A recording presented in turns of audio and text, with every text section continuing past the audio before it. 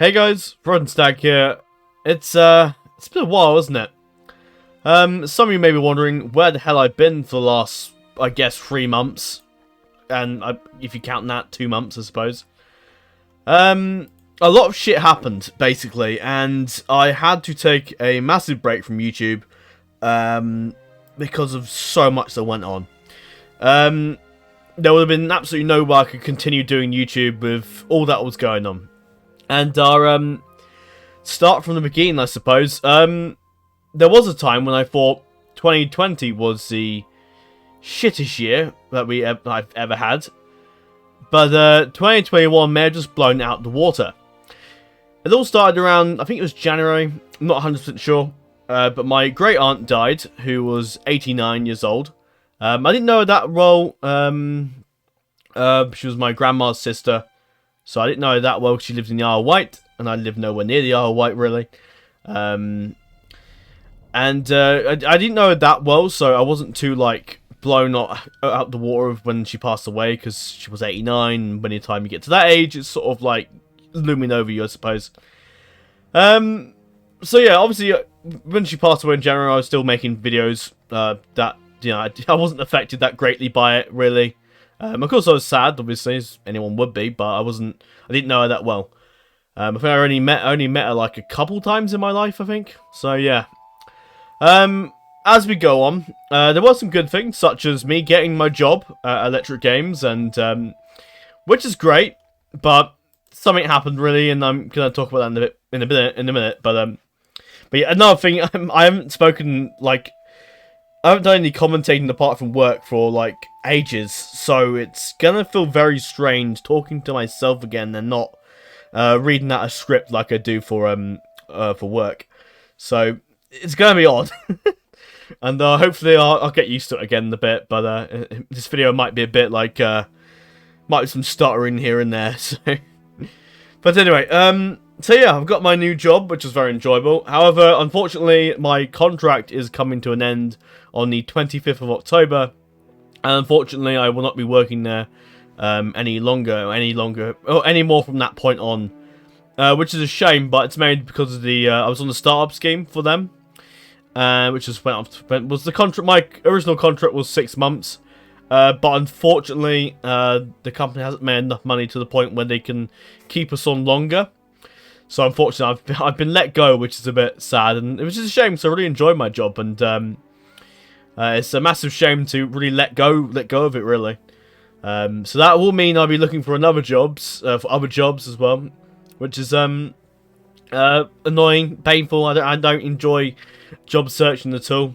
But I feel a bit more encouraged about it now that I think the first time working at Electric Games really, like, I think, opened my world to work a lot more than I think it did when I used to work at a restaurant.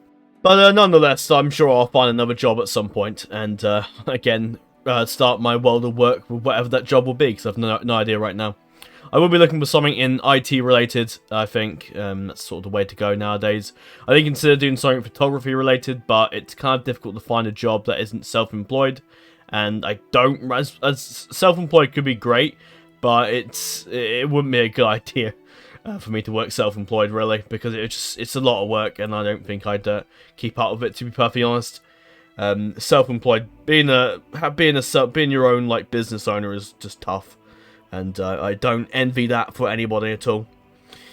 But yeah, I very much enjoyed working there, and it will be a sad day when I leave, but it's really, I think the experience has certainly helped, and it will definitely help. It will upgrade my chances in finding better jobs as well, especially with that experience on my CV.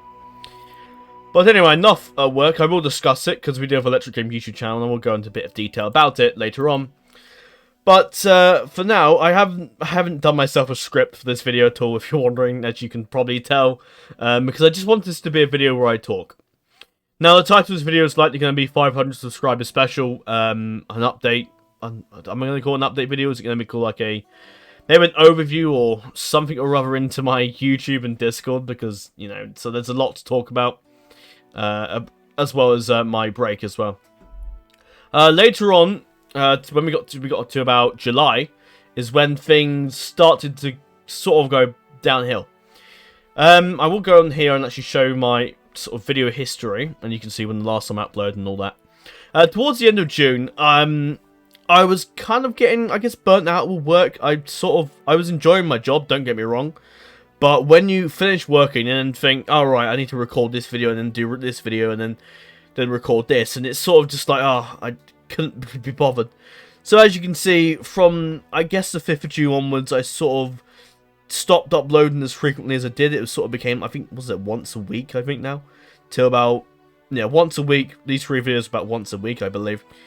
And then I'm slowly, like, running out of... my motivation was dying a lot. And I don't know why the thumbnails haven't loaded in there.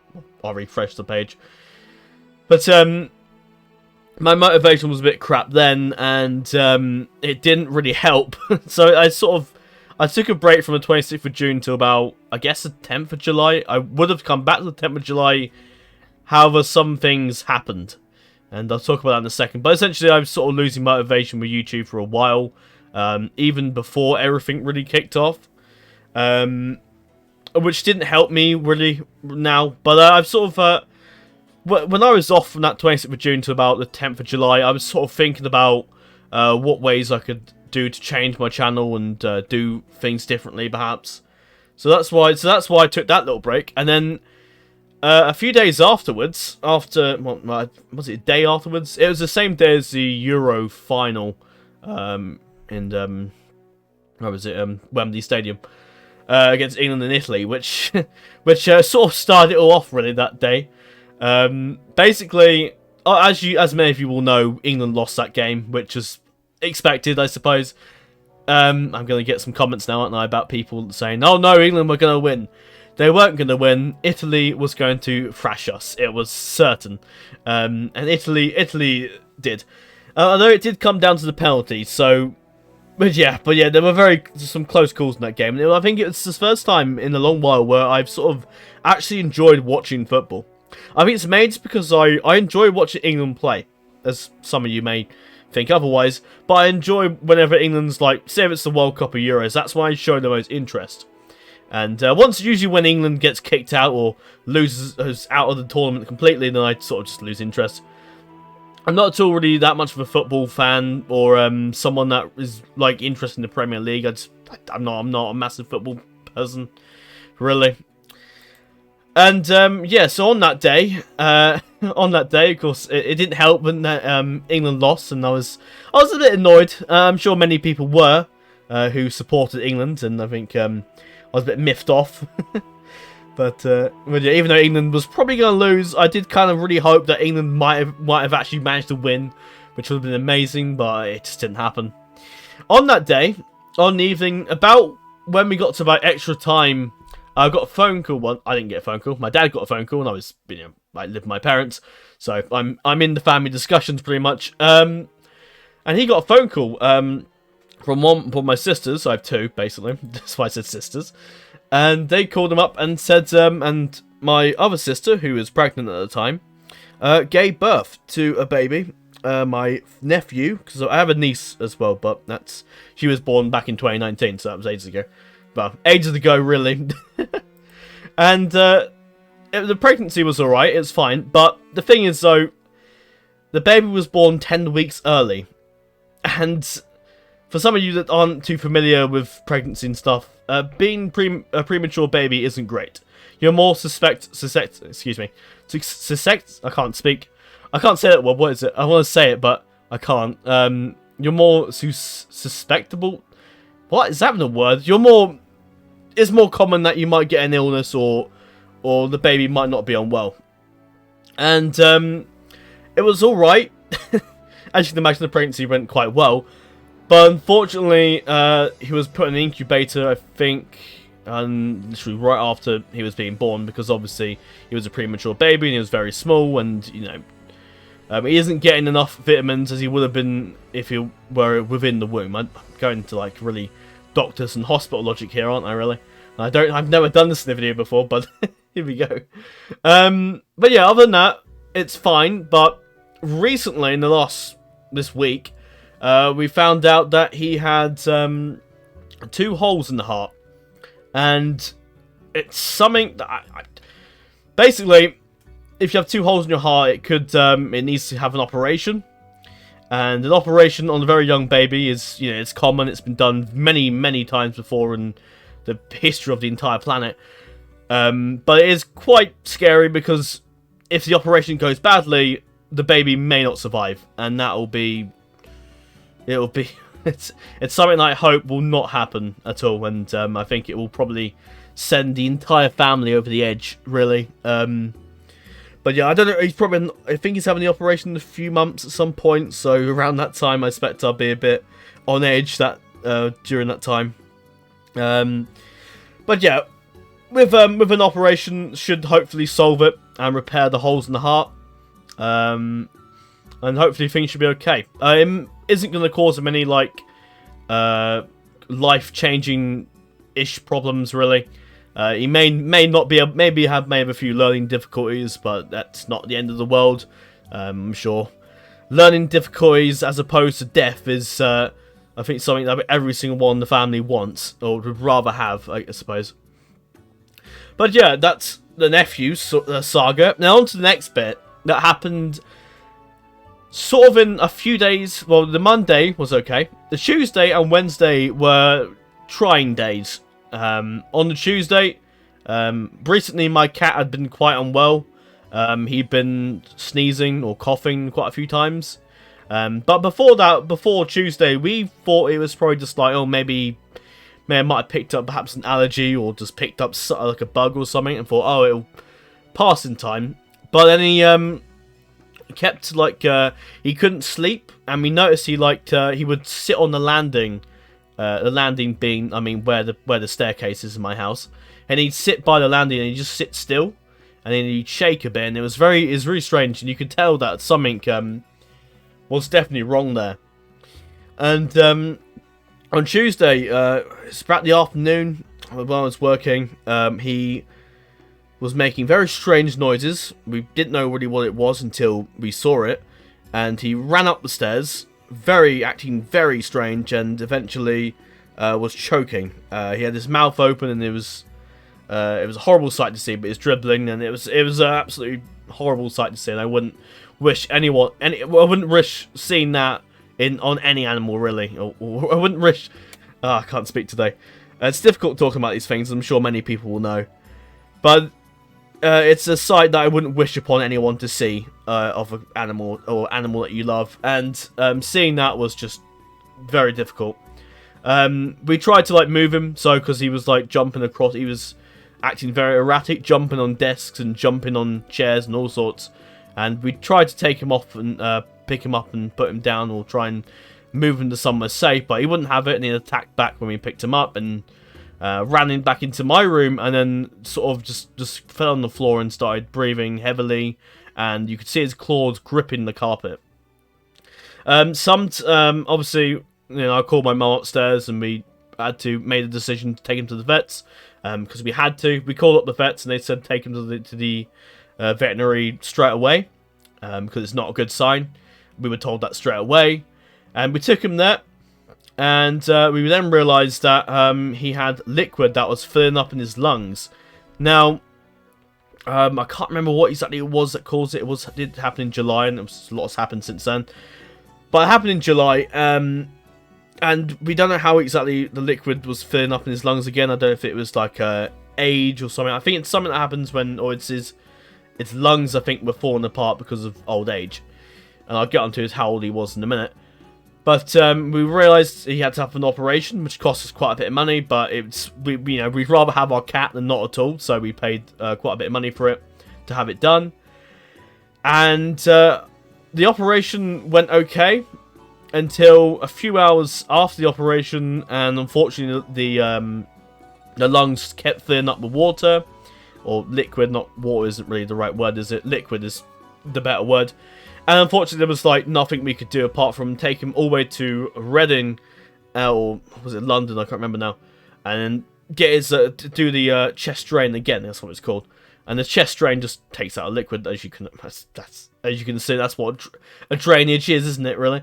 The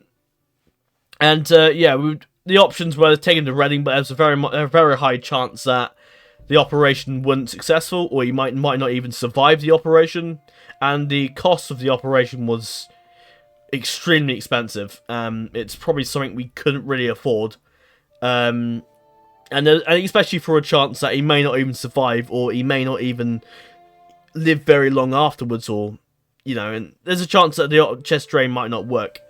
So unfortunately, we came to a very hard decision that we had to put him down, because it was either that, or we'd take him home and he'd choke to death on liquid, and it would be a horrible sight to see, and it's absolutely broke us, I think, me and my family, to make that decision to put him down, as we never put down an animal before, so it was tough. But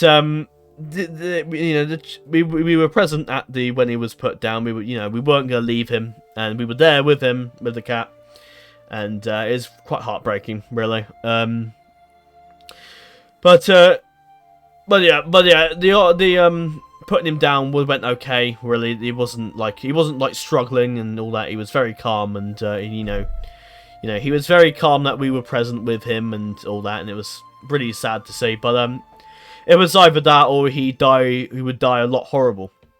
During that time, we also found out that our cat, who we've had for over 10 years now, it was actually his 10-year anniversary in April, which just makes it even more sad, doesn't it? Unfortunately, we also found out, well, I guess not unfortunately, but we also found out that he was actually older than we thought. Because when we got him, he was about 2 years old, so we thought naturally he'd be about 12. Because it's been 10 years, obviously. And his birthday was actually a day before mine, which is quite funny. That's sort of the date we came up with, like, or the estimated date I think we came up with. I'm not sure where we got the 31st of October from, but I guess we did somehow. And we actually found out he was about 15 years old, or 14. And if he was 14 in, I guess, cat years, that he would make him about 98 years old. Or if he was 95, one about. If he was 15, he'd be about 100 and something. I can't quite remember what the number is. 100 or so. I can't bother to work out maths in the video, so I'm not doing it. And so we found out he was actually like 15, and that would put him like well above 100 and something. And for cats, that's really, really good. Some cats that I know that live to about their 20 years old, or maybe a bit younger than that, but some cats do live quite long. And we were very surprised to find out that he was 15, and it made sense that he died at that age, as opposed to what we thought he died of, which was like when he was 12 years old. We thought, well, that's a bit early. But then we found out he was about 15, and then we thought, okay, kind of makes sense that he passed away and died earlier than we thought, really. But yeah, it was very sad, and the house right now isn't the same without him meowing and badgering you to feed him every 5 seconds and all that. It's very sad. Since then we have what have we done exactly? We've signed up for like Battersea Cats Home, and we are hoping to get some new cats, or maybe one cat. We are hoping to get a cat not to replace him, but just to fill in the gap that's in our lives, really, of not having a cat. Our lives are not the same without a cat to look after. So yeah, we are looking to get another one at some point, and hopefully that might cheer me up a bit and cheer us all up, I think, because we all, I noticed before the cat passed away, I was a lot calmer. I was a lot laid back, and since he passed away, I feel like more stressed and tired, and like I don't feel the same about him around. It's very strange. A day later, after all that, and on a day that we kind of needed to be a bit of peace, we kind of wanted to have some peace and quiet, and not really worry about anything else at all. But unfortunately, my nan, who's been unwell for a number of years now, and who's currently 89, who was 89, unfortunately went into hospital. But it was something she needed to go in the hospital for, though, because she was unwell. Her health, she was deteriorating, and just had to go to the hospital. And she was in hospital for over a month. And actually, before I say any more, yeah, so she'd been unwell for a number of years. I've been very close with my nan since the day I was born. She was there for my birth, which is something. And And so as you can imagine, I was extremely close with my nan, and same with my cat as well. You know, you losing my cat was enough, but then my nan going to hospital wasn't great. She'd been there for about a month, and as you can see, we got up to the 3rd of July, and that was sort of in between where things were kicking off. By about the 3rd of July, and around the time I recorded the final episode of the High Elves and Bree co-op series, I was sort of feeling a little bit better, because it's been about a couple of weeks since my cat passed away. So I was feeling a bit better about it, and I was feeling, you know, I was ready to move on a bit, and I was less affected by it. By about that point. And so I managed to record the final episode of the High Elves and Bree campaign. All I had to do was record my final turn, and I did an epic custom battle at the end, which was received widely and happily by a lot of people, and it was a shame to end off that campaign, because it has been pretty fun. And yeah, so that was that's when I managed to record the final episode of that campaign. That was the final video I put up. And a few days on the 12th of August, not long after that, and I was at that point where I was sort of getting ready to return YouTube just before, and I was getting things ready to go. I was making changes to Discord, I was making changes to the channel banner and profile pictures, and etc. And unfortunately, on the 12th of August, it was early in the morning, about midnight, we got a call from the hospital saying my nan, my nan was in hospital for a few weeks, and then she was moved to St. Mark's, which is sort of like a quieter hospital where they can look after older people and people who aren't very well a bit easier than they can in a hospital like Frimley, for example, which is so busy. There's so much going on, so the nurses and doctors can't keep up with people that aren't great. So she was moved there, and then on the 12th of August, early in the morning, on a day that she was actually meant to return to her home, she was rushed away in emergency. As she was, I'm not really going to talk about what was going on, but she was rushed to hospital, and she wasn't very well, and it was very early in the morning, we were told, and we didn't sleep much once we were told the news, and then a bit later in the morning, I managed to get to sleep. I woke up about 5 o'clock in the morning to the sound of my mum and dad and all that, sort of getting ready to go to the hospital, and they explained what was going on, and they told me it wasn't good, so naturally, I was thinking the worst. So after they went to the hospital, I didn't really... I couldn't... the thought of going to the hospital did come into my mind, but I was advised not to go, and I accepted that. And because it probably wouldn't have been a nice sight, so I felt I didn't really want to go anyway, and I knew what would happen if I go and what I would see, and I just didn't really want to as well. A few hours later... since I think it's about 9 o'clock, 8 o'clock in the morning, I think. My mum and dad and auntie, who had joined with them, returned home and informed me that unfortunately my nan had passed away. Which did hit me like a truck pretty much, because of how close I was to my nan, and hearing that she'd passed away was tough. It was something that I'd been expecting for quite a number of years, because she was 89, she was, you know, getting older, and you know, no one's getting younger, I suppose. But it still hit me pretty hard when she passed away. And, yeah, and since then, shit, it's been pretty tough for me. Because without her, it's just very strange. And without my cat as well, it really didn't help that my cat and nan both passed away around about a month, literally like a month apart. It really didn't help matters at all. Because usually I'd stroke my cat to, you know, it usually calms me down. But there was no cat to stroke, and yeah, that was it, really. So yeah, she passed away, and then there was a lot of, I had a bit of time off from work, a few days off from work when I found out, because she passed away on the Thursday, and then the Thursday and Fridays I had off from work. And another thing I did was helping to clear out the flat that she was in, because she was in a supported accommodation home, supported accommodation building with... basically like it's not a care home, but like a place where old people are taken to just for excuse me. Nope, excuse me. My dinner's coming to annoy me. I'm sure you didn't want to know that, but there you go. But yeah, it was a sort of it's a supported accommodation, really. I don't really need to explain any more about that. But obviously we were clearing her flat out, because obviously it's not to clear itself, is it? So yeah, for the past few months now, we've been sorting her estate out. I say me, I haven't. It's mainly my mum and other members of my family. I haven't really been involved. I mean, I've helped with clearing things out, yeah, but I haven't really like been involved with all the technical details of all that. So so yeah, that's happened. A few weeks later, I'm gonna get my calendar up so it's easy to show you. On the 3rd of September, we went on holiday, which was the holiday that I think me and my family all needed.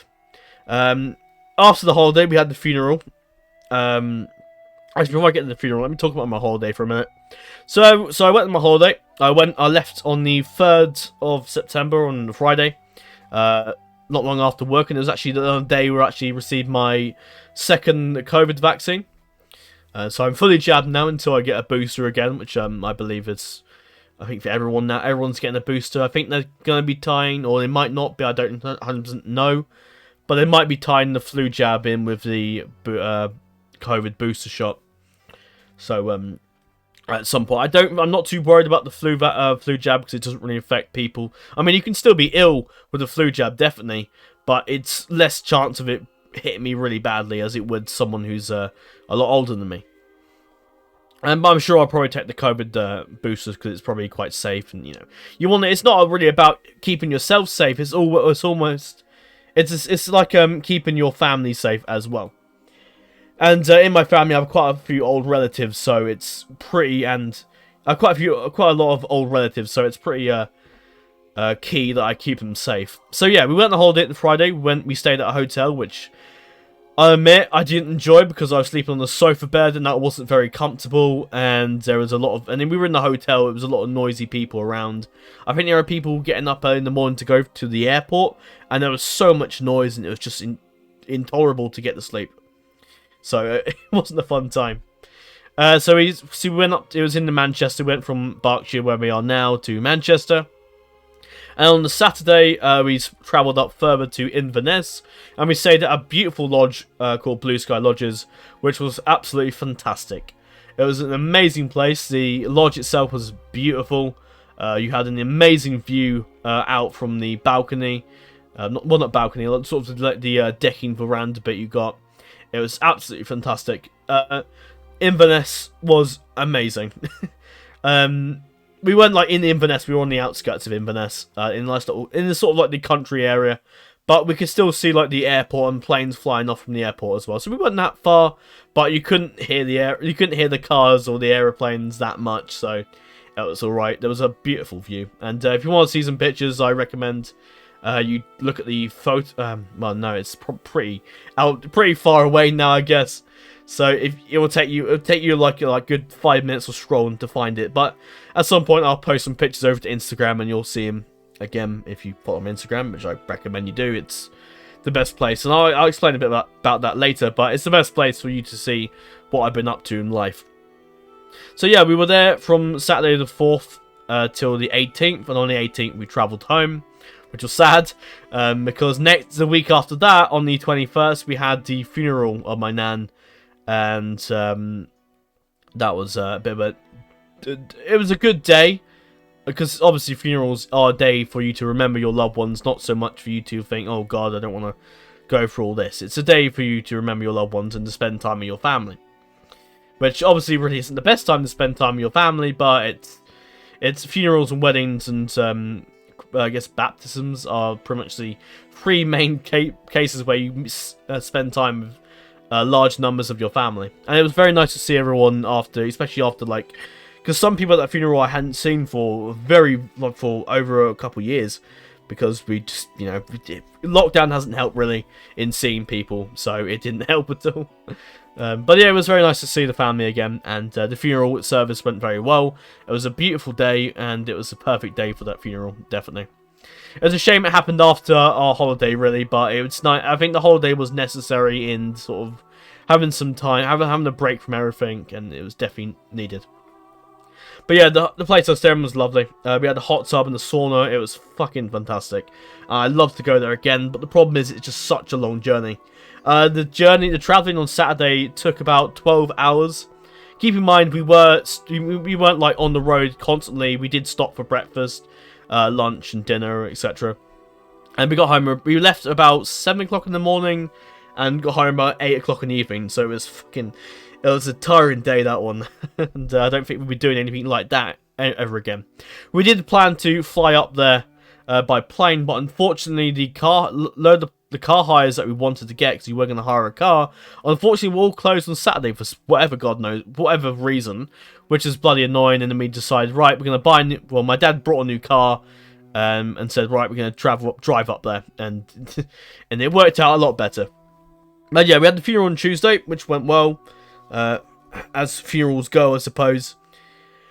And yeah, from there on, I had Monday, Tuesday, Wednesday off from work, and then Thursday and Friday I was working again, and then it's been about, I've gotten back into work again. Unfortunately, on Monday I was told, unfortunately my job would not be, I'm losing my job, which just fucking sucked.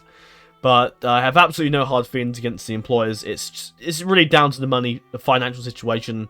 They did all they could to get the Kickstart scheme, like to extend our contracts to I think another 6 months. I think was the original plan, or something or other. And unfortunately, that didn't happen. And the government, just because the Kickstart scheme works like the government is paying us, they're paying money to us to work, or paying money to the employers for the employers to give to us. That's how it worked. Excuse me. So since then, it's been about 2 weeks since. Well, I guess 3 weeks now. Yeah, 3 weeks. What am I about? Was it 2 weeks? No, it's over 3 weeks. 1 week. Oh no, it is 2 weeks. Or over 2 weeks. Okay, whatever. Me and maths doesn't work.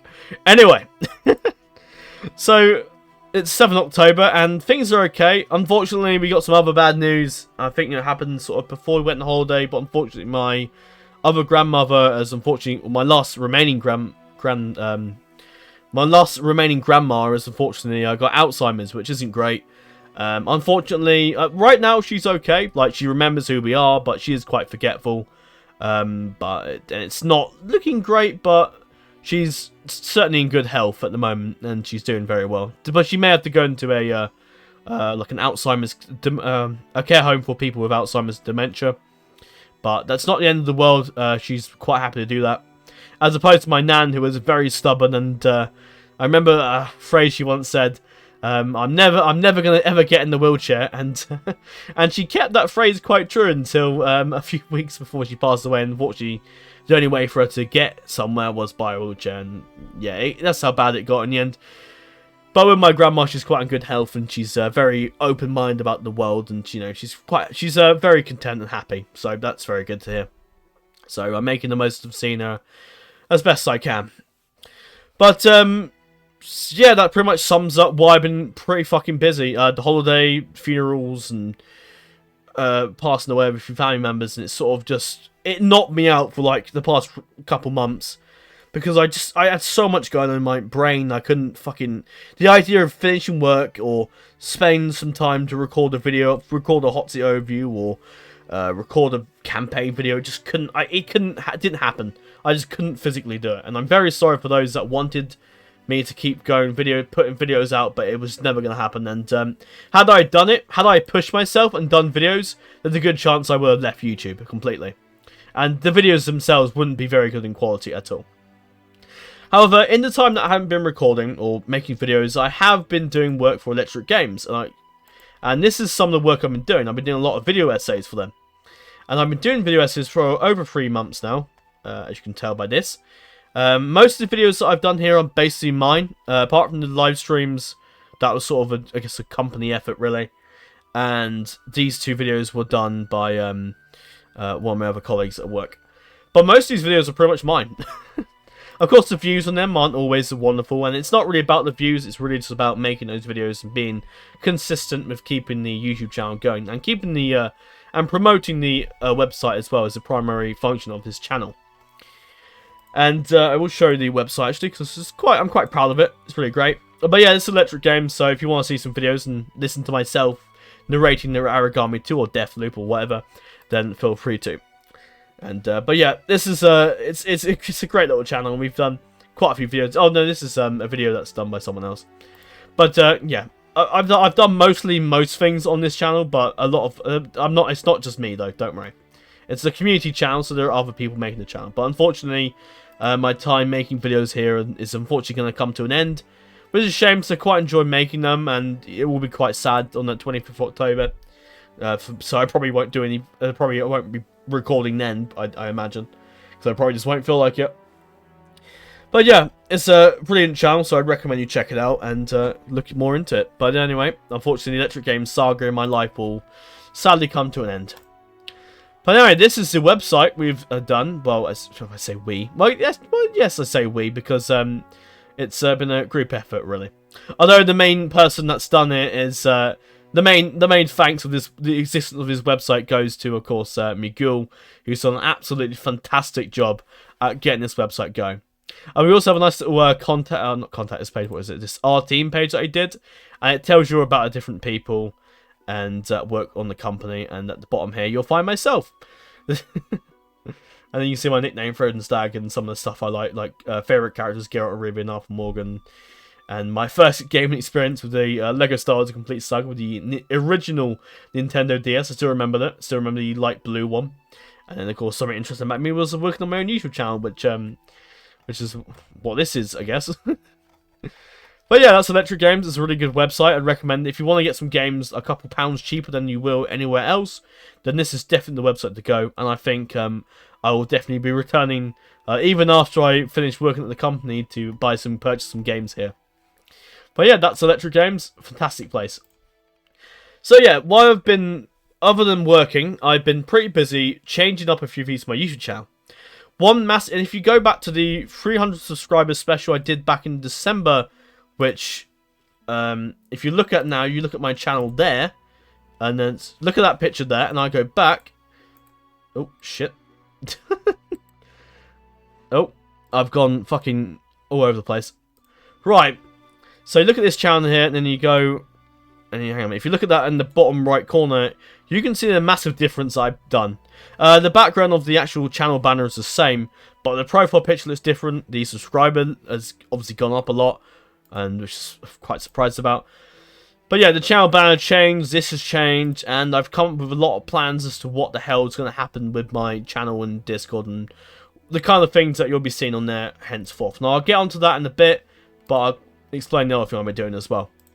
Another thing I've been doing is, of course, my Discord. Now, I've recently been putting an absolutely hell of a lot of effort into this Discord. I've been updating the rules page, I've deleted and brought in a lot of new channels, I've changed things heavily. And I will go through and talk about that in a bit later on, while I'm talking on my YouTube channel first. But essentially, this Discord has had a absolutely massive change. And if I go to this... Oh, but yeah, I've lost it again. But yeah, I've had a lot of praise from the work I put into the Discord and YouTube, and I'm very grateful for everything. And if I go to this Discord server here, there you go. There's a difference there. You can see there's a lot more channels, a few other changes. There's only 116 people here. Now there is 198. There were about 200 plus people, but unfortunately, with Discords, people come and go. So unfortunately, we're down to 198, which is a bit annoying, but there you go. Oh well, I'm sure that number I'm sure we get 200 once again. But as you can see, things are different. We had if you look at the side of that, you got High King, Kings, Dukes, Lords, Paladins, Sentinels, and different kingdoms, and loads of stuff that's gone into it. And if you compare it to this video here, it's crazy. Of course, the actual profile picture of Discord also changed as well. Right, so I think I've pretty much explained why I've been not doing YouTube for a while. It's been 35 minutes, fucking hell. So I actually, I'm putting timestamps in the video for you to find what you want to listen to. So say if you're not too interested in what's been going on in my life and you just want to know what's, you just want to be updated on what's going on with the channel, then you can skip ahead to this timestamp. It would be like the YouTube timestamp, I guess, to explain about my channel, and then the Discord timestamp. Now, this video will be up today. It will be quite late by the time you're watching this, and I respect the people that are still awake now, and that will be watching this video at probably, I imagine, 11 o'clock, probably. So I'm very grateful. Of course, this video will be up for a while. I won't be doing a video yet tomorrow, so you won't see that. So there won't be a video tomorrow, so this will give us this video some time for this video to grow in views, and hopefully some support in the comments as well. I absolutely appreciate it. But of course, this video is mainly for celebrating 500 subscribers, which is now, I guess, 572 subscribers. And it's a number that I did like do a message on my announcement page here, saying thank you for where is it? Here we go. Thank you to 500 subscribers. I hit it back in the 1st of July, so ages ago, before everything sort of went up in the air. And I did say I was working on a very large thank you and update video. That will be released sometime next week, and that was a load of shit. That video is this one, pretty much, basically. And, of course, I want to say thank you to 500 subscribers. Well, I guess 572 subscribers. It's very impressive that since 1st July, the channel has been growing with views and subscribers.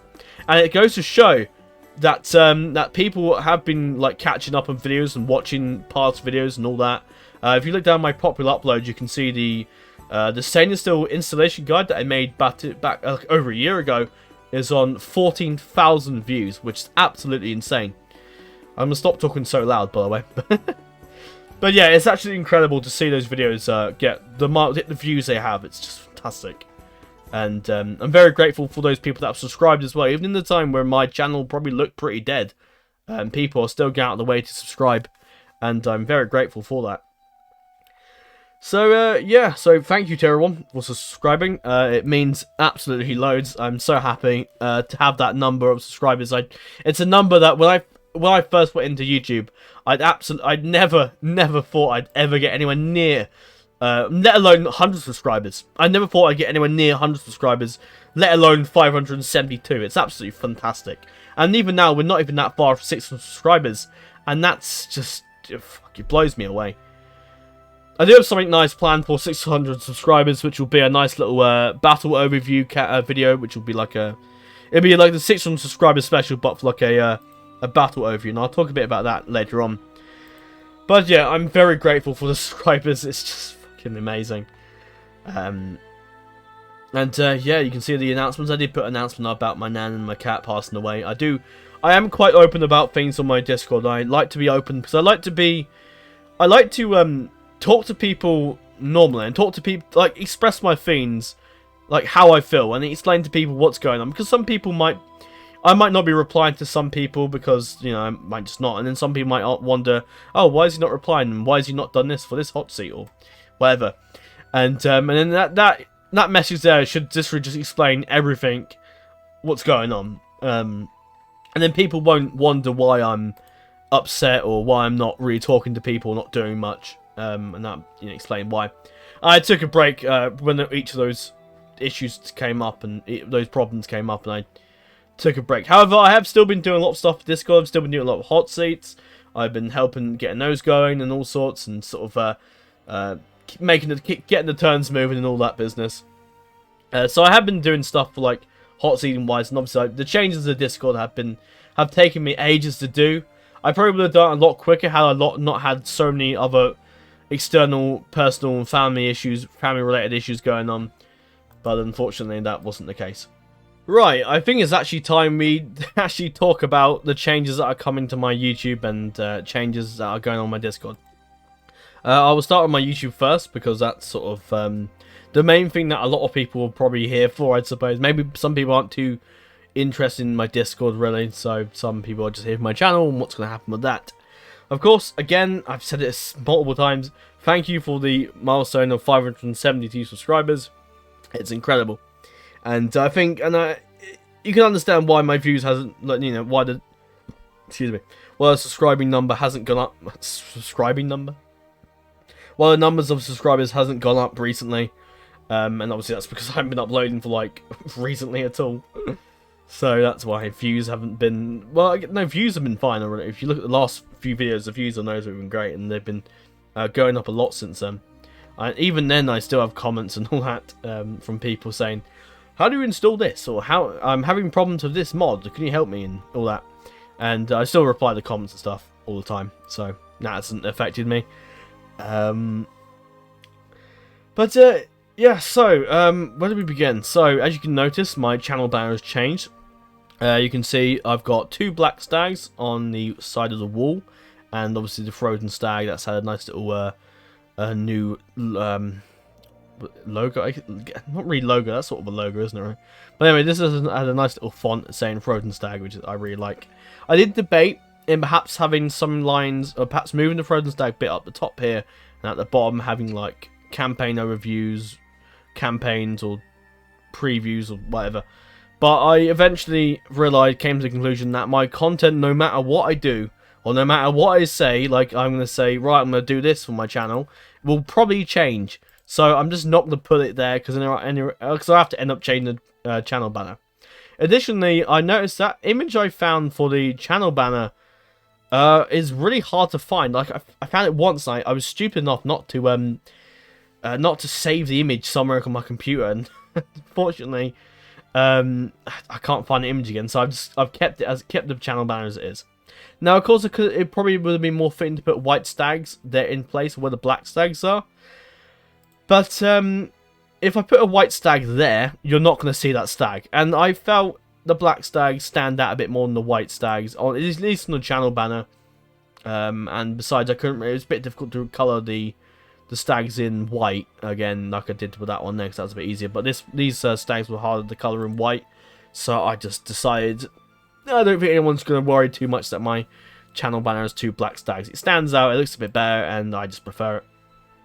Another change in my channel profile picture. Actually, what I will do is actually show you a bit easier, a bit closer up, really. But anyway, this is the channel banner in closer detail, and you can see the bits of the picture that isn't shown in the thumbnail. And then at the top here is a white little bit. Ignore that. That's sort of just that's just there, I guess. So what I will do actually is I'm going to quickly switch off this night light so the video won't look too orange for you, because my little light is probably I don't know if it affects the recording or if it's going to look different for the recording, but I'm going to turn it off anyway and blind my eyes for a bit for you guys. Now, I did make this as my original channel profile picture, but then I changed my mind because I really liked the image of like the White Walker Castle in the background. So I decided that I went for that image because it looks a bit more interesting than just a few streaks of blue and black. And besides that, blue and black, I can't remember where I found the picture for that. I should have saved these pictures, but the background for this was a pain in the ass to find. So, and so I think I wanted to move the ring around or something or other. But yeah, I ended up changing it and just went for this because I just really like it. I love the detail of the castle, the dark blue castle behind it. That's so cool. Of course, got the white stag there with the blue eyes, which I like. Reminds me of like a undead, like White Walker stag. And around it, you can notice the inscription of the One Ring from Lord of the Rings. I found a nice little image. Let me find it. It's on my saved pictures, which is. This is where all my emojis come from my Discord, and I'll get onto that later on. But yeah, this is what I found. I sort of like erased a bit in the middle and then just put the rings around it. And I love the result of it. It looks so nice, and it's perfect. Absolutely perfect. I couldn't hope for anything better. I did change my Discord profile picture as well. So you have the ceremonial profile picture. I don't really know why I made this one, but I had a ceremonial one because it looked better, because you can see Frozen Realm a bit bigger than you could anything else. And yeah, this one, which is the actual Discord profile picture. The other one would have been a Discord profile picture, but it didn't quite fit in the if I go to this, I'll show you. It didn't quite fit. Actually, let me go to this because it's even better. It didn't quite fit, so I had to make it a bit smaller, and then I changed the thing a bit so you could see it a bit better. And also, another thing, my Discord app has a custom theme, and as you can see, it's pretty it's interesting. I do quite like it actually, but I do quite like this. It's quite cool. I don't really use my Discord app that much. I do, however, if I'm I don't even use it for my work laptop. So I do have my Discord on there actually. Not my Discord, but I have my Discord app on my work laptop just so I can look at Discord in my lunch break. But yeah, this is the no, it's not. This is the channel profile, the Discord profile picture here, and it looks fantastic. Excuse me. I actually decided that I'm actually going to use my mute button on my mic that I have. So I'm going to actually use that. Because what's the point of a mute button if you don't actually use the thing? Of course, there's other points to it, but I don't really use it. Well, I don't really use my mute button unless I'm recording something that doesn't involve me talking. But oh, I noticed that I have like a little profile picture for Lucium stuff, but that channel, that little country ball's outdated, so I'm about to put a new one on top. New one. So yeah, I got a Star Killer who does some fantastic country balls. He's done quite a few, and you might have saw a few when I was scrolling through that saved pictures folder, which has a few of like some of the other mod team members for Lucium Total War, which is a mod team I'm a part of, and I'll talk a bit about that later on. But anyway, he made a nice little country ball for me, and it looks really cool. Of course, it would have been cool to, but to be fair, I have no problem with that. It's completely fine. Of course, some of the inscription sort of is a bit out of the country ball, but it's fine. It does a job. I'm happy with it. And you'll notice actually there that I have that appear on the Frozen Stag little when you're on my video and it says like and it says a little area, and then look, you have the little icon down there, and you hover over it and it says subscribe, and yeah, I like it. But anyway, that is the changes to my profile picture and Discord profile picture, as well as my channel banner. Not really much to really touch upon there. There's my folders of pictures. You can see my campaign thumbnails that I've got, as well as the Mountains one, and you got the Brazil one as well. Unfortunately, I won't get to episode 20 because the final episodes of both of those campaigns both have one final episode of them. Desktop backgrounds, you'll notice if I come out of this that you can see wonderful desktop backgrounds. Now it will take a while for desktop backgrounds to change because I have 4 monitors. Well, I have 3 monitors and 1 TV. That I have to click on. This option quite a few times for it to get to one of them. So yeah. So as you can see, I've got quite a few different. I can't show you all of them, but it'll take me a while. There you go. The nice little channel, nice little desktop backgrounds. Actually, I think they're cool. And as you can see, I have a whole folder dedicated to about 200s. Actually, how many are there? 329 different desktop backgrounds. I'm sure I'll probably add to as we go. I would offer the chance for you guys to be able to receive this, but I don't think Discord's file size will allow me to like send this over to people. I'm afraid, which is a shame, but yeah, that's as a tip of how to get desktop backgrounds is you go to personalize, and you make sure you click background as slideshow, and you go to I think you browse for a folder, and if you just click desktop backgrounds folder, it will just be that. Basically, the picture changes 1 minute, and you can change it so it changes differently and all that.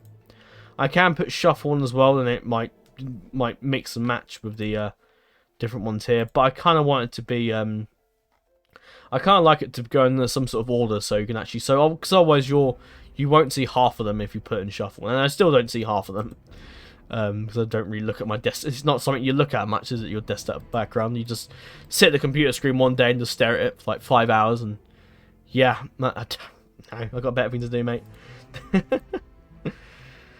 But yeah, on to other things. I've got saved pictures, which is just all these different emojis. Some I've added, some I've used from, some I've nicked from other Discords and all that, and all that. And so I've got thumbnails as well, for like thumbnails that I've used from other some the odd spin-off videos, like the Hotseat overviews or mod previews or installation guides, etc. And I got this little work folder which basically stores like thumbnails for the YouTube videos I do for work. And on here, that I'm not going to click on it, but on this Hotseats folder, I have it's basically a folder full of all of the different map updates I use. So basically, whenever you get to like one turn, I take a screenshot of the map with toggle photo on, and then I make that into like a little picture frame thing, or just a normal picture with I basically just change the size of it to this, well, not this size, but a size like this. Basically, I put the little mini map onto like this, and I enlarge it, and then that's what you see in the Hotseat overviews here. I'll give you an example actually, like this, for example, and then you can see turn 24, it changes and all that, and yeah. Of course, some YouTubers do actually make their own custom maps, which is all right. Well, that's okay. But I'm quite happy just to use the screens of the map, which is just a little bit easier for me to use, rather than making my own maps, which I'm not really very good at the best of times. But anyway, that's my picture folder. It's very exciting, and it has really no relevance to do with my YouTube or Discord, does it really? But I thought I'd show it anyway. It's cool.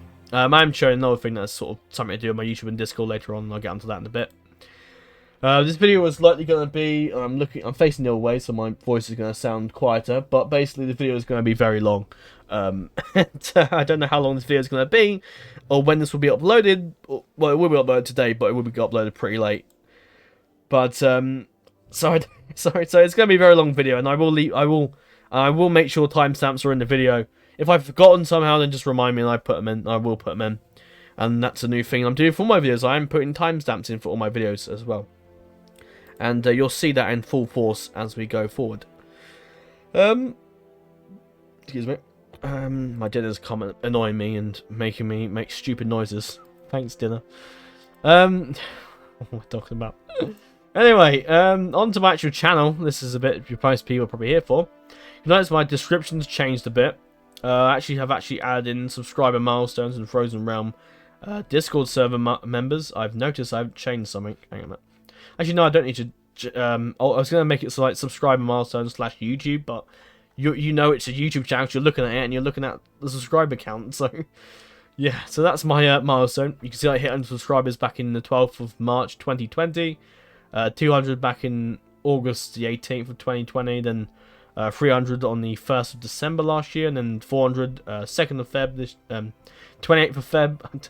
I'm going the American way, aren't I? 28th of Feb this year, and then of course 500 subscribers this 1st July, so this month.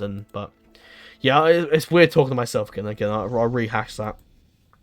So you got Frozen Realm Discord server members. So I had 100 members back in the 11th of October last year, and I got 200 members on the 19th of August. But unfortunately, that sort of changed. But I'm still keeping the milestone there because we have technically hit that number, and I can let me show you again. Let me show you the actual. There's the evidence. There you go. That's the evidence right there. And there's no way to Photoshop that for anyone wondering. If I could Photoshop it, I'd make it say 500 members, but. But as you can see, I joined YouTube back in 2015. I did YouTube from 2015 to 2017 quite a lot. Unfortunately, the video I'd never really got that many views, and like the channel didn't grow at all. In the years I did it, got to like 70 something subscribers, and that was it. And then when I returned to YouTube again back in 2019, the subscribers and all that started going up a bit more. I think the whole COVID pandemic helped, which is a bit ironic, really, considering that caused much issue for everyone. But for my YouTube, it did really well, and I think that's the same for a lot of other content creators. As you can see, I have loads of playlists. There's my videos tab, and you can see my most popular videos, which is all on this line have, yeah, all in this 3 rows here have videos that are at least over 1,000 views, and it's incredible to see. Yeah, the only campaign video that's got really high views is actually the Third Age Total War 4.0, the Dwarfs campaign, which is quite interesting to see, and it shows that there's quite a big demand for Lord of the Rings based campaigns. The Great Mountain Blade one was pretty decent, but unfortunately the Mountain Blade, as I spoke a bit about in my documentary video, I would recommend you watch that, because that fills in a lot of points about my background and the videos I used to make beforehand. As I'm not really going into detail about it now, I'm just sort of giving an overview of what my channel is now, and not really so the history of the channel, even though I have sort of just showed you the past most popular videos. But yeah, it definitely shows that the Dwarfs is very popular, and Third Age in general is very popular, I believe. And so okay, where was I? That's my videos. I've got loads of different playlists. Only a select number of playlists actually show up here. That's made as a Total War stuff, because now I've been going that direction for a while now, but my channel is sort of staying at the Total War channel that I want it to be. Yes, I could do other games. I could do Paradox strategy games. I could do Skyrim. I could do Mountain Blade. But it's pretty redundant because whenever I make those kind of videos, the views are just so shit to the point where I'm wasting my time making those videos when I could just be making more of what is getting views. So it's just kind of pointless me making those the videos like Mount and Blade that do alright when you start off, but after a while it gets really bad, and then you sort of question to yourself, why am I doing this?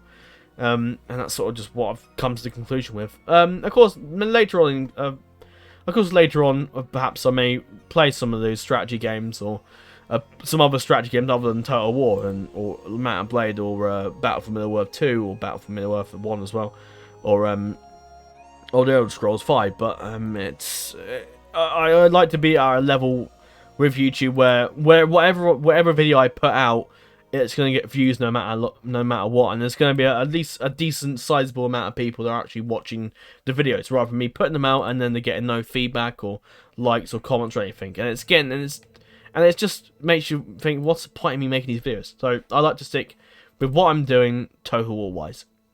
And if in the event some campaigns for Total War don't get very many views, I don't really care. I'm still gonna do those Total War campaigns regardless of views, because I know damn well that those Total War campaigns will receive views, the views that I preferably want. As opposed to any other game where I know for a fact it probably just won't. So yeah, I've quite a few different categories on my channel. As you can see at the very top here, I have the first episode of the Fellowship campaign, which I believe appears for people that have, or is it the Man of the Mountains episode 1? But essentially, you'll look at this and it will be different. If you're a subscriber, it will pop up with a different campaign, different first episode of a campaign. Or if you're a non-subscriber, it will pop up with a different episode of a campaign. So yes, that's that. At the bottom, you have a few different categories. You have special assortment, which is special videos, and that's basically customization, world building, time lapses, and that really. I don't really do time lapses or nation world building as such these days because they take such a long time to do, and they're not really that exciting content wise to make, really. I'd rather just make campaign videos and maybe Hotseat overviews, and obviously Hotseat overviews, install guides, mod previews, etc. But I don't really enjoy making time lapses, but I've made a few in the past and they're quite enjoyable to watch, I suppose, if you want. But I don't really find time lapses now. I did enjoy making them when I made them, but now I just don't really enjoy making time-lapse videos, and I probably won't in the future. But as you can see at the bottom there, I have my 300 subscriber special. Now on to other things. You've got the Hotseat overviews and time-lapses, which is where I store my Hotseat overviews and time-lapses. I will be changing up the thumbnails a bit. As you can see, it's been mainly screenshots from other games, and as you can see in these three here, it was screenshots from inside the game. I'm going to actually be putting a bit of artwork into these games, like not these games, sorry.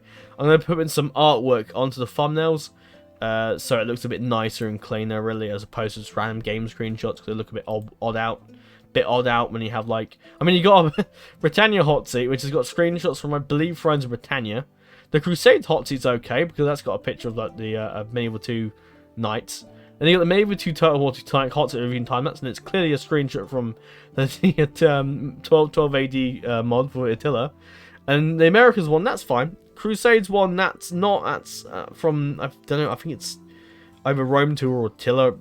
No, probably Attila, I think. And then that one's probably Friends of Britannia. That's actually Crusades.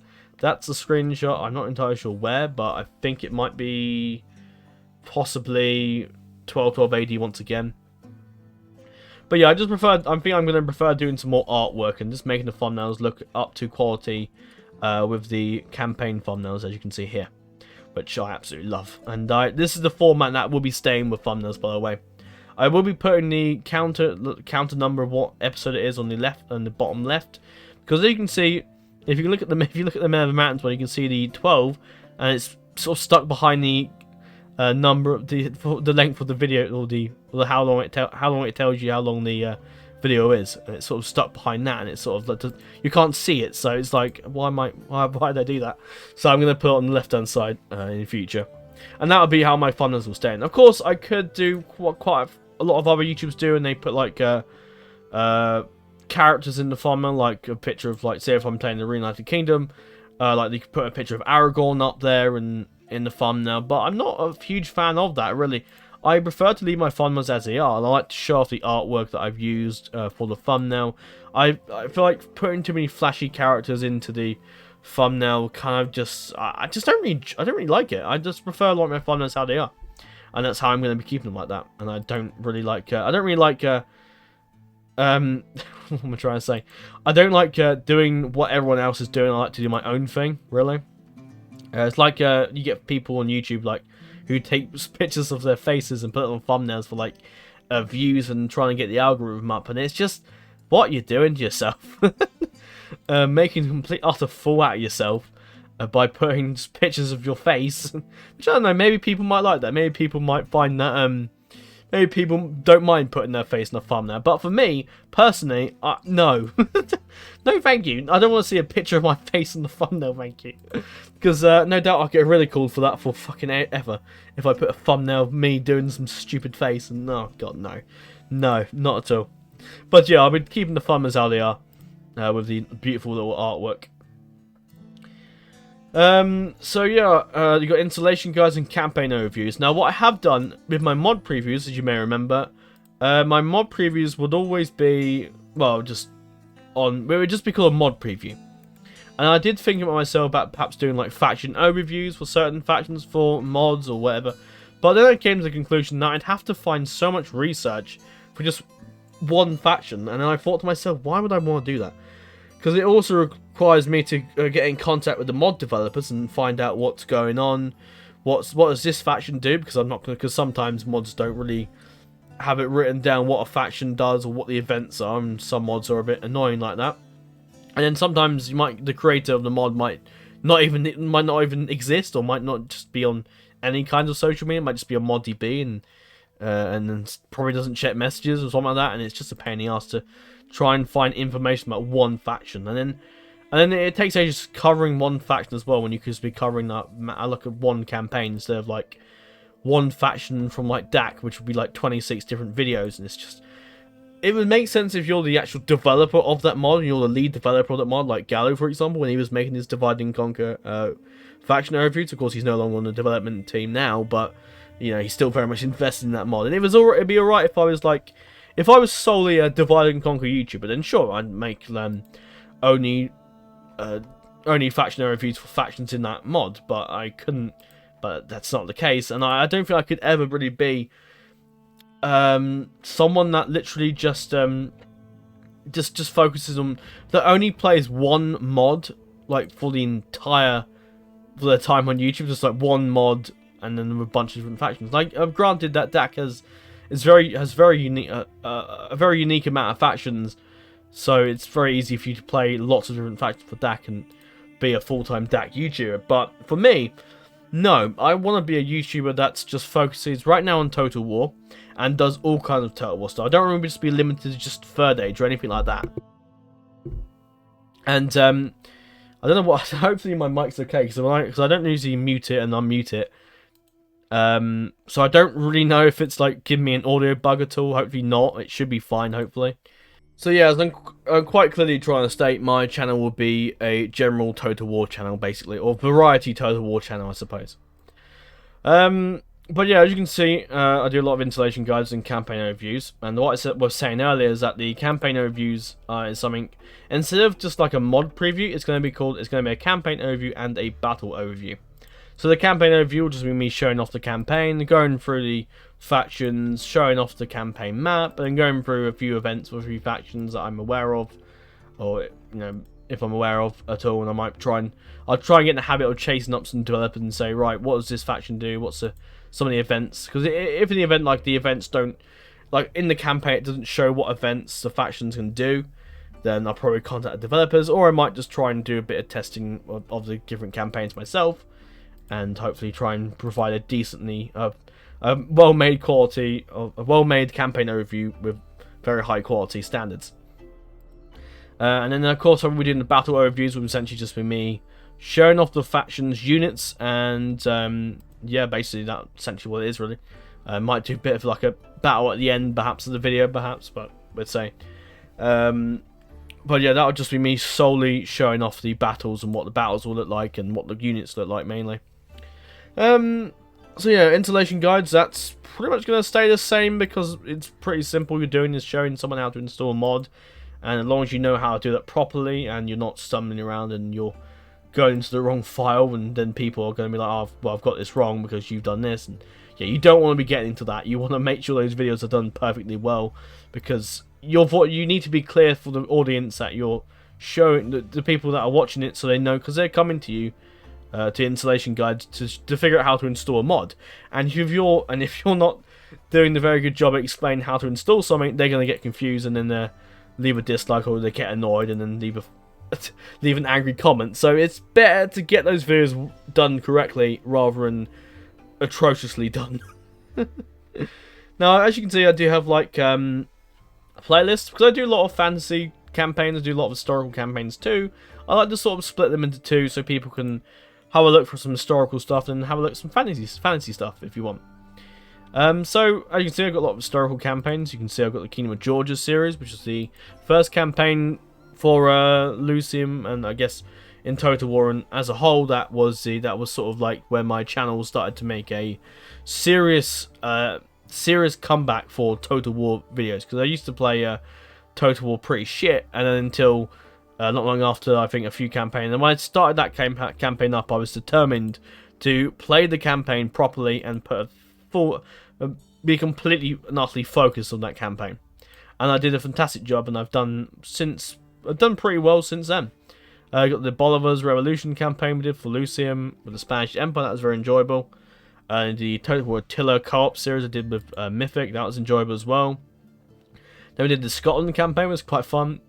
And then we did the Denmark campaign, which is quite interesting because Denmark, once we formed the Kalmar Union, we ended the Denmark campaign, and then we started up the campaign, but as the Kalmar Union. We used the same save and everything, but we basically changed the thumbnail and everything, and we were basically playing the Kalmar Union, and it was quite interesting. It's the first time I'd done that before, and a lot of people really liked that idea, and I think it's definitely something I'll be doing. Say, for example, I play as the so, what's a good example? I'm thinking. Say, for example, if I play as a Woodland Realm, and then I did the script where you merge with Lothlorien, and I don't know if I can't remember your faction icon changes or not. I know it does for when you play as the Northern Dunedain and go to the route of the Reunited Kingdom, or when you go to the Kingdom of Arnor first in AGO, and then you go to Reunited Kingdom in AGO. And so I could basically play as a campaign as a Northern Dunedain, and then I'd end off the Northern Dunedain campaign, and I'd start the campaign up again, but with the same save and everything, but with a new thumbnail and everything, and it'd be called the Kingdom of Arnor. So I could always do that, and that's probably something I will do.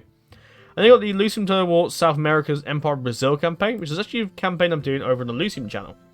And I haven't uploaded any episode of that for like 3 months, which is a shame, and I have had quite a few messages from your boy saying, "Are you going to make that video at all? Is he going to end off the campaign?" And yes, I will. I'm going to go into detail a bit when I get to the Discord about when my videos. Actually, no, I'll explain about it now. But one of the big things that I've done is I've done away with an upload schedule. The upload schedule has completely been gone, stripped away, blown up, and gone completely. As things have shown me, and even in the time just before everything, even the time when I was making these final videos here, it showed me that I couldn't keep up with the upload schedule. The upload schedule, especially with how chaotic my life got, it got to the point where it's like, yeah, keeping the track of an upload schedule is ridiculous. YouTube for me is a hobby. In the last year, I suppose, I guess I've treated it differently, because when I wasn't working, YouTube was pretty much the only thing I was doing, and it felt to me like a job. Of course, it was a non-paying job, but it's a job I very much enjoyed nonetheless. But YouTube, again, is a hobby. I will reaffirm that point. It is a hobby. It's something I do for fun. So I like to do the things I like to do, and I like to do what I like to do when I want to do them. And keeping track of an upload schedule is so difficult, because like you look at a schedule and think, oh right, I've got to get this video done today, but then you might wake up on that day and think, oh, I don't really want to record at all. But then like, oh no, I need to keep the call of the schedule, and then I record, and then you make yourself ill, and then you make yourself feel shit, and then the video itself isn't great because you've recorded that at a time when you don't want to, and yeah. So from now on, the upload schedule will be completely dismantled and blown to pieces, as I said earlier. So basically what will happen now instead of not schedule is that this video will go up today, and then the next video that I'm working on, and I'm not giving a date for when this will be up, but the next video, but essentially what I'm going to saying is that I'm going to be working on videos like a day after I make them. I'm not going to be like pre-record any of that crap. It's going to be, I'm going to make a video and I'm going to upload it at 6 PM whatever time. The reason it's 6 PM is because 6 PM is a time where, according to analytics, and I'll show you actually, it's when most people are online. Well, at least online. At least there's most time when my subscribers and all that are seen to be online. So I think is it audience? Yes, it is. So you can see 6 o'clock seems to be a pretty decent time. The last 28 days has been a bit different, so I haven't re-uploaded. But if we go, oh no, it is last 28 days. Okay, right, okay. But yeah, you can see a lot of people sort of available in the 6 o'clock in the evening. 6 o'clock in the evening is good for me because I sort of some not as many people are on in Tuesday, Wednesdays, and Thursdays, but majority of the time it's usually 6 PM on any day really. So yeah, so from now on videos will be uploaded on at 6 PM at whatever day it is. The next video I'll be working on is the custom campaign Tyronia Faction War Hot Seat, which is since there's going to be a lot of those Hot Seat reviews because so many have finished since the time of when I was off from YouTube making videos for this channel. Excuse me. And Jesus, my fucking stomach isn't having a bad day today. Jesus. So there's going to be a lot of Hot Seat reviews because I have so many of them to do. So stay tuned for that. Of course, I'm going to be starting 2 new Hot Seats soon. I've put off for a while because I've just been so busy, and getting this video done as well has been my top priority recently. So once this video is done, and once that custom campaign Tyronia Faction War Hot Seat overview is done, I can start the Divide and Conquer Hot Seat that I've got ready to go. I probably will need a few more players for that, so if you're interested in that, feel free to let me know by joining my Discord in the description below, and it'll be the description of this video. So yeah, so that's going to be starting not long after that. When I make that video, well, I probably need to, obviously I'm going to need a few more players though, so if you're interested, let me know, or I might be able to find them, because I haven't really done an official announcement for the Hot Seat yet, so there's a good chance that some people in my Discord might be the first ones to get there, or the ones in my Discord that aren't already on there. And of course there's the America's Age of Exploration Hot Seat I put on there as well, which I want to start, which I'll probably start before the DAC Hot Seat, because I have all the players I need for that. And that's pretty much ready to go. All the only thing I need to do is to change about with the rules for Hot Seats and other things as well. And then I will be ready to go with those Hot Seats. But yeah, because basically the Tyronia Hot Seat, and it's basically where this channel is. And if you look at the very top here, you can see the Holy Roman Empire, Spain, Venice, and on the DAC. Basically, I've set up the DAC channel, sort of. But I still need to fill in the information, and I still need to do stuff and change the rules and all that business. There's a lot of work for me to do that I still need to do that I will eventually get around to sorting out. But essentially, I need to finish the Tyronia Hot Seat overview so I can delete these stuff for this channel, and I can delete this player list, and then I can get things going properly. So that's the next video that will come out. The next video after that will be the Divide and Conquer faction poll. As some of you probably already know, that the Men of the Mountains campaign, I've got 1 episode left to record. That will be the final episode. And the same goes for the Lucium Turtle Wars South America's Empire Brazil campaign. So yeah, so I'm basically going to be starting 3 new campaigns for Divide and Conquer. Now, it's been a mod that I wanted to play for a while. I've been watching a lot of other YouTube, mainly Izzy and Agalu and their DAC campaigns, and it's really got me in the mood to play DAC. Many people, I've always like looked at DAC and thought, oh, I can't make players for a campaign. And I never really wanted to play it for a campaign because originally I thought to myself I wanted to save it. I wanted to stay off doing DAC campaigns until I wanted to play like some lesser known campaigns before DAC. Because I thought, because with DAC I want the DAC videos to do really, really well, and I'm pretty sure they will. But I was very apprehensive about doing DAC because I felt like I wanted to do like campaigns like the First Ship campaign, like other like mods before going to, because I really wanted to leave DAC until I hit like a big amount of subscribers. But thought to myself, that's folly. Why am I doing that? So I'm actually just gonna say balls to it, and I do want to play Divide and Conquer. I'm very much set on playing it, and we certainly shall. So there will be a faction poll that will be going up after the faction Mortaronia hot seat overview video, and that'll basically be So essentially, what will happen, because I'm doing 3 campaigns, so you can only vote for, well, you can vote for multiple options on the poll, but so you're, I'm struggling to speak today, but the factions. So whatever faction gets the most votes will be the campaign that we play. However, the 2 other campaigns that I want to do for DAC will be chosen by myself, because I'm quite set on doing yeah, but basically it's easy, because if I were to do like a faction poll, and I said the factions that get the top 3 votes win will be the faction we play, and there's a very high chance, and this is just an example, but there's a chance that say for example Isengard and Rohan and maybe, I don't know, Dunland could win at the same time, and then that would mean I have to play a Rohan, Isengard and Dunland campaign on factions that are literally right next to each other, and it wouldn't be very. I don't really like playing factions where, like, say for example, like as the Men of the Mountains, I don't want to play like Rohan, for example, because I've literally been in that area with the Men of the Mountains, and it would seem just so similar, and I wouldn't really want to do that. So I like to try and do campaigns that I'm like, say if I did a campaign in Eredor, I don't want to do a campaign in Eredor again. I like to do one in maybe Ravanian or perhaps Southern Middle Earth. So yeah, so one faction will be decided by a poll, and the 2 other factions will be decided by myself. But I'm pretty sure you'll be content with the result of the poll and the factions that I choose. So yeah, DAC is coming up next, which is going to be very exciting. I'm thrilled to start a DAC campaign. I'm so excited to do that. After that, I will be after the faction poll video, I'll be recording the final episode of the Lucium Total War South America's Empire Brazil campaign, episode 14, and that will be coming out after the faction poll video, and I'm looking forward to finishing that campaign off, because Lucium, if you haven't played Lucium, it's a fantastic mod. It's set in the 80s, well, you got 2 campaigns really. You got the 18th century campaign in, 1700 campaign in Europe, and then you got the 1819 campaign in South America. And right now I would say Bolivar's, or that's what it's called, the South American campaign is probably easily the best.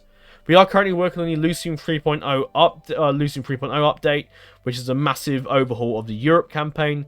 And when that comes out, I'm super looking forward to doing some campaigns on that. And I think that would be nice, because yeah, I'll be doing a lot of like Lord of the Rings and fantasy Total War stuff, but it would be nice to see a bit of historical and all that. Because again, I love to do campaign. I love to do mods on like Last Kingdom, Broken Crescent, even Shogun 2 or Attila or Rome 2, because there's still, even though I prefer many of the 2 over most of the newer Total War games, Attila, Rome 2, Shogun 2 are still decent games. They're not bad, in my opinion. Of course, some people may think otherwise, but there you go. But yeah, then I'll be doing the final episode of the Brazil campaign, which will be fun. At some point, I'll be doing some playtests for Lucium, which will be very exciting. And eventually, that'll be like a pre-recorded campaign, because I'm not allowed to like start the recording, do the playtest, and then just upload it immediately. Your boy likes to have his release dates. He loves to have a really good release, and I can completely understand his points. And so yeah, I'm not allowed to upload that footage until a release date has been announced for Lucium. That's his agenda, really. That's sort of the Lucium Total War mod team agenda, I suppose, or his agenda, I suppose. He makes most of the main decisions, I suppose. Well, I guess him and Iadrin, really, because they're like your boy's the lead developer, and you got Iadrin as like the lead co-developer, I suppose. But anyway, the Lucium playtesting campaigns that I'll be doing will definitely make its way on the YouTube channel here. It will also be uploaded to the Lucium channel as well, so there's a good chance you'll probably see it first on here, because I'll probably be busy with my other campaigns and I won't have time to upload the Lucium Lucium videos as well as that. But anyway, Lucium's a fantastic mod, and I'd recommend, if you are going to get into have a go at playing this mod, I recommend you play it with the South America campaign first. I'd definitely wait for the 3.0 update before playing the Europe campaign, because with all the changes that come to the 3.0 update, it will make Europe, the current Europe campaign, really, really, but I guess not shit, but it will make the Europe campaign really inferior to what's coming in the 3.0 update.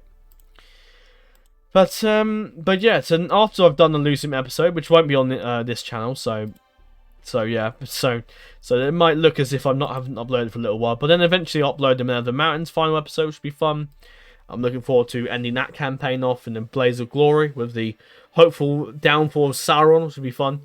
So yeah, the final episode of the Mountains campaign will be out after then, and then after then I'll probably do another hot seat overview, and then from there on out I'll be starting the episode 1s for the 3 campaigns that we're doing. So essentially what's going to happen is that there will be 3 campaign videos at a time, with each of the campaigns I'll be starting. So let's say, for example, Ardenheim. Let's make examples. So we've got the Ardenheim, Ered Luin, and Gondor. So for example, those factions are next. You'll have the first episode of the Ardenheim campaign, then you have the first episode of the Gondor campaign, and then you have the first episode of the Ered Luin campaign. And then you'll have either a hot seat overview. It will be hot seat overviews at the moment.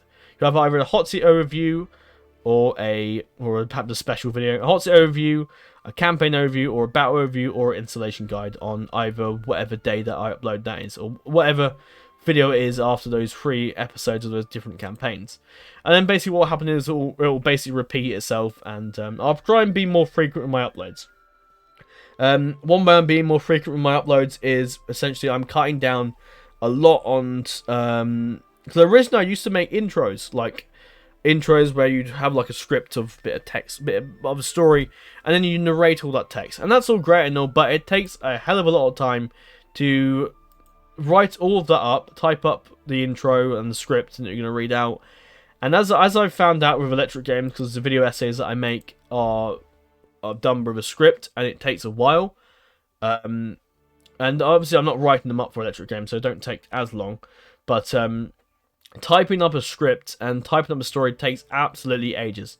And then if you add on the narrating part, which takes a fair bit of time, really, because I tend to stutter and mumble a bit, and then I have to think, okay, this is not good enough. I do aim for perfection when I narrate my stuff, which probably isn't really a good thing, but I do it anyway.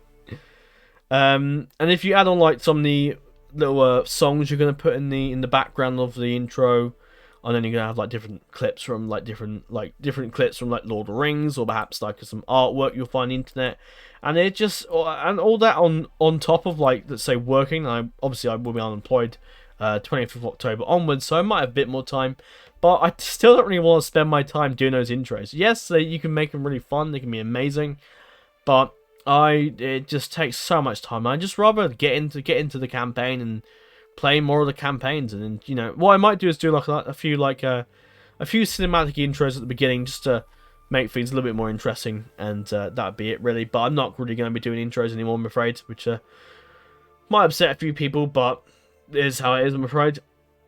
I will also be doing striving to read out a lot of like text events, because obviously there's quite a few Inter Awards, a lot of events that need to be read out, so I'll be making sure to read out as many of those events as I can, providing they make sense with our what campaign we're playing. Like, say for example, if an event popped up saying that Thranduil's Halls has been taken, and I'm playing like Ered Luin, for example, then it wouldn't be of any relevance to me at all, so I probably just wouldn't read it. I'd mention it probably, but I wouldn't read it.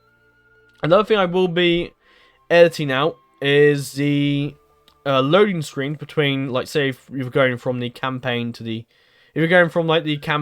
battle, I might edit out a loading screen there, and I might put in a nice little animated, not an animated thing, and like something in the middle, like a nice little bit of artwork of a picture, and then it has like a battle of Fornos Lorraine, or Battle of Carn-Dûm, or something like that. And then with some music or something like that. You'll see it in videos. It's hard to explain when you haven't really. We've got an image in your head, but it's hard to explain it. I always find that difficult. And then that'll just be like that'll be something, a nice little cool little cut to like the battle, and you'll see that in form when we start a new DAT campaigns. So I won't be editing out turn times. I will be trying to talk a bit more through the videos. So like, and before I used to like edit out a lot of like stuff that I would call boring, but I find a lot of people really like that. A lot of people find me sitting there building settlements and taking my time and putting down watchtowers and getting the economy going, talking a bit about what the plans are for the Empire and or what campaign I'm playing or what I'm going to be doing with this settlement, what I want this settlement to become. And a lot of people love that, and I'm going to actually keep that in the video. I'm not going to edit it out anymore.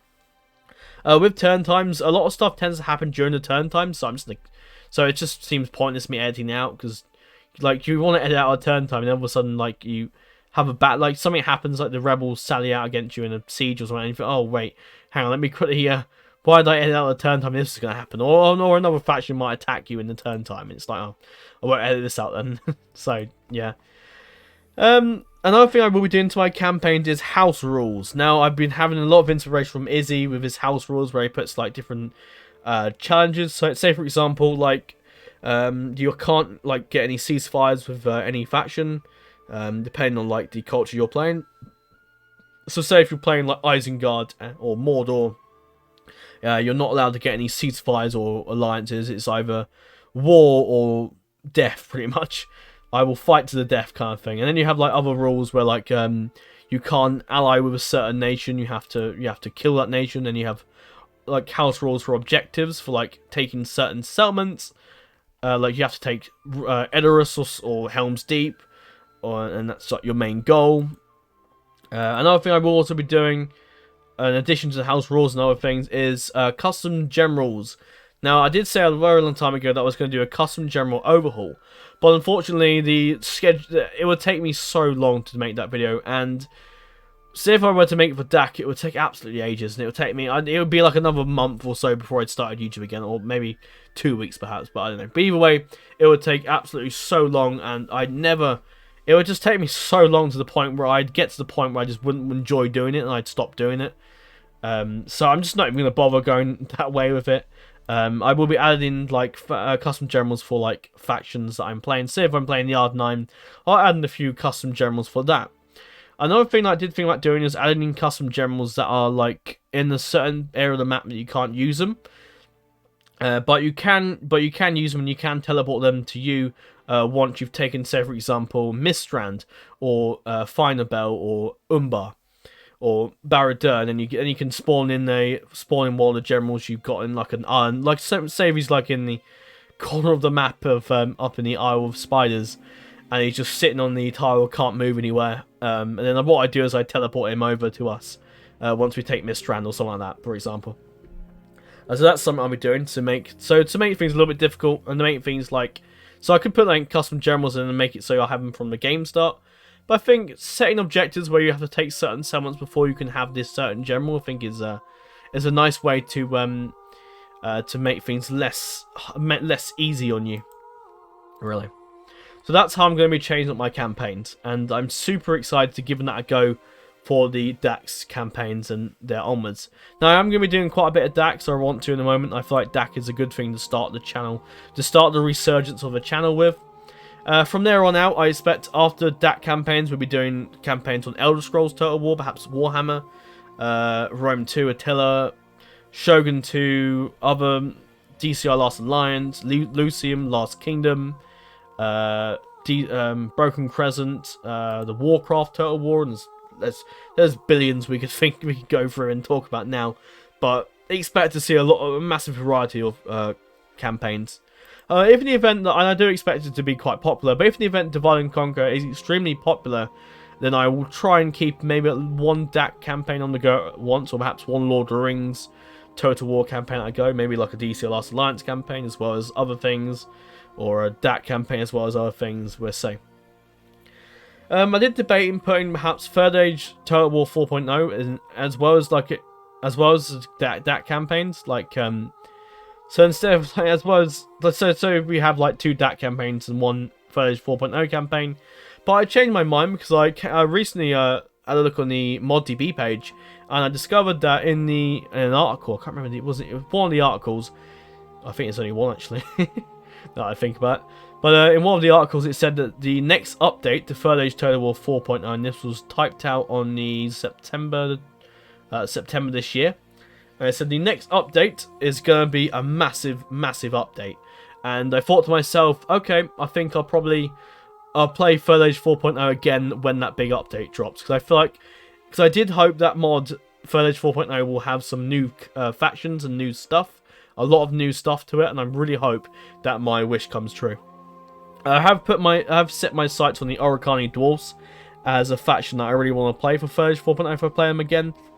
So if there's, unless there's like any, so say if there's like no new factions, then I'll probably do a campaign on that. And that is something I'm going to be quite looking forward to. It's going to be an Evil Dwarfs campaign as well. And I can't wait to play Third Age Total War 4.0 again, because that was a very fun and popular series, the Dwarfs campaign we did. I think it's only fitting that we return to it once more and play as the Oricani Dwarfs. Now, I think I've gone long enough with talking about my YouTube channel, so I think it's time we shift our focus onto my Discord. It's already nearly 10 o'clock, and I don't know what... I'm going to be here till about midnight uploading the video, aren't I? So, yeah. Oh, dear. So, anyway, on to my... So, I think I've done talking about my YouTube. Oh, wait, no, I haven't. I got you got an invite link up here for my Rose and Realm Discord. Oh, my description of my videos. Which I will probably change a bit, but it's basically like this, basically. We have links and etc. Which I'm going to change a bit, and you'll see how that works. Well, in this campaign, well, actually, no, not in this campaign. You'll see a bit how I'm going to change it up a bit in the description for this video, so I probably will. And I'll probably be going straight to bed once I fucking finish recording this video and upload it all, and then put all the descriptions and titles and stuff in. But yeah, so you have a link to my Discord, so you can click on that, which is not. It used to be called the Frozen Order, and you might see there. Oh, whoops! Didn't mean to do that. But you can see here it says "Join the Frozen Order," and that was my original name for my Discord until, because it used to be like an order, similar to Gallows Order of the Swan. But then I decided I took a bit of inspiration from English kings and Númenórean kings, and I think Elven, a bit of Elvenness, but maybe a bit of the White Walker demon death race. But I decided to call my Discord the Frozen Realm, because I just felt like it. I like the idea of like call like a High King, and then have like some roles below me being called kings, and you have like the different factions on my server. And I get into that in a bit, but the different factions being kingdoms and all that. And I just really like the idea of having like being called the High King of the Frozen Realm, and it's sounding perfect. And I was like, yep, I'm doing that.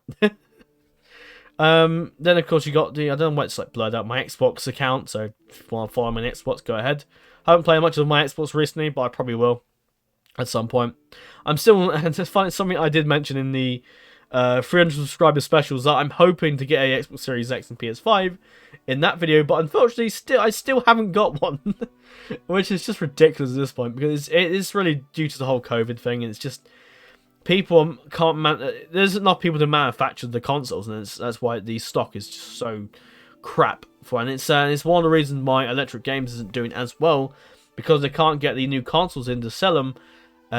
Yeah, so maybe if the console stock shortage was fixed, I might still have my job, but unfortunately that isn't the case, and I will still have to wait for a Xbox and Xbox Series X and the PlayStation 5, which is annoying, but I'm sure I'll get one eventually. So, you know, it's not as if I'm never ever going to get one. So I know I will, but it just will be a while. I've got a fanfiction account, which I don't use. I might read the odd fanfiction here and there, so I do like reading now and again. An Instagram, which has my wonderful face on it, and lots of different pictures. At some point, I'd like to turn my Instagram page into a proper photography Instagram where I share pictures and all sorts and all that. And I love this lovely picture of my cat there. For anyone wondering what the hell he looked like, there's me looking happy. Probably surprised that my cat actually is sitting on my lap, because Smudge, that was the name of my cat. It wasn't always a very friendly cat, so it was very rare he would sit on your lap or be attentive. So yeah, that's my age, 19. I don't really mind saying that, really. My birthday, I'm actually going away for a week from the 1st November to the end. Well, actually, I'll show you here a proper date. So I'm leaving on the 30th of October to the 6th of November. So I'm on holiday then. Again, so that means no videos, because I don't pre-record videos, I'm afraid. Sorry if you wanted pre-record. I might be able to do a few videos before I go, maybe do a few more, and then might be able to upload a few when I'm away, but don't expect like actual pre-recorded videos, because I just don't have that kind of time, I'm afraid. But yeah, I'm going away for my birthday. My birthday is on the 1st of November, and I will be turning 20, which is fucking... Oh, it's scary, alright. Going from 19 to 20, and it's actually the... So I'm sort of coming to the end of my final teenage years, which is quite daunting, I suppose. But, you know, as I said earlier in the video, you don't get any younger, so there you go. Of course, I've got a Steam page, who doesn't? And as you can see, it's my Steam account. I've a nice little backdrop around here, and I've just got the icon, nice little blue little flames going around it. I like it. But yeah, it's my real name, Tom. I have a bigger full name, but I'm not going to tell you what the full name is. And as you can see, this is what I've been playing recently. Medieval 2 Total War, 905 hours, which may not seem a lot, but may I remind you that I've been playing Total War, Medieval 2 Total War since 2012. I think I can't remember. It was 2013. I'm pretty sure it's like earlier than that. I can't quite remember. I'm afraid I've been playing it so long that I just can't remember. So yeah, I've been playing Medieval 2 Total War a very long time, and I had it on the disc. So I played on with the disc version for years until last year, late last year, and I actually got Medieval 2 Total War, the Steam edition, and it was actually, and I use the Steam edition a lot more now because it's just easier to download the mods and easier to, and it loads much faster than you do when you have the disc version. It's just so much easier, and it's easier, and it's, you have less compatibility issues with Hotseats with the Steam version. And of course, Rome Total War Gold Edition, which again, Rome Total War I also had on disc, but since Rome Remastered popped out, I've got the gold. I've got the original Rome Total War, which I think is probably the best thing that Rome Remastered ever did, to be honest. And I got Hearts of Iron 4, which I play from time to time. Right, so that's my Steam. I think it's time to shift over to my Discord. Okay, I just took a little break there as before I grab a quick drink because I've been talking for a while now, and just thought I could do a bit of a break actually for a bit. This video, from the way it looks, will be well over 2 hours long. Yeah. So expect there's going to be a lot of timestamps in the description. That should hopefully assist a bit. I don't think I'll go into too detail about the timestamp. It'll just be like YouTube talk, Discord talk, where I've been, or something like that. It won't be too detailed because obviously it's now 10 o'clock, and I'd like to go to bed at some point and get up for work. But as it's currently Thursday at the moment, but I'm gonna be here for a while, it would seem. But I'm determined to get this video out. I promised everyone today that I'd get this video done, and I'd get this video out today, and I'm gonna do it. Although it may already be tomorrow for some people with different time zones, but oh well. As you might have noticed in my YouTube thing, it said, I think did it say YouTube? Yeah, it did say YouTube Premium, or did it actually on the screen? I don't know. Well, so I do have YouTube Premium at the moment, which is like a free trial to like the 29th of November. So you might have noticed that. I need to cancel that. Now, something I have done is in Hotseats. As many of you will know that my Discord, so let me speak, please. My Discord hosts Hotseats, and Hotseats is essentially basically when you send a turn back and forth to players, and you play. It's basically a game, a normal game campaign, but this against instead of. Can I speak, please? Instead of against AI, it's against real players, and that's basically it. And I'll show you a bit about it later. I'll show you a bit about it later. It's too late. I need to sleep, and it's kicking me in. Right.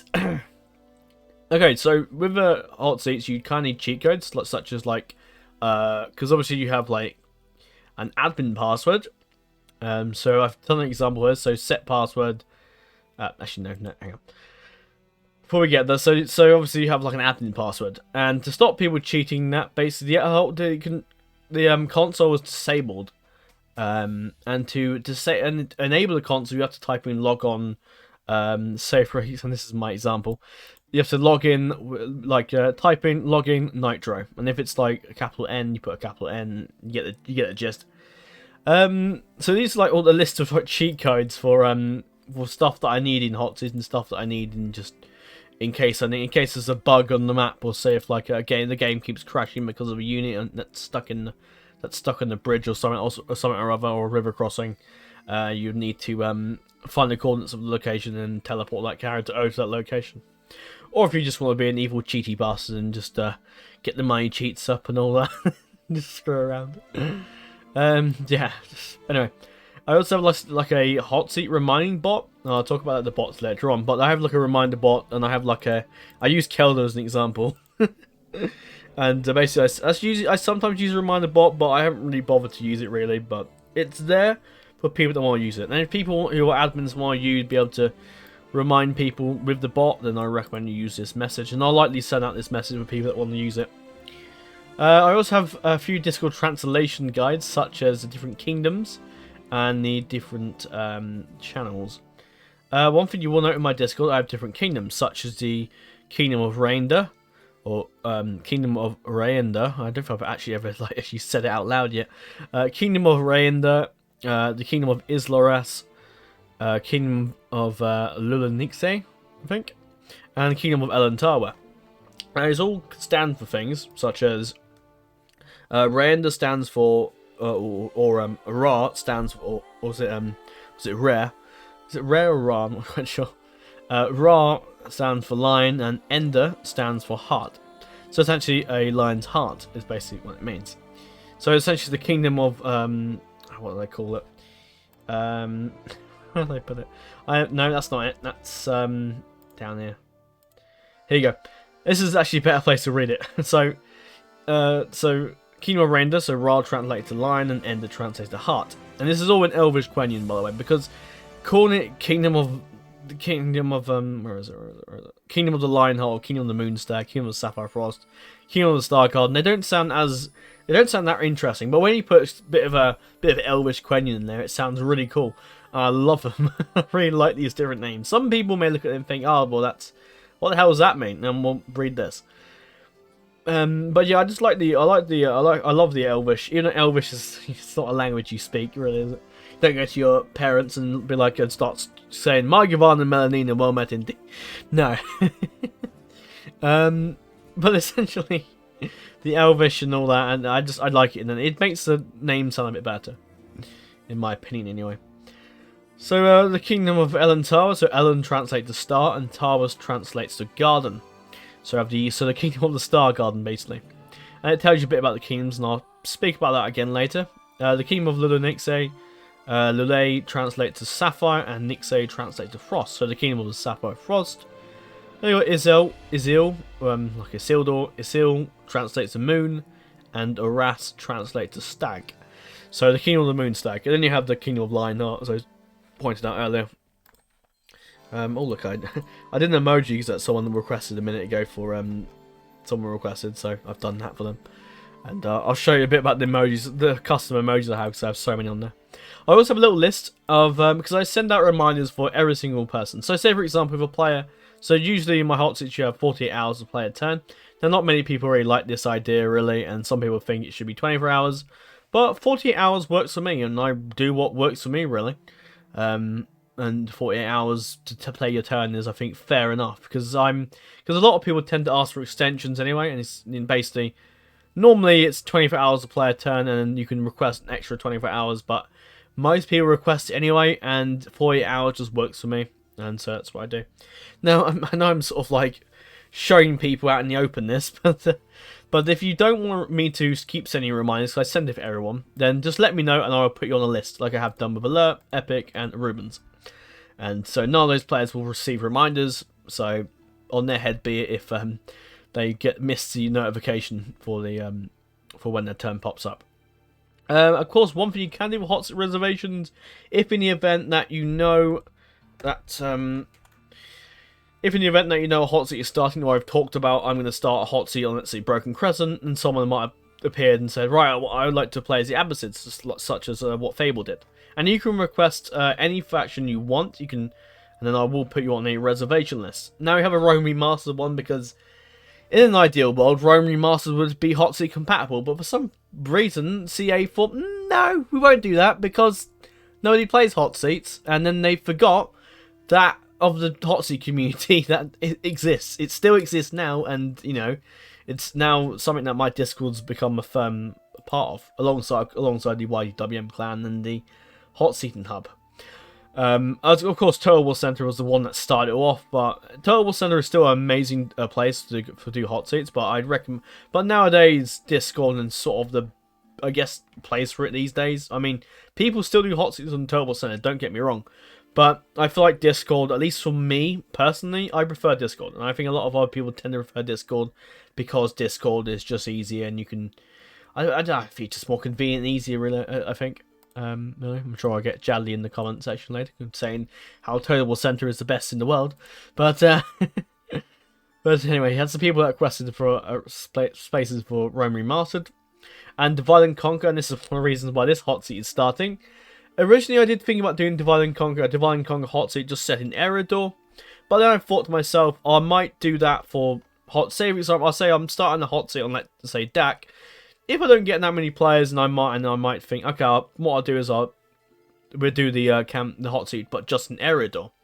However, at the moment I spoke about doing a DAC hot seat, and reservations were a thing, and you could make a reservation for a hot seat, reservation for factions. I had a lot of people that asking for factions, and eventually word spread. And I did do a few and I did make it very aware that this hot seat wouldn't start for a while. So I made the reservation start back in August. I never had time to really start the hot seat until now. So yeah, I did say this hot seat won't start about October, and it's October now, so I need to get a move on really. And I will be starting this hot seat. So I didn't mention it earlier, didn't I? I don't need to say that again. But yeah, so people did a few advertisements on the DAC Discord and a few other Discords, I believe. And people were quite interested in the Divide and Conquer hot seat. And I haven't actually announced it physically on my Discord that I'm doing a DAC hot seat. But I already had a lot of people requesting factions. And I'm happy to say that the hot seat will be starting soon. And I'm pretty excited to get it going. Oh, Medi, if you're watching this, I've told you that Rohan is open for a faction. Because some people left. Basically, so I think we got like Bree and Enn's wife left. So Enn's wife is the one that's actually open, not Rohan. Sorry. I imagine you're still watching this. I'm impressed you're still watching this, but I'm absolutely. I will personally thank you when you if you manage to make it all the way to the end, mate. But yeah, keep that in mind. I may have made a mistake there. Then of course the Britannia hot seat. I do multiple. I haven't done many. I'm sort of stepping away from Kingdom's hot seats because I'm sort of getting bored of doing them really. But someone did ask for the Barons, so Bert asked for the Barons Alliance, so which I suspect would do another Kingdom's hot seat now and again. But I think it'd be a bit rarer because before I used to do a lot of Kingdom hot seats like frequently, but I don't think I will be doing that these days now because Kingdom's hot seats they're fun to do if you want a small little hot seat, but the hot seats just like. They start and then they finish in like a matter of months, and it's like, oh my god, this is already finished. Let's start a new hot seat. But I don't know, maybe I might be more open to do it now. I'm not doing it as much, so perhaps you'll see a Britannia 5 hot seat, maybe next year perhaps. Because another thing with hot seats, I start a hot seat each month, so and that could be whatever. And what I will start be doing is I will be doing more voting. So there'd be like a straw poll. We have multiple options for different hot seats, like a Broken Crescent hot seat, Errors hot seat, Britannia hot seat, DAC hot seat, Roman Master hot seat, etc. And then you can all vote for it, and whatever gets the most votes will be the hot seat we do. So that's probably how I'm going to be doing them from now on. And there won't be as many hot seats because it will just be once a month. So that'd be good. Apart from January and is it June or July, I think, that I'm going to be doing some special hot seats on those, annually, basically, which will be like a grand free-for-all tournament and a faction war hot seat, like a 4v4 v4 hot seat. And then someone asked for Broken Crescent, so Fable for the Abyss, as I said earlier. And there's a Lucian 3.0, because as you may know, that there is Lucian 3.0 is in development, and a lot of people are very keen on doing a hot seat for that. I don't know how stable and things would be for the hot seat. Hopefully your boy makes a few fixes here and there to make things work, but if not, I'm sure we'll figure out a way to make it so that things work correctly. And as you may know, we have an RP Errors Total Conquest hot seat, which has been very successful. And for the second hot seat that we're doing for Errors, which is going to be the second one, obviously. Your boy is making a bunch of changes to the Errors Total Conquest, the world map in a Deathstrap file, and he's making a bunch of new factions, etc. And it's all going to be very exciting. When I say new factions, I mean like new renames of factions, basically. Like it's not as you can have like icons and a full mod, like you're not going to have like factions and units like dual monarchy units or dual monarchy halberdiers or anything like that. It's just going to be renames of factions, basically. I don't know if he might even change the colour of the factions as well. It should be cool if he does that. So yeah, a lot of people like that, and that era's, I imagine the RP Hotseat will probably start after the current one finishes. Now, as you may know, you can suggest a lot of things. Now, I do have my own little suggestion channel where you can suggest different campaigns and all sorts. However, people do suggest things in the comments for YouTube, which is fine, but I would prefer if people would suggest things on the suggestion hall, the audience hall I have, because it's just an easy way for me to keep track of who's giving me what suggestion. Well, as opposed to our comment section, if someone's left a comment on the video, I don't know, ages ago, then I'm gonna forget about it. There's a good chance if I don't write it down soon, there's a good chance I'll forget about it. Especially if a lot of people especially at a time when I actually get loads of comments, people might suggest a lot, and I might be like, okay, let me quickly write this down, and I might not have time to write it down, and then I may just completely forget about what this bloke asked me on this video that I made a few months ago. It's much easier and it's much beneficial if you just stick it on the audience hall right here, like Fable did with a nice suggestion about Hotseat. But yeah, please do that. Of course, in the last year and a bit, I've had a lot of suggestions for different campaigns. I got a suggestion for the Terminus Total War Attila mod from Surge145. So yeah, if you suggest me a campaign, so say if I do a campaign with this mod and with this faction, then I will mention the person who suggested that faction. So I was saying this is a new Terminus Total War campaign for the Roman Hegemony, which was suggested by Surge145. I have no idea if he's even in the Discord now, but I know a few people here are, but some aren't. Some of these suggestions were made quite a few years ago. Well, I say quite a few years ago, maybe a year and a bit, really. And that's it. But either way, I do take all suggestions into account. Even if it's factions that I may not even play, I will still put them down because it's still a record of suggestions. And you're probably wondering, why do you put them on Notepad and not Word or something? That's simply just because Notepad is just easier. It's just something I don't have to worry about like a license for Word or anything like that. So it's all here. And I think there's a few, I can't quite remember, I might be completely wrong on this, but I'm pretty sure they've had a few, well, I think it might be on the cloud server. And because you're not seeing the full like document here, because in this file here I have all my passwords and all the really essential stuff that you'll never ever see ever. So I'd rather have all that stuff in the important document, because then I won't ever lose this document, because it doesn't require me to have Word in case my subscription of Word ends or something. And yeah, it's just safer, really, in my opinion. Anyway, so you can suggest loads of campaigns. We've got loads from Miscellaneous Middle Ages, Medieval Kingdoms, Broken Crescent, excuse me, DAC as well. We've had a few from DAC, so I might be mentioning a few people if we in the event we do some of those campaigns. EB Europa Barbarum 2, Third Age 4.0 Oricon Dwarves, which is a faction I've already decided that I'm going to play, which is suggested by Augusto, I think. I'm not quite sure there. But yeah, the Oricon Dwarves, I plan to play him evil, by the way. That's another cool thing.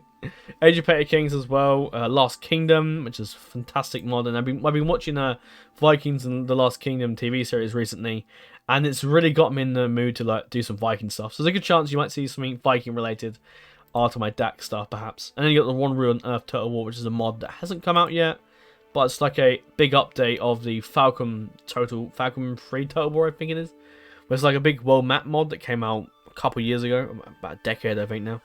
One thing you can do is you can suggest custom generals. So, like Bluefang32 has here, he has basically gone around and given me a list of suggestions. This was originally for when I was talking about doing my custom general overhaul, but unfortunately that isn't going to happen. But I will be keeping these. So I might have a general that I teleport over to if I'm playing as Dunland for taking Byrig or something like that, or something or other. It's like so he's got quite a few, like a Dwarven general that, as you know, the cave dwarfs for Rohan, like that you can imagine that would like that you could spawn in for like when taking the certain, well, not spawn in because I can't do scripts, but you could have them teleport over to where the Isle of Spiders, which is like that top left hand corner of the map of deck, and teleport them over to you, and be like, right, I've got a unit. This is, and I'll just say, well, I won't say it's an event, but I just say this is a unit. I'm gonna get this general for taking, let's say Gundabad. I've got a unit of Gundabad hammers for taking Gundabad, basically. So yeah, that's something I do. I have had issues before with when it comes to adding like units that aren't in the destrap file already into the destrap file, because like sometimes I type in Sons of Numenor in the correct way to type it, which so say like I can't really remember. I can't really explain this, can I really? But essentially, I have a bit of trouble when it comes to like putting the unit of steel bows into the destrap file. I don't actually put steel bows like that. I put in the file, the whatever it's called in the, is it unit export desr file or whatever it's called. I should know. I've been in there recently with doing some unit info cards, so I should know that really. But yeah, keep so if you want to suggest generals, so say if you want to suggest, I want to see Toriel in the Woodland Realm campaign, then please do. And that's something I probably will do anyway, actually. But if you want to suggest things, go for it. Absolutely go for it. Of course, I won't always take on suggestions. Sometimes I might say, oh no, I'd rather not do this or whatever. And then that'd just be my word by law, basically. Because you have to remember, these are suggestions. I'm not legally made to do them. So it's really down to myself. Of course, another thing, you can suggest Hotseats. As you can see, we've had a lot of suggestions for Hotseats. Warhammer Hotseat was suggested by Alter, who unfortunately is long departed the server by now. Divide and Conquer 5.0 Hotseat, which isn't going to happen now, so I might... Well, I'll leave that there. But because we're already doing a DAC Hotseat anyway, I'm sure at some point I may do a 5.0 one later on. But we'll see. Elder Scrolls, Sardoms, Broken Crescent, Ancient Conquest, Warcraft, Rise of Kingdoms, etc. We could go on forever. And then people have suggested a few mods, such as Shogun 2 Last Alliance by the Medjay Fire. Great YouTube, by the way. And then Ancient Conquest, IB2, and The Long Road as well. That's another thing. So yeah, you can suggest mods. I have like little notes here for like different campaigns. So for example, like when I've made the Brazil campaign, I've made the intro. I might put a bit of notes into there as how you do the intro. Now, of course, if you look at that, it may look a bit like... It looks like a bit of lazy writing, and like it probably doesn't make much sense if you read it out. But these messages, this little typing out thing, is literally just for myself to read. It's just done in the way that I can understand it. So it's not really meant to be for people to look at. And then I do like a list how I've done the call text part for the call text is what I use for like the different. So say for example, like the Man of the Mountains, for example, that text, the bit of text you see in the thumbnail is from call text. And I usually write down how I've done that, etc. So I remember. I also put, and here's another thing, time lapse, 10 times speed. Excuse me. Time lapse. So I put like how long I usually put a time lapse on for, which is kind of pointless really because I don't do time lapses, but I'll keep it on there anyway.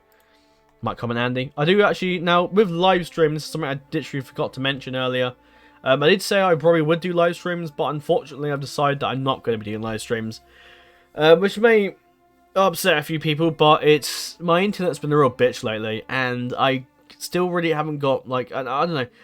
With live stream, I enjoy doing the campaigns they are, and with live streams, yes, I think I definitely will do them, but I suspect I'll wait probably till I move house, and get a bigger office and desk area, and then I can probably set up my stream a bit better, and I might have better internet by then. So I'd rather just wait till then, to be honest. I may change my mind. Perhaps okay, I'm gonna do a stream. I'll do it now, but I could change my mind, but I don't know. Right now, I'm not too keen on the idea of doing streams. I'm afraid, to tell you the truth. Maybe I will later on in future, but right now, no, not all that interested right now. I'm gonna stick with what I enjoy doing, which is recording, making videos, and all that, and not worrying too much about live streams as well. With live streams, it's very likely that I might use live streams as a chance to play games like if I look down here, Victoria 2 or Hearts of Iron 4 or Witcher 3 perhaps, or something like that. Who knows? I doubt I played The Witcher 3 though.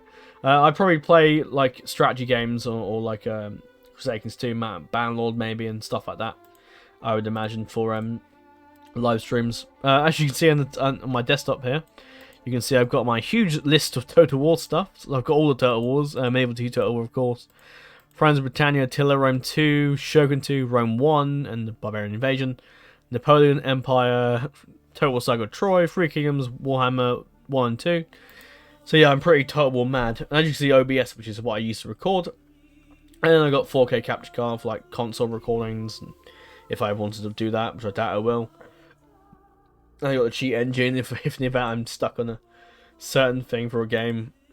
Like in Empire, say for example, my faction's about to get destroyed. I might have to cheat to save myself, save my own skin. I could use Corel Paint Shop Pro for the for my like thumbnails and stuff. But didn't mean to do that. But anyway, onto my Discord, which is sure some people are probably waiting for that. Anyway, so where do we begin? My Discord's been around since 2019, so it's been around for a while. Now, when you join the server, you will appear here. So, like, say, a wild Boats are appeared with custom meshes. I can do like a wave to say hi thing, but I don't have. I have these this channel private, so it's not really for people clicking or making starting conversations, really, is it? So it's called the. You might notice that a lot of these channels are called halls. Why? Because I prefer it. I like it. So you have like halls of information, and you have the different hall, like the muster hall for like people when we join. Halls of Valhalla, Commandment Hall, Announcement Hall, Upload Hall, etc. You get the gist. So essentially, when you join the server, you will appear here, and then I'll notice it. And it's a good place for me to see. When you join the server, you won't be able to talk until you do this. Let me find it. This is it. So, let me do a preview. So this will pop up. Well, no, this won't pop up. You have to actually click somewhere. I can't remember where you click on the server. You have to click somewhere and to go straight to this. People have managed to do it before, so it's okay. Now, you don't have to verify your... I don't know why it says you have to verify your email, because Boat to join the server, I asked him, did it say you need to verify your email? It didn't ask him to verify the email, so I'm assuming it didn't, so I don't know why it really says that, but there you go. It's basically the whole community feature I've got on Discord and all that. So it will come up with literally this. The Frozen Realm was a server dedicated towards the development of the Frozen Stag YouTube channel, and is religiously dedicated towards gaming, and of course Hotseats for the wonderful mods and games of the Total War brand. So it will come up with that little message, of course the icon there, and any different server emojis. I don't know why it doesn't like show all the server emojis down this way, but there you go. But as you can see, I have a lot of different emojis, and I'll talk about them in a bit. I've got illegal stag, denial stag. Most of these emojis I've like nicked from other Discords, basically. But and I probably will nick a few more, I imagine. So yeah, but a lot of other channels and Discords have really good different emojis, and I'm like, oh, I can't do anything. I can't really make. I can obviously make some of these custom myself, and I'll show you the ones I make custom. But I just tend to use some from the other Discords. Basically, what you have to do is you have to scroll down. You have to read through all the rules. I have absolutely hell of a lot of rules, and I'll talk about that when I get onto the actual rules channel itself. But I have a lot of rules to make sure things are all dandy in the Discord. And then basically what you do is you click this, I have read and agree to the rules, and then click submit. And then you'll be given the civilians role, which is this one here. That's the role that is given to everyone. And it's a role you have on this. And you can pick up other roles, and I'll explain that in a bit. But civilians is the role you start off with. And then you can talk, basically. You also, I think it's... No, this is the one that pops up immediately when you join the server. This one you have to click on for it to appear, I think. Somewhere on the rules channel, I think. If I remember correctly. But you have the welcome screen, and I'll go into this. So, it basically tells you welcome to Frozen Realm. The Frozen Realm is a server, and it's basically the same description what it said earlier, but without the hot seats, because this is... I'm already over the limit of how much I can type. So... But anyway, you have top things to do here. You have anything goes. There's the mead hall, where it's like the main chat. You have to make sure to read the rules, which is the commandment hall. You have a suggestion to make, so you can go to the audience hall. You have the Frozen Stag my uploads, which is upload hall. You have the find about the joinable kingdoms, which is what we clicked on earlier in the video, and I'll talk a bit about that when we get there. But this is some of the cool stuff you get. Now I have someone that kindly has boosted the server. Mistress and Melissa, I believe, has done that, and we've got level 1 perks, so a massive thank you to her. And I'm aware that this boost won't like expire, because I think she pays for Nitro, actually, because I think she got the free trial and then she actually decided she liked it and decided to pay for it. And now actually we have level 1 perks, and the one thing that I love about this is the plus 50 server emojis. That means we get to have loads of different emojis. One emoji I did actually add in earlier, and you might have saw that with the file like download thing here, is Monkey Stag, which was added a while back, but because we we had like level 1 server boost thing, and then we lost it because the free trials ran out, and then we had to cull and purge a lot of the emojis, which was quite sad. But now when someone came along and just boosted the server, so we don't have to worry about that anymore, thank God. But yeah, anyway, other than that, you got what was it? Animated. Oh, you can animate your server icon. Oh, okay. I didn't know I could actually do that. I don't actually know how to do that, but that's that's actually sorry I didn't realize. Custom server invite background, which is this. So when you click on the when you click on that page on my YouTube that says join the Frozen Realm, it will come with this, and you have a nice little background of the wall image I use for my channel banner. It also says accept the invite, and it will just take you to your channel, take you to the Discord straight away. But yeah, it's a nice little image of the wall there, and the wall has been like a thing of my channel banners for years, so it seems only fitting that it stays. And someday perhaps I'll actually do something Game of Thrones related. Shock horror. Unfortunately, my love of Game of Thrones sort of died away with the Game of Thrones season 8, but with Fire and Blood on the way, or Fire and Blood, the new oh no, it's not Fire and Blood, sorry, House of the Dragon, the new series that's coming from HBO, which does look really good. I'm looking forward to seeing that. I'm hoping that might that'll be really good and much better than Game of Thrones season 8. But anyway, that's pretty much it. I have loads of roles. We'll get into that in a second. But this is my server basically. So you can see I have a lot of different channels of halls of information, which is the information channels, and the channels where you can't really talk on apart from promoting things and suggestions, of course. You have the halls of writing, which is like the main talking text channels and all that. You have the halls of the voice, which is like different voice chats. As you can see, with the voice chats, I've chosen 4 different elemental voice chats. So you have the hall of water, with the 4 different elements basically. So hall of water, hall of fire, hall of earth, and hall of air. And you have the song hall, which is like a bot, and you basically can put in a video file, and while you're in there, you can click on the video file, and it will pop up saying, I think that's quite loud actually when you leave that.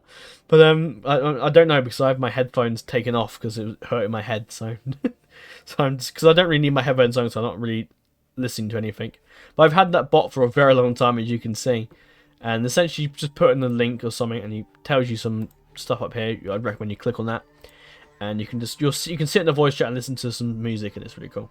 Even though you can just go on YouTube and just listen to music yourself, but if you want to have the whole people, if there's loads of people in the voice chat with you and they all want to listen to music, the same music, then that's perfect. And then you have the halls of the realm, which sort of goes into detail a bit about the different kingdoms, as you can see on the side here, the kingdoms here. And that will explain a bit about that, and you have different custom halls for each of the different factions or kingdoms. And then at the bottom here, you have all the different hot seat channels, and you can see there's quite a damn lot of them. Below the Age of Empires hot seat are these ones here, and these 5 have all finished. This one here is all finished. You can see at the very top edge of this. And once we do the Tyronia hot seat overview, then I will be able to formally turn this into the Divide and Conquer hot seat overview. Hot seat channel. But yeah, some of them. So these are ones that you're going to expect soon. So you'll expect a Tyronia hot seat overview soon after this video. Then you'll get the War of the Six Kings one, Revenge of the Vikings, Colliding Worlds hot seat, War in the Baltic, and Third Crusade. And that'll be so as you can see, there's quite a few hot seat overviews that need doing. So let's start at the very, very beginning. I'm pretty sure this is this channel where you get the option to click on something that says, take me to the membership hall, and you sort of just sign up. You tick the box and you're in, basically.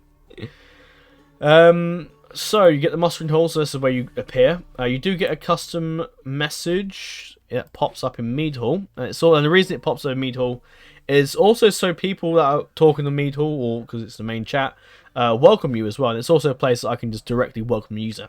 Of course, I could click wave to say hi a few times, but I don't really need to. I'd rather have a proper welcome message, or welcome by other people. Of course, we have a leveling system, so people that type messages, and it also shows me how active people are, which is why it's quite handy.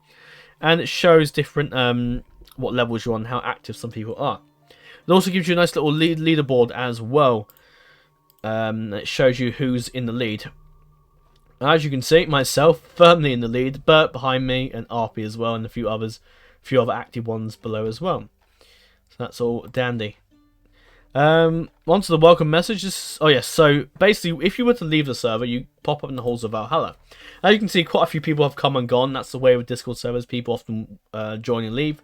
The whole reason we have this channel, because it, as it says at the top here, it shows who leaves the server, and also serves as a memorial for past members who are no longer with us. And this is very handy because in Hotseats, because you have some players that decide to then that just ghost you and just vanish from the hot seat completely. They leave the server and they're gone. And you don't, it doesn't, nothing, there's no, unless you have this bot that sends a custom message, you don't know that they've left the server. So you have absolutely no idea they've left the server until you get to their turn in the hot seat and realize, and then the player that's saying them their turn, they can't ping that player. And then you realize that they've left the server and it's been like 5 days ago since they've left the server, and you're like, oh, what? So that's why this channel exists, and it's very handy. Now, when you join the message, you get this. Oh, you get this nice little thing that says member 201, which is when we had 201 members in the server, and then a bunch of people left. Well, actually, some people were purged. Some hackers joined the server and uploaded pictures of myself actually, and tried to find IP addresses and Facebook accounts. Well, mine, and I had them banned immediately. So they didn't last very long on the server once they step out of line and start sending messages, like messages that are not allowed at all. So you'll be immediately banned, basically. So this is the message that pops up. It says, hey, welcome to the Frozen Realm, thank you for joining. If you have any questions, seek out Commandment Hall. To talk on the server, you must make sure to agree to the rules in the membership screen, as I showed earlier. And if you have more in-depth questions, don't hesitate to speak to me. Yes, basically what it means. Right. So that's that. You have the Commandment Hall, which is something I did not that long ago. And essentially it says, welcome to the... And we'll actually spend time reading this out. Welcome to the... Actually, no, we've read this out, haven't we? And it tells you here, the Frozen Realm is moderated by the upper ranks and they have the necessary powers to maintain peace and civility. The moderator ranks are as follows: High King, which is this is the role I have over here, myself. The Kings, which is these two, and Titus and Idrin, but they're not online at the moment. The Dukes, which is currently Rennett's only one online at the moment. There's meant to be 8 more people, but will they be online? Who knows? They normally are, but some people tend to go on the offline appearance. And then you have the Lords as well, which is these 3 here, and there's obviously more, but they're offline. It's a bit late in the evening, so some people are probably gone to bed, or some are some just don't sleep, or they're in different time zones. And the Paladins also, there's quite a few people online here. Now, essentially, in the kingdoms, you have different... actually, no, I'll get into that in a second. But for each role, you have a set number of people. So you have 4 kings, you have 8 dukes, you have 16 lords, and 32 paladins. And if in the event, say for example, Mehdi left the server, which I hope he doesn't, he's really nice, then someone would replace him as paladin, basically. Depending on not if he's in, say if they're in the Kingdom of Lulanix, say, then that would be someone from that faction would replace him as paladin. I hope he doesn't leave, but that's just using an example. Note the paladins are also tasked with keeping the peace, and we ask that you respect their words and requests in relation to your behaviour. And if you feel a moderator has acted poorly or unjustly towards you, then please contact myself and I shall discuss it with you, basically. And you can say, if in the event you feel someone's broken the rules, please contact the people of the ranks that have been shown. Also, one thing that I do try and stress, because Discord really isn't really made for people that are under 13+, because you can see some things that aren't really people for anyone under 13. Once you get to the teenage barrier, you're allowed, but before that, no, not at all. So the rightful age you've been Discord is 13+. If in the event you're discovered to be younger than you are, then you'll be asked to leave the server. However, if you insist on staying, you'll remain at your own risk and we will not be responsible for you. To finalise, breaking any of the rules will result in a kick or ban, depending on the severity and repeatance of the rule break. So yeah, that's that little message at the top, and then you go on to the rules, which is 16 of them, and all these rules are in my opinion, very good, and I think they're very necessary to make sure everything's all happy and good. So let's begin. Do not in any circumstance post anything racist, sexist, drug related, or of a bullying nature. Now, this is fairly obvious why this exists, because we don't want people being racist to another user or being sexist or any of that. We don't want that at all. It's not the place for that kind of stuff. You can just fuck off if you're gonna be racist and bully a user. Then surely you've got better things to do in your life than faff about being racist to someone. And yeah, get a life, mate. If anyone's like that that's watching this video now, then fuck off. do yourself a favour, mate, and go away. Anyway, if you have any conflict with another user, then please take it to private messaging. Now, yes, we're not interested in conflicts with another user, but if it's like, I'm not too bothered if people want to have an argument, they want to have an argument. You can do that, I suppose. But if it gets out of hand to the point where a lot of racist things are being said, sexist things being said, then we will ask you to go to the private messaging, or put you in the mute role, basically, or give you the mute role, and then you can't talk at all. But if you do have an argument with another user, then just message them privately. You don't need to come on to a Discord with 198 people and have a go at a user, and it's just, what's the point? Why can't you just message the guy privately and have an argument with him? Why have you got to message the guy on the meet hall, or say for example, and then everyone else just is literally sat there spectating it, and then you just make yourselves look like an absolute fools. So what's the point? Spamming messages, pinging people randomly, or gifts is not allowed. Now gifts is allowed. I don't know why I put it like that. Spamming. What I mean is like spamming messages, pinging people randomly, or gifts. Why have I put that? Because gifts. What I mean by gifts is like spamming gifts. Okay, whatever. Gifts is allowed, but spamming. Okay, okay, spamming messages, gifts. You know, I'm gonna change that. Hang on a minute. I'm gonna do a bit of alteration while I'm making this video. Right. Spamming messages, gifts, and there you go. There you go. No, yes, that's a needed change. So yeah, spamming messages, gifts, pinging people around me is not allowed because it just gets annoying and it just pisses people off. So don't. Using spoiler tags when hiding spoilers and use spoiler tags when hiding spoilers, and then remember to note what the spoiler is for. So don't and I've had this with another user, where he's come on, he's taken a few screenshots of, and you know who you are, but you've taken a few screenshots of the game for a Hotseat, and then you've decided to make it a spoiler mode, put a spoiler filter on it, which, okay, but why? Because you can't really hide a screenshot of a battle, because that user will want to know the user, when he gets to his turn anyway, will see that his army's been attacked, and then he'll wonder what's happened, and then he won't have seen it because there's a flipping spoiler on it, and I don't want that happening. Of course, pornographic, inappropriate NSFW content are not allowed in any circumstance.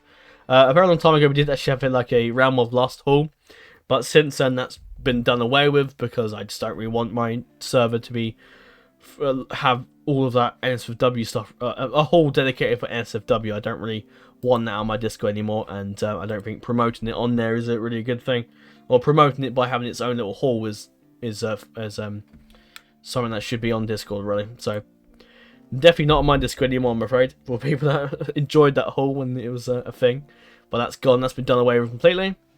Of course, racial slurs, direct addressing another member, or targeting won't be allowed. Yes, it is quite similar to this one up here, but targeting the person, yes, it's sort of like bullying, but targeting someone, constantly messaging them and having a go at them, but not being racist, sexual, or drug related, but just having a go at them, which basically translates to bullying, really. But I wanted to have this separate because sometimes it can be very annoying when you direct address a member and have a go at them and then give them racial slurs and targeting. Yeah, at some point I probably might, if people ask and say, why is this rule here, and then why is this one also here, I might get rid of them. But I just, for some reason, I feel like this one means something different, so I'm going to leave that there, really. Discussion of politics, religion, and ethical topics is allowed, but do not start arguments between other members of their beliefs. Yeah, I'm happy to house this Discord for like discussions of that kind of stuff, but I don't really want to see people argue, like, because the moment you say, oh, this political party's shit, then someone's going to pop up and start an argument. That's how arguments start. But so keep your opinions to yourself, really, and try not to really argue with people about if they believe in God or what, or believe in Allah or God or whatever. Whatever sounds a bit dismissive and rude, doesn't it, really? But you get what I mean. All beliefs are welcome here, but don't judge people for believing in God or believing in Allah or believing in something else. Unless, of course, it's Nazism, that can go. Advertising servers can only be done in the server hall, while advertising videos and other things is only reserved for the Criers Hall. Now, before, people often advertise their servers, but their servers advertise their servers in the Criers Hall, but the Criers Hall gets hidden behind loads of people promoting their videos, including myself with the Electric Game stuff, just because I want to help Electric Game to get a bit more views. It also gets like buried behind a lot of people making videos as well, and you know, anyone's welcome to make like Criers Hall videos, but obviously there's a 6-hour time slow mode, so you can't like spam videos and all that. So one at a time. But if you put like say of this example, this has sort of just been buried behind videos, really. So, but with the server hall we have here, it's a great place for people to be able to share their servers, such as like Sheep Whisperer's done his server, Medi's showed off some really in Total War, and Danny's showed his server. And it's much easier for people to be able to just go to a server and think, oh, I want to join this server, instead of going to Criers Hall and scrolling up for like 5 minutes to try and find the server that you're interested in or something like that. But I prefer server hall just to be right there. Anyway, so yeah, advertising everything, videos and all that is fine to be done in the Criers Hall. I have no problem with that at all. Of course, if it's a rude video, then it'll be taken down. But yeah. Anyway, do not post any links that could potentially harm someone's computer or mobile device. That's obviously, you don't want to be giving someone a virus, because that's not good, and it also affects the safety of the Discord as well. Such as I've often come across things where people have clicked on links and their accounts have been hacked. And then the person that's hacked their account has gone to other servers and has tried to like ping users and all that, and ping like the entire server to click on this link, and then they get hacked again, and the hacking just spreads around like a virus, pretty much. Anyway, do not insist on any pester about being given a promotion. We do not hand out roles to people that whine. That's a given. All these people that are on the right hand side that have been given these promoted roles. Promoted, is that even a word? All these people that have been given roles have been given to by myself. But they have not. None of these people have come to me and said, "I demand to be given this role." No. And besides, I think it's just a bit rude to be asking for a role. You get given a promotion if I think you're worthy and deserving of one, basically. But anyway, if myself or a moderator tells you to cease what you are doing, then please do so. That's a given. So the only time we'd tell you to stop if you feel like starting an argument about this, about, I don't know, you think this mod's better than other, and then people, and you're shouting down people that say this mod's better, or shouting down people that interfere with your opinion or something like that. Or a better example would just be if you're telling someone to shut the fuck up, then we come up and say, stop doing that, that's not nice. And then, yeah. Of course, telling someone to F off as a joke is fine, but telling someone to F off like multiple times gets a bit ridiculous, so we will step in and tell you to stop. Also, some of these rules down here, you might notice that could have been merged into, like, could have just been, like, split into one. Like, this could just be its own rule, and this could just be its own rule as well. But unfortunately, because of how the limit of messages in Discord, I had to sort of, like, put them together, which is a bit annoying. But, yeah, and as either that, or I'd have to split up the rules hall in half. Like you have here, like, this is one message here, and this is one message, basically. And I made it look like one message because of the way I've typed it out very quickly. Well, I not type it out. I had all the stuff written down before I put it into the into this channel. So that's why I did it so. That's why I did it so fast. So yeah. Again, be respectful and polite to all members. That's a given. That's just being human. Be nice. No call to be rude or just be rude or unpolite, really. And also, do not make offensive nicknames. Like calling yourself, I'm not really going to make a reference to that, but if you make yourself an offensive nickname, then we're going to change it, or we'll just remove it altogether. Please keep discussion relevant to each channel. Do not join and then leave the server repeatedly. So, when I say keep discussion relevant to each channel, say for the server, or the suggestion hall, don't come on here and start saying, What's a good thing to say? Don't come on and post a link of your YouTube channel or something like that. And then, and then that's sort of like just not, that's not relevant to the audience hall channel, is it really? So just keep it relevant. Try not to put too many things on the, try not to put stuff on the criers hall and or just go and try and put. We try and like, say if you have a meme, put it on meme hall. Don't put it on the mead hall or something like that because it's just not really the place for it. Where did I get to? Oh yeah.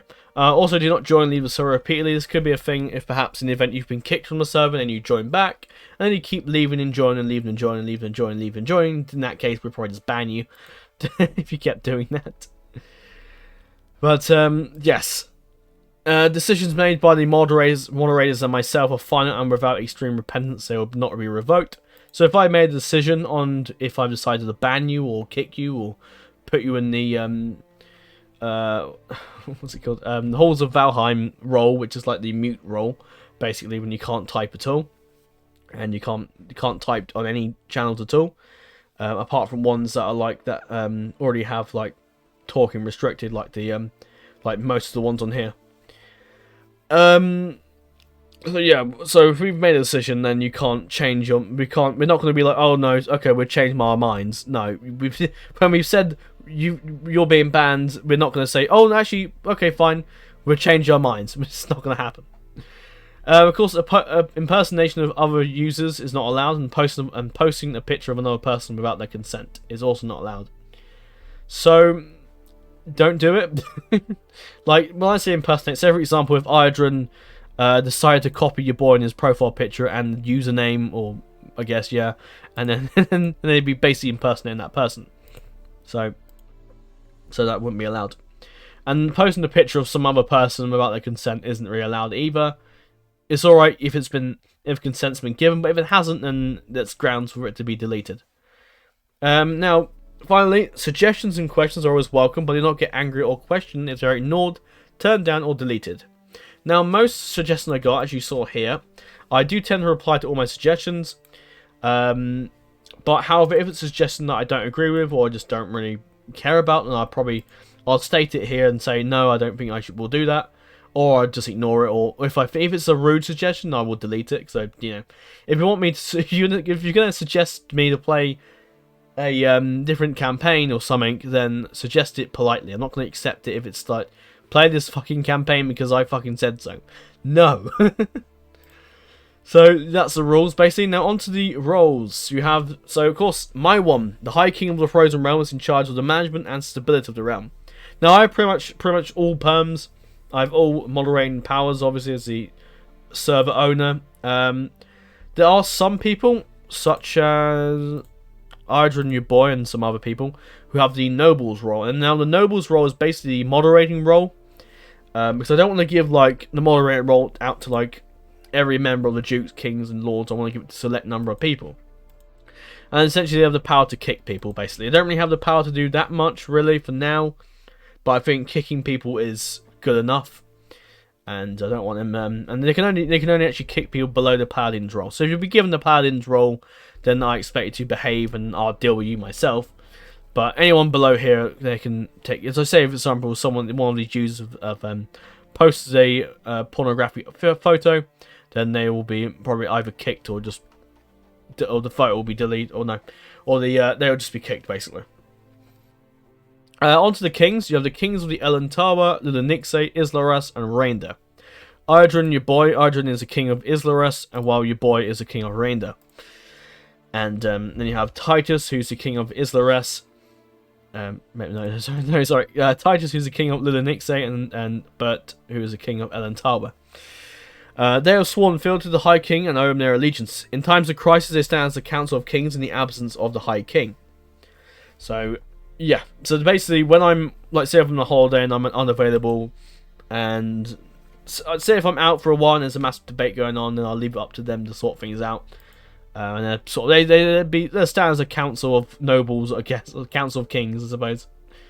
But usually it's very rarely I'm away from my computer unless I'm on holiday. The Dukes of the Realm stand as generals of the realm and will give their lives in defense of their people.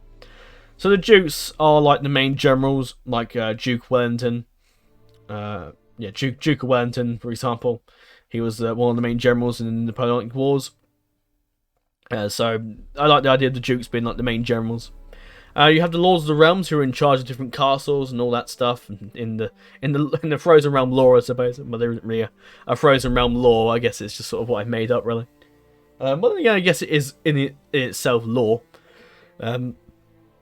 Just not lore that's written down and published into a book, I guess. Well, what am I talking about? Anyway. The Lords of the Realm, they're in charge of fielding the armies of the realm and excellent bureaucrats. So they're in charge of managing their own... Excuse me. So they're in charge of managing their own lords and raising the armies to fight, basically. in my little story, I don't know, the Frozen Realm lore, I guess. Then you have the Paladins of the Realm, and they are now Paladins actually stands for High Knights, I believe. So the High Knights are in charge of sort of like the High Knights are basically the elite. They're above knights, the normal knights, I suppose. So the Paladins of the Realm, they are the most elite warriors in the realm, and are the sworn protectors of the High King. So essentially, they act as the King's Guard, or the High King's Guard, and the King's Guard for the kings as well. So yeah, that's why there's so many different paladins, because of that, basically. And then you have these Sentinels of the Realm, and they are ever the watchers of the realm, and handle all matters of state, and each of them has their own unique purpose inside the realm. It's been very. I'm not usually used to talking this long to myself for a while, so it's kind of like my mouth's doing somersaults right now because it's just not used to it. Then you have different bots. So the Sentinels is the. So yeah, let me read that out again because my throat's acting a bit funny there. The Sentinels of the Realm. They are ever the watcher of the realm and handle all matters of state, and each of them has their own unique purpose inside the realm. So I'll go for the purpose. You have Ben the Banker, which is like a gambling bot. Not many people really use this bot at all. I think it's the most least used bot. Not many people use the bots that much, but I think it's nice to have lots of different bots in case people do want to use them. So you can use a gambling bot if you wish, but I don't. It's not common by most people to use it, but I would recommend using it. Because, well, no, I wouldn't recommend it, but it's kind of fun to use if you want to do some gambling, I suppose, or do some. I've never really used the bot before, so I don't really know how it works, but I just like it. Of course, bots will have different names, so Ben the Banker, Harry the Hand, Rich is a Reminder, Stephen the Singer, Tom the Turtle, and Will the Wizard, basically. So yeah, you got the gambling bot. You have Harry the Hand, which is like the moderating bot, and then you also have a separate moderating bot, which is the Tom the Turtle, which is the Cull bot. And that's basically because the Cull bot can do better reaction rolls than the Me6 bot can. So I think the Me6 bot you can only do 3, I think, without. I only have to do you can only do 3 of them, and you can only do 3 reaction rolls for Me6 bot, I think, before because you have to buy premium to do any more. But with Cull bot, you can just do whatever. So yeah. You got the Reminder bot that I mentioned earlier. You got the Singer bot, which is a Hydra bot, I suppose. And you have the Will the Wizard, which is essentially server stats. And that essentially is a little bit up here at the tower. And that essentially just monitors how many people we have on the server. So right now we have 198 people, which is great. So that's the Sentinels. Moving on to the Marshals of the Realm. They extend the law to all and boost the standing of the realm and the other great kingdoms. Now the Marshals, there's actually 2 Marshals roles. There's 2 Marshal roles. One role is granted to server boosters, and one role is granted to Hotseat admins. So that's why it has extend the law to all Hotseat players, and also it says boost the standing of the realm of the other great kingdoms. So that you can imagine is the server boosting basically, and you're boosting it with other great servers basically. That's my take on it. So Marshals, unfortunately, is a role you can't really grant to people. So what I have done is I've made 2 roles called Marshals here and Marshals down here, basically. And they look exactly the same, so yeah. The Squires of the Realm. They devote themselves to the perfection of whatever they pursue, be it the art of war, diplomacy, or economics. Excuse me. The Squires of the Realm. So this is a role that's granted to people that participate in Hotseats. So Medi's got one. Tatoosh the Man has one. YTWM has one. Oh no, he doesn't. Why doesn't he have one? I'll give him that. I'm not sure why he doesn't have that one actually, because he is a well-known Hotseat. Oh, it does this bug with whatever. I'll give it to you later, mate. Remind me. If you're bothered. But anyway, that's the squires of the realm. So they devote themselves to perfection whatever they pursue, be it the art of war, diplomacy, or economics. Now, this basically means they dedicate themselves to the different hot seats, basically. And in the hot seat, you can dedicate yourself to being. You can most people mainly go for war and fighting other players and all that business, or you can be diplomatic, like with the RP hot seat, for example. It's a good example of diplomacy there. Or you can just have an economic powerhouse and build up your empire and just work on your economy for the whole thing, basically, if you want. But unfortunately, that doesn't really happen in hot seats. No, sergeants of the realm. These are the most loyal warriors of the realm and commit themselves utterly to the service of the High King. Now, what this means is basically you have a little reaction roll here, and this is a notification roll. So whenever I upload a video, you get the sergeant's roll gets pinged, and people can, if you want to receive notifications, where quite a few people have, I think it's 48. I think. Let me find it. I don't know, 41 sergeants. So that's 41 people that are guaranteed to get a ping when I upload the video. This video in particular will be a proper everyone ping, because it's just such a key video, and it's going to be like I'm going to call this video like no, not going to call it. I'm going to say this is like the 5th day, because a while ago I said somewhere around here, I said that I would return on the 5th day, and the 5th day is today. Although it might be tomorrow, kind of, but there you go, I suppose. There's still so much to get through, and my throat is dying on me, basically. I'll drink some water a minute. That's better. Okay. And then you got finally these civilians of the realm. These are the people of the realm that live in peace and harmony, basically. So, and you have the civilians down here. Of course, the sergeant's role doesn't make you stick out. I'm going to use Byzantine Centurion as an example. Who's a head dev of Rome 2 mod, actually. Basically, the sergeant role would just make you stand out among the other civilians. I would split the sergeant's role into like its own little category for a role, but the problem is there just isn't that many sergeants in it, and I'd rather like it appear for amongst the civilians. And an Among Us Among Us thing came to my head a minute ago. He's the imposter. Oh god. Oh dear. But yeah, you have the other civilians and all that business. Moving on to the offline people, 144 people offline. That's to be expected this time of day. And then you have all the different channels. Now I won't go through and explain this. I'll explain this myself. But essentially, if you want to be able to read that, you can. Onto the announcement hall. That's pretty standard. What the hell that is? It essentially is, well, the announcement hall where I announce things and all that. I might announce a new poll for a faction poll, announce a new hot seat poll perhaps, or just let you know I'm doing this or whatever, or let you know I've got a new job or something like that, which I hope to announce someday. And or maybe announce a new cat, perhaps. I've got a new cat, which everyone will sure be happy with. And then you have the upload hall. As you can see, I did quite a few. I used to post the electric games videos on that, which I've stopped now, really, because I kind of don't. Because a lot of people on my channel have come for the.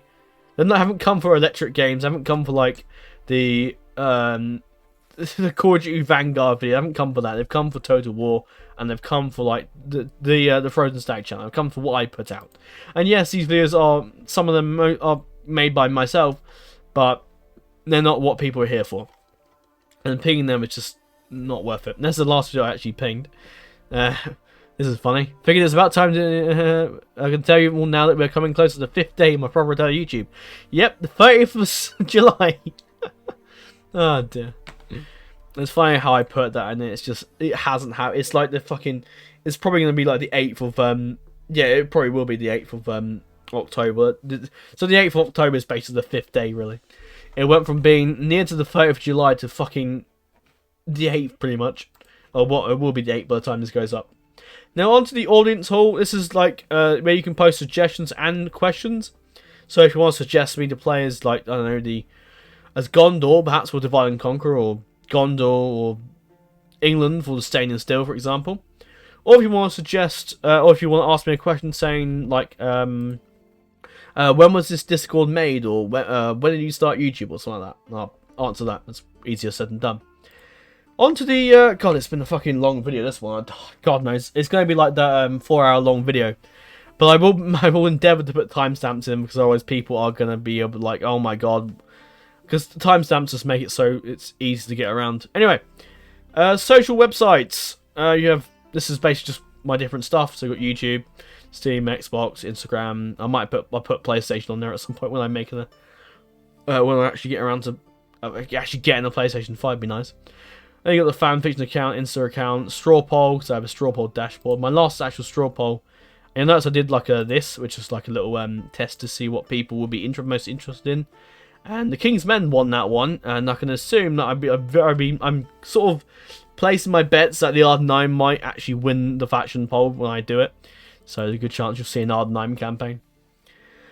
Anyway, I got ModDB. I've done like a what's it, enhanced Teutonic patch to say Westeros Total War. That's never going to be done. Sorry. I'll probably take that down at some point when I can be bothered. I did this actually, enhanced Teutonic patch, which is basically it's not really my mod. It's sort of like a port of another mod, really. And it's something that I fancy porting over for a Hotseat, and it was easy for me to get people to download from here than it was for me to use up my Google Drive space. But I'm not going to be doing that again now. But it's basically a Murgor and Arazeth, the modders that did it. I just added in a few things and made the port to ModDB. But I'm afraid I won't be doing any more mods, I'm afraid. Because I can't really be bothered. Setup haul. So this is the key part of my... This is the bit that I've been waiting to talk about.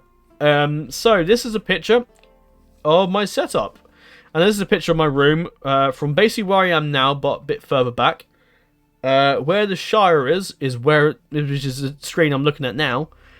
And as you can see, I've got a Magic Eagle mouse and keyboards. That keyboard? Oh no. I was gonna say that keyboard's been updated, but that was an older photo I made. But yes, I got keyboard and mouse. They all light up. It's all rainbow, and I love it.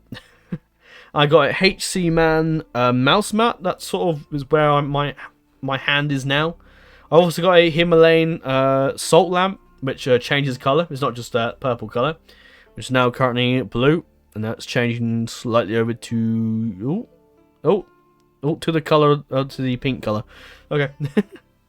Above me and to my right is my microphone, which is a Blue Yeti X microphone. It's an absolutely fantastic microphone, and it's so cool. And I've also got this little filter on my OBS that basically cuts out all background noise. So maybe not my chair, but perhaps like people, say if like my family's come around downstairs and I'm recording, you won't hear all the noise in the background. On the left hand side you can see a laptop there. That's not actually my laptop, that is my work laptop. So basically I have my work set up there because some of the work I do, because obviously I'm making videos, so I'm using my main computer for that stuff, because the laptop isn't really strong enough to really do the videos, so this is the best place for it. At the bottom there, you can just about make it out. Can you see that? Yes, you can. Is a plug tower, and the plug tower is very essential. Down the bottom here, you can see my computer. You can see my Xbox, which is just a little white light on there. So currently I have the Xbox One.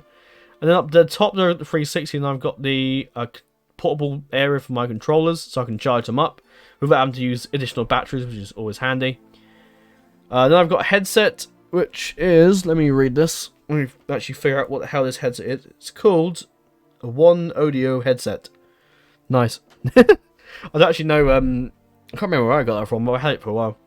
It's actually a wireless headset, but I don't really use it for as you can see, it has a cable, and I don't use it for a wireless headset because the audio is always really delayed when you have a Bluetooth headset, and it's like, oh god. And especially when you're playing a game, like you're playing a Turtle War battle, everything's going to be delayed, and it's just going to be weird, and no. So that's why I use a cable for it. Moving on to the my monitors here. You got my 3 monitors, which is all HD monitors. Later down the line, I'd love to upgrade the main one I have here, the primary one I'm using now, to a 4K one, just because it means I might be able to record with 4K, and that might be a bit nicer, more appealing for people. And I love to have like a proper 4K monitor. These are actually all curved monitors, by the way. When you look at them head on, you won't notice the curve, but if you look at it from a sideways angle, you'll notice it curves around, and it's really cool. And so yeah, I love the. I probably will get a 4K monitor at some point. Probably when I move house, because I don't really have the space right now. As you can probably tell, if I were to move a monitor over that side, it would just get in the way of my TV. Of course, the TV itself is a 4K TV, which is really nice. I use that really to play my games that require controllers, or don't require controllers, that can use controllers, because I don't mind. Obviously, for like certain games, you have to use a mouse and keyboard, but for some games like The Witcher 3, for example, or Skyrim, I like to use a controller. I like to push my chair back a bit and relax and just use that big screen. And as you can see at the bottom there, I've got this little world map, which is beautiful. And yeah, that's basically it for my setup. You can see I've got some display cabinet up the top here above me, which I've always feared it's going to drop on my desk at some point, but hopefully not. You have the poster of, actually up the top there. You can I don't think you'll see it, but it's actually got a Concorde. I can't remember what year it was. It was 1971, possibly. That the Concords? Do you know what I'm looking up? Actually, no, I can't be bothered. Concords. I can't remember the year they were made, but I remember they were decommissioned in 2003, not long after I was born. So I don't remember them, but it's still kind of a part of my early childhood, really. When I was like a toddler. So that's a Concorde up there, and it's really nice. I think one of my cousins from Canada, I think, got it for me. Or it might have been somewhere else, I'm not sure. But I remember someone getting me that for, like, I think it was Christmas or birthday. But I remember it's been with me for a very long time, and I will probably treasure that for longer still. I got a National Geographic calendar there, because I love nature and all that. I love that's like the main things about going to Scotland. I actually loved seeing the different places, I went to the Culloden battlefield, where the Battle of Culloden was fought in 1745 during the whole Jacobite revolt, and going to the Cairngorms and seeing those epic, amazing mountains, and just going for walks in like forests and all that. And it's just fantastic. I love the nature, which might shock you, because I do YouTube quite a lot. I need to spend quite a bit of time on my PC, but I do treasure the moments where I get to leave my room and go explore places. I've got a nice little canvas of LA there, and I've got an actual poster, or a theatrical poster I got from the cinema of when I watched Star Wars: Rise of Skywalker. Although now I don't know if I love that film as much as I did when I watched it in the cinema, but I think that but it's the first time I ever went to watch a Star Wars film in the cinema. But not the first time I watched a Star Wars film. The first time I went to see a Star Wars film, and I got an actual poster from it. And I never usually get a poster, and I thought I probably should put that in the display cabinet, because it's quite. Even though Rise of Skywalker, in the opinions of many, and even myself, it probably wasn't the best movie in the world, but I enjoyed watching it for what it was. I did quite enjoy it, despite the odd hiccups of writing and mishaps of writing here and there. But other than that, I thought it was a decent film, and I thought having a poster of it is quite good. I think, and it will definitely, and it'd be something to show people in later years. Say, look, I got a poster when this episode 9 came out, and by the time I'm showing people the picture of episode 9, they'll be like episode 20 probably. I've got like a wolf clock up here. You're probably noticing what's all this blue like lighting and like little dots. That is a projector I have, which basically goes through. I can go for different lights. You can have like a blue setting, a red setting, and basically it lights up your wall basically. And then the green, a little like dots here are basically stars basically. So it's really cool. As you can see, I put on ambient world some pictures just to make the pictures that I was showing looking nice, or the screens that I was showing with some nice little images on. As you can see, got the throne room Erebor there, of the inside of Erebor, the throne room, or I guess, yeah, the throne room on the Citadel inside of Minas Tirith. And you got a nice little like picture of I think it's Hobbiton, isn't it? Yeah, it is Hobbiton. What I'm talking about. You have a nice little cinematic of Hobbiton there, and of course Rivendell up the very top there, and then the waterfall coming down, looking beautiful. Now onto the actual rig I have. I have a GeForce RTX 2080.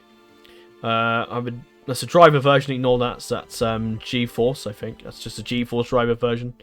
And then I have the i7 processor, 15 gigabytes of RAM, and of course it tells you the monitor I'm using, which is a 1920 x 1080 60 Hz.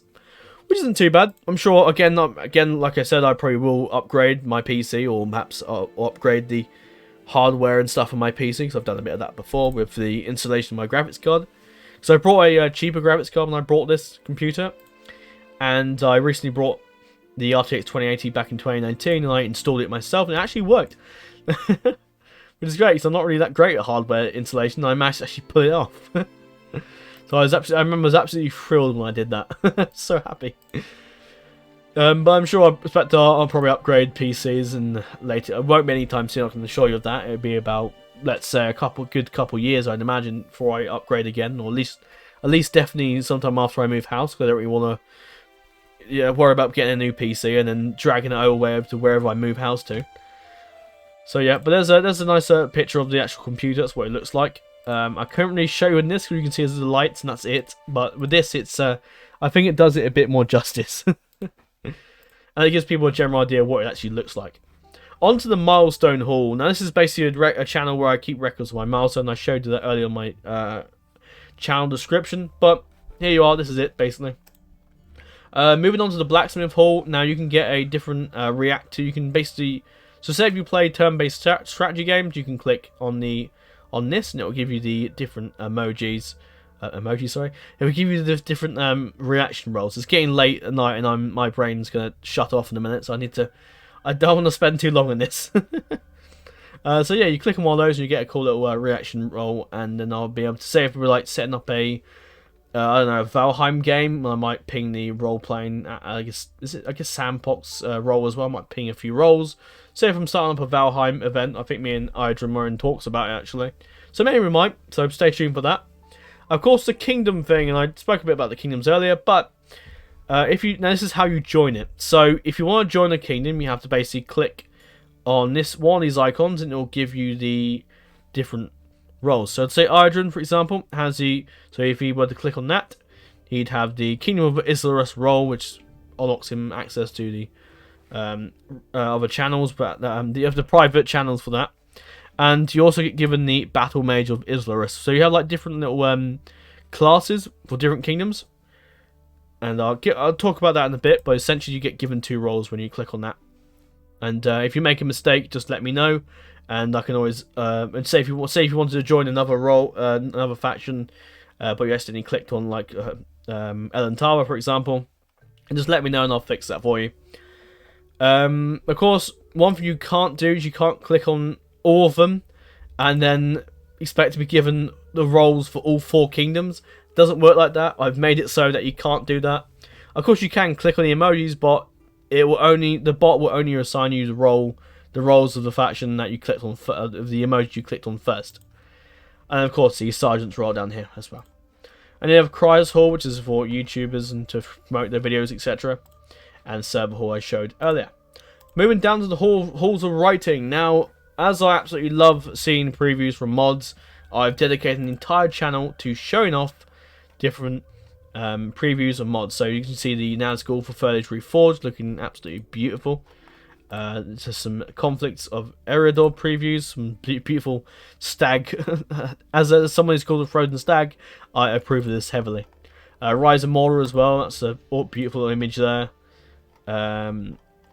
What else? You got the Quentin. That's something I did myself, but basically, I think I got in talks with Peeman, a bunch of developers on different Discord, and asked about perhaps you should do preview channels, and now I can actually then people can share them on different Discords.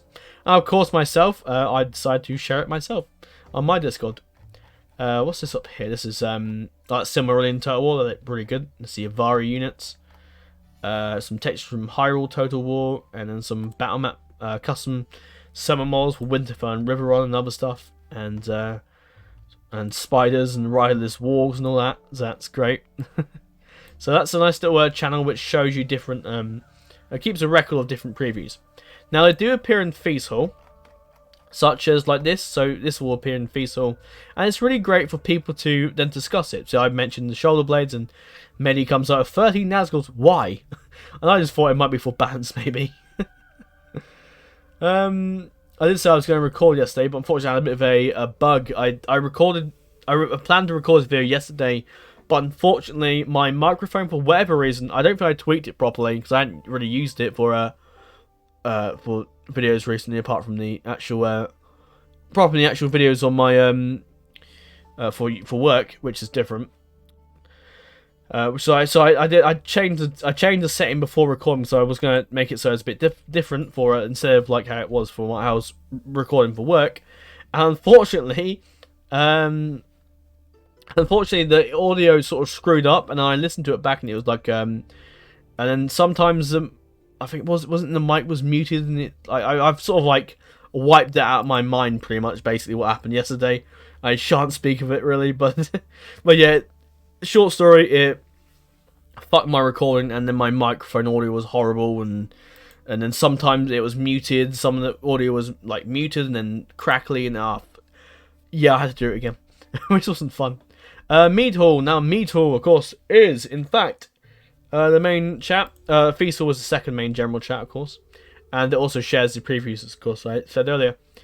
At the top here, me and Wolf did something special to show off the emojis. Hang on, here we go. This is it. It's about time I mention your greatness. I'll attend today. It's going to be the 5th day and the update video. I mean, some reason we started off doing the emoji. I don't know what started this, but then eventually we got so far and we just kept doing it until we got to the final emoji of the server, and that was really funny.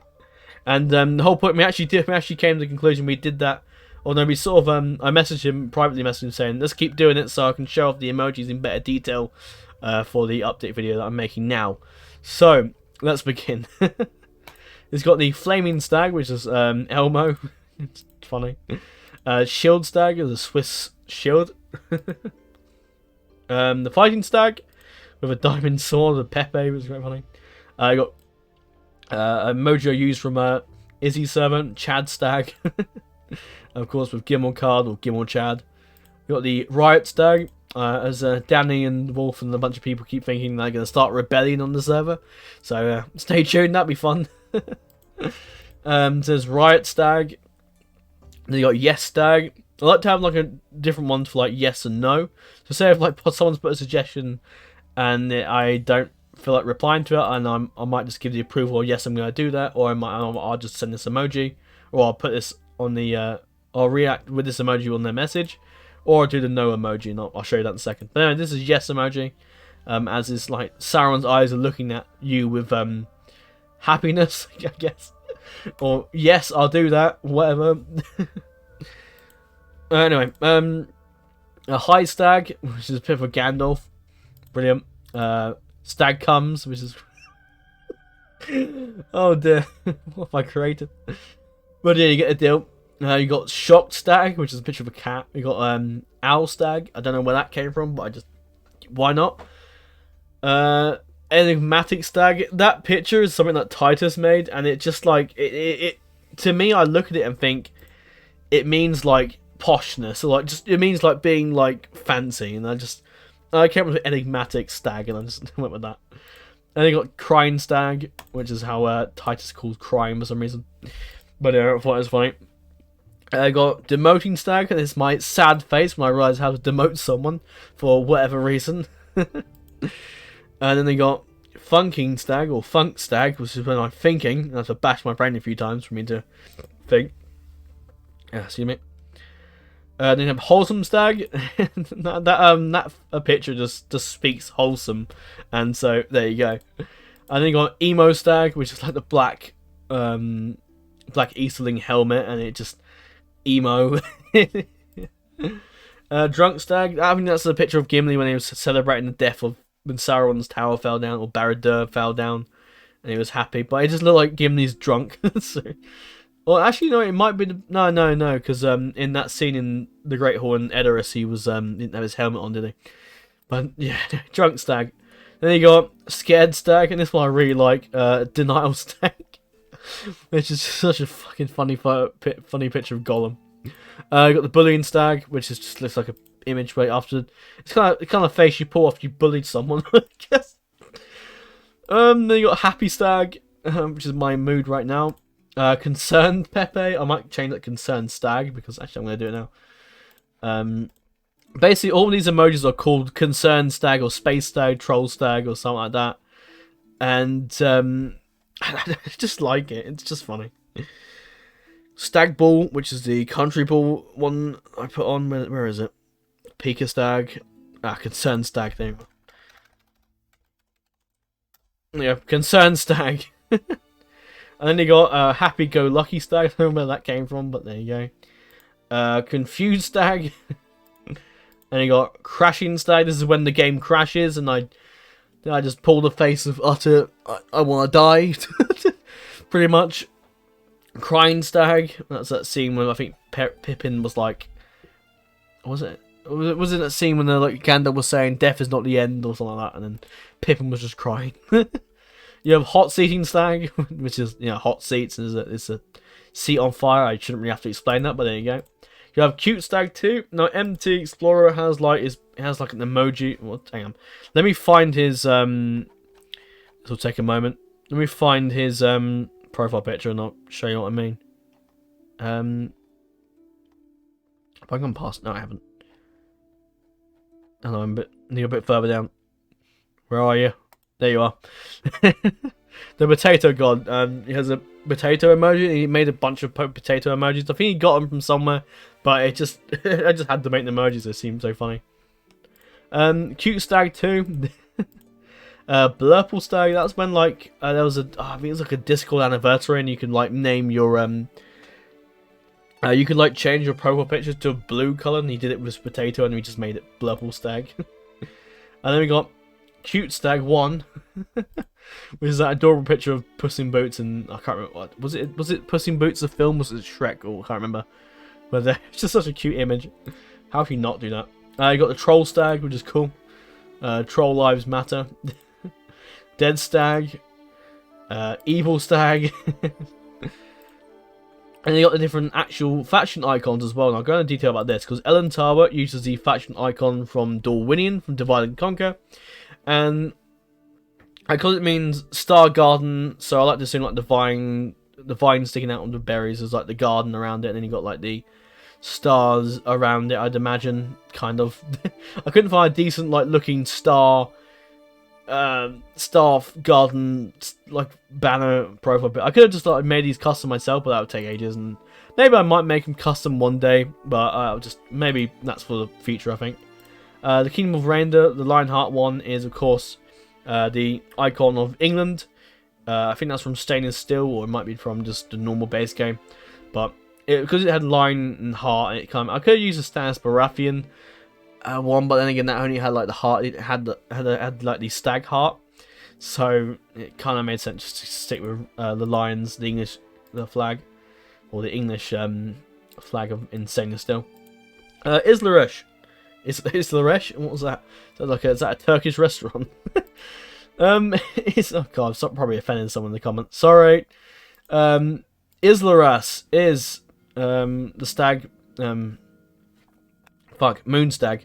So I assume like in the middle is like the moons, and you got around it is like the stags. Yeah. Little Nexe, that is a picture of the others from the Age of Petty Kings mod. And because it's like the Sapphire Frost, it just made sense for it to be like you got the sapphire at the top there, and you got the frost around it. Yeah, it made sense. You got Gron Stag, which is the Gron, which is like the it's like the battering ram that they use, the Mordor uses against Gondor and the Siege of Minas Tirith, and it's just called Gron for some reason. It's a bit of an odd name, isn't it? And you got the wait, this is illegal meme. We just called it Illegal Stag. So maybe I do something a bit dodgy and people just send that emoji. And then you got Irregular Stag, which is that the maester that when Sam goes to the Citadel in Game of Thrones, and then he goes, "This is irregular," and I just ever since I saw that scene, I just fucking burst into laughter. It's so funny.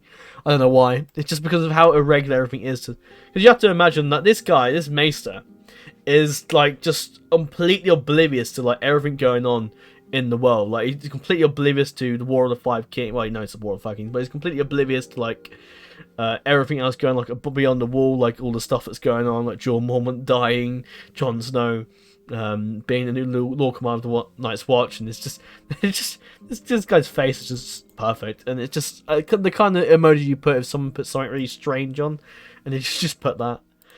This is something that made by, oh Christ, I've forgotten his name. Nominal, I think. I'm gonna check. I think it's Nominal. Yes, it is. So he made one called Mad Stag, which is kind of funny. And then you have the other Potato, which is called Mighty Stag. I shouldn't really call it Potato Stag, shouldn't I, really? And then you got the No Stag, so you got the sour one at the top there with Yes Stag, and this is No Stag. And the picture of Samuel Jackson's Mace Windu putting that face is just fucking perfect for a no, like, no, I'm not doing that emoji. You have Noise Stag, which is like the frozen stag. No, what am I talking about? Noise Stag. There you go. You have Nordic Stag, there's a picture of Uhtred. Nordic Stag just worked, I guess. Perfection Stag, of course, that iconic meme and / iconic scene from that movie. X on the First Class. There you go. Perfect. If I see something perfect, that's just an emoji to put. And you got the Pika Stag, which is, I don't know where that came from. I think it's I remember Titus using it, and ever since then, it's like I don't know, it's pretty iconic. And you got the scene when Denethor was mad. What scene when what scene was that? The scene when he's having to go at Faramir. I mean, there's quite a few of those scenes. Well, actually, no, there's technically, I guess, 3 if you count the burning as well, and the deleted scene in Fellowship of the Ring. Alright, you got Piss Stag. You got Posh Stag, which with a bow tie and whatever glass of, I'm gonna assume, wine, I suppose, or prosecco perhaps. Posh Stag worked. And you got Re Stag, which is funny. And you got the scene of Four and Oaken Shield, probably shouting something in Dwarfish. I don't know. Barak Khazard or something like that. I don't know how to pronounce that. Barak Khazard, I think it is, or something like that. Raw Stag has worked. You got Running Stag. You got Sad Stag, and you got that scene where Bilbo tried to bend a bit haywire with Frodo when he was showing him his sting and mithril stuff. So yeah, Scary Stag. Slave Stag, which is that orc, the scene from the orc when you when he was it's an iconic meme on Izzy's channel where it's like, when there's a whip there's a way. It's like that scene from the 1970s Lord of the Rings movie, the animated movie, and it's just Slave Stag for like being whipped basically. Smiley Stag. I can't remember what that scene was with Daenerys putting that meme. Maybe it was a deleted scene, or wasn't actually a scene. I can't remember now, but yeah, okay. Smoking Stag is a picture of Geralt looking, it's just looking like I'm in the right, or just being a dick. Yeah, excuse me. Snowy Stag, which actually used to belong to which is like the profile picture of a user called Snow Owl, something like that, whatever his name was, I can't remember now. And unfortunately, he's long gone now. I think he left like the server last year. I think he actually left Discord completely. Actually, I don't know what happened really to him in the end. But I brought that icon onto the Discord as an emoji, and a lot of people loved it, and I love it too. It's just like a funny little laughing owl. It's just brilliant. You have this one, which is a scene from Toy Story where Buzz Lightyear like comes out of the box, and it says this is strange, or there doesn't seem to be any, there's no signs of intelligent life anywhere, and it's just Stag. Space Stag. So yeah, I already had one called Stag, I think, somewhere around here. Oh no, I must have removed it. Oh, I might have to bring back Stag, perhaps. But yeah, Space Stag. There you go, perfect. And then you got the Stag Ball made by Starkiller, which I thought had to be made into emoji. You have Stag Comes 2. Stag Comes 3, that's one that I think Donald, I think, posted it to the Discord. And then Danny Danny's loved that ever since. He's used it ever since. The day that, I'm pretty sure Danny Alex will probably leave the server if that emoji goes. I got Stag Ping, so I tend to do quite a few pings, let's be honest. And it's just a fine little thing to put up. And of course you got Staring Stag, a picture of Sam. I can't remember when that was. Was that when he was like, when Gollum was doing something odd and Sam being anti-racist to Gollum all the time? We've got Tired Stag, which is me all the time these days. Wise Stag is just the kind of face you pull when someone does something questionable. Got Wizard Stag. I love that one. Then you got Wow Stag as well, which is great. As you can see, the nominal turns up after what the hell we've done and just says, that was a very good conversation. I said I would miss that conversation. That's quite funny. Anyway, moving on. You got the gaming hall, which is like a hall for discussing gaming, really. Yeah, you got the barracks hall. I won't click on that, but that's a hall for only hot seaters. So if you've got the Squire's role, you're allowed in. But if you don't, you can't, basically. But that's there. You got the Hall of Melon, which is basically which is a private channel for paladins, lords, dukes, and kings, and myself. So you're not allowed there unless you come under those roles. The meme hall, which is, yeah, I think you know what a meme is, but but yeah, you can share your memes, you know. Gallery hall, which is where people and myself share photos, and this can be photos for like game screenshots or perhaps even pieces of art or other things. We're having a discussion here actually about there was a flag. Actually, tell you what, if anyone knows what this flag is, leave a comment.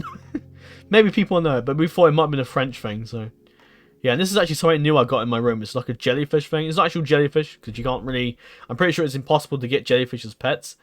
But it's like a nice little light thing with water in it, and it's got a nice little light, and it's beautiful. I love it. I brought it when I went to town this weekend. It was just perfect. There's me playing a bit of Hoi 4 around again as the British invading America, you know. And then you got then naturally you got the Confederate States and the Third Mexican Empire.